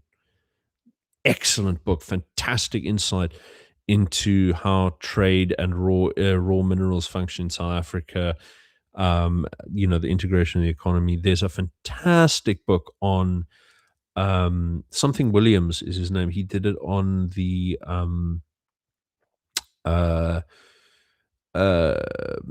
what's that flipping thing called? The traditional leadership. He called Chieftaincy, State, and Democracy, and he did like really in-depth interviews for months in these traditionally governed areas in KZN. Beautiful insight into that whole world. There's a few books on the South African intelligence services. I think there's 5 or 6 of them that exist.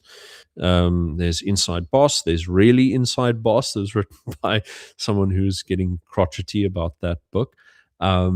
There's a guy called O'Brien who did a beautiful treatment on the 3 intelligence agencies. From very dry and academic, very good. I can't remember what the others are, but there's a very small number of them.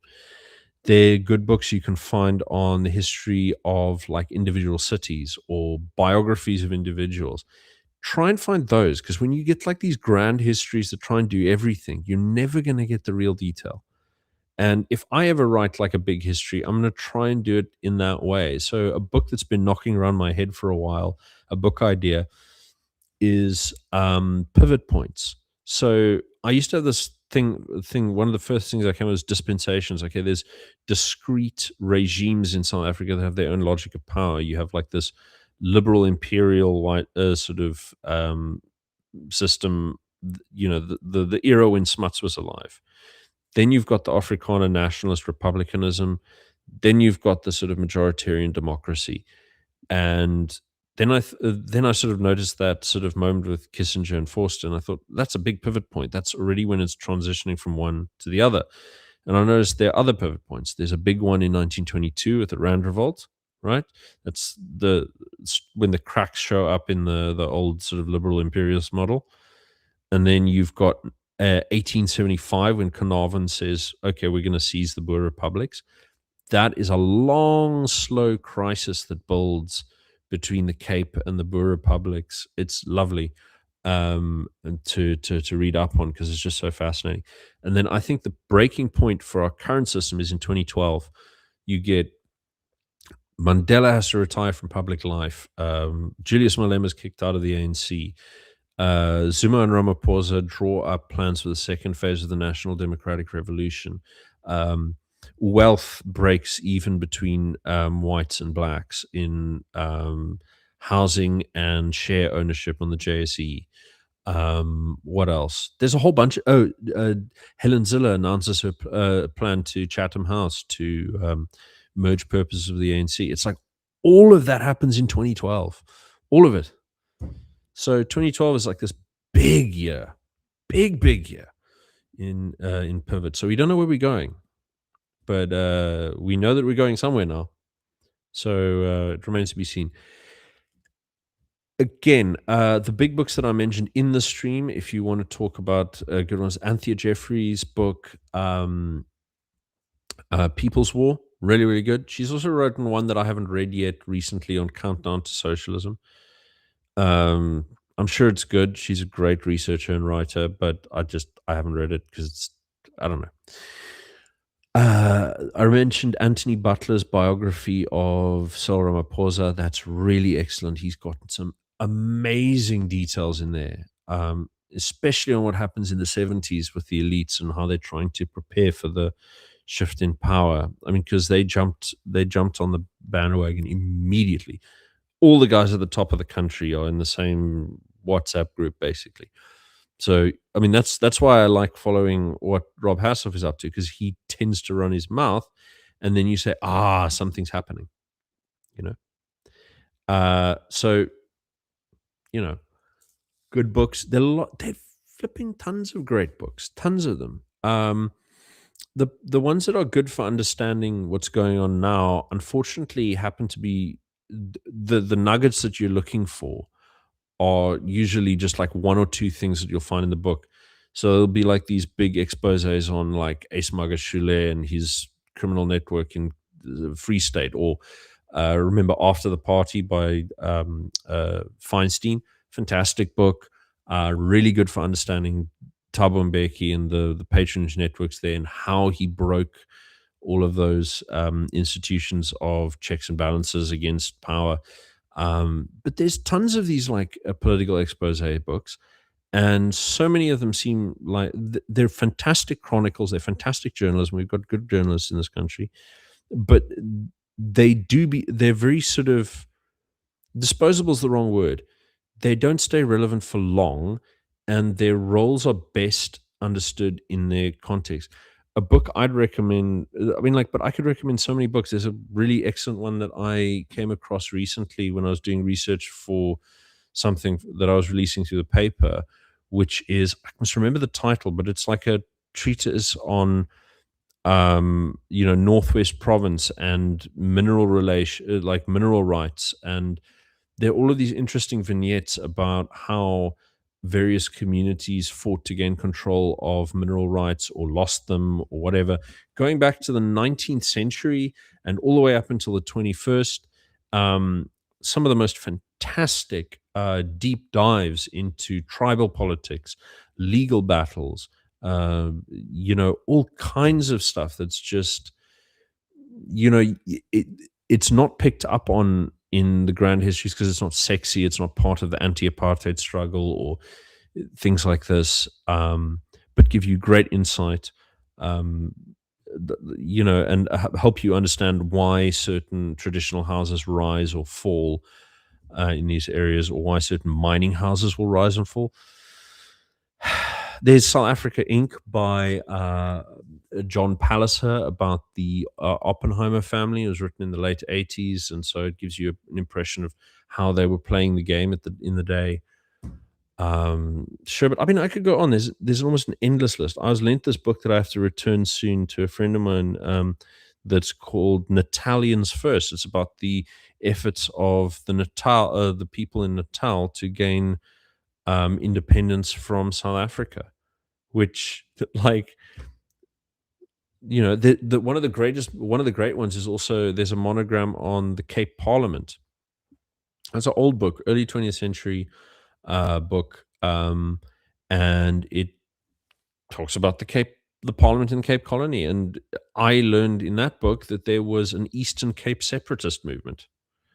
I mean, there's so much stuff. It's unbelievable. I would recommend also Lawrence Green, any of Lawrence Green's books on his travel writing throughout South Africa, because just the richness of detail, it makes you really ache. It gives you this aching sensation when you read him, because it's a world that doesn't exist anymore. And it's not just that he's talking about, it's not like about a white world that, magical, whatever. It's not about that. It's just the sense of like something that can never be again, whether it's good or bad, just, the evanescence of it, I don't know how to put it. It's just a very poignant way of writing, very gentle, simple way of writing. Because he was writing from like 1927 until 73. So you get this over his life, over about like 20 books or so, you get this wonderful, great swathe of life in South Africa, but ordinary life, devoid of like grand, nasty politics stuff, which is so surreal because you never talk about South Africa outside the politics. Lawrence Green gives you this beautiful window into it. And so if you can find his books, Do yourself a favor. What do I know about the Jamison raid? Sorry, where are my glasses, for crying out loud? I put them down just now. Now I'm having trouble. What do you do with it? What are the major role players? Private capital doing work for Queen and Country. Very confusing. Yeah, very confusing. I don't want to get into it, but it's more like there's a faction in the imperial government that has ties to the capital down here that was trying to lobby for various things, and so when the liberal government gets in charge, they fall out of favor. When the Tories are in charge, they're a for away. But then there's some strange crossover that happens between that network and the Fabian Society in the 1920s. There's a guy called he's got a Romanian name, and he wrote this book like 20 years ago called The Milner Fabian Conspiracy. And there's a lot of big errors in that book. So careful with it. And he also wastes a lot of time in the opening chapter or two trying to argue why Marxism is evil. If you're picking up a book called The Milner Fabian Conspiracy, you do not need to be told Marxism is bad. Okay? Like, you already know. He's wasting your time. So, but lots of incredibly good details on who was involved in which organizations at the time over there. Carol Quigley's The Anglo-American Establishment is a great book for understanding the power player network around that particular event. A lot of the capital came from the Rothschild family, both for the Round Table Group and for the Oppenheimer takeover, because they did a joint partnership with JP Morgan to finance the Oppenheimer takeover of the mines in South Africa. So it's, yeah, you can see a lot of that kind of stuff. Yeah, Anglo-American Establishment is where I learned exactly the time at which Jan Smuts joined the Round Table Group, because even that really big fat biography about him that's written by, I think the guy's name's Hancock. Is it Hancock or is it Coburn? I can't remember. The guy has cock in his name either way. The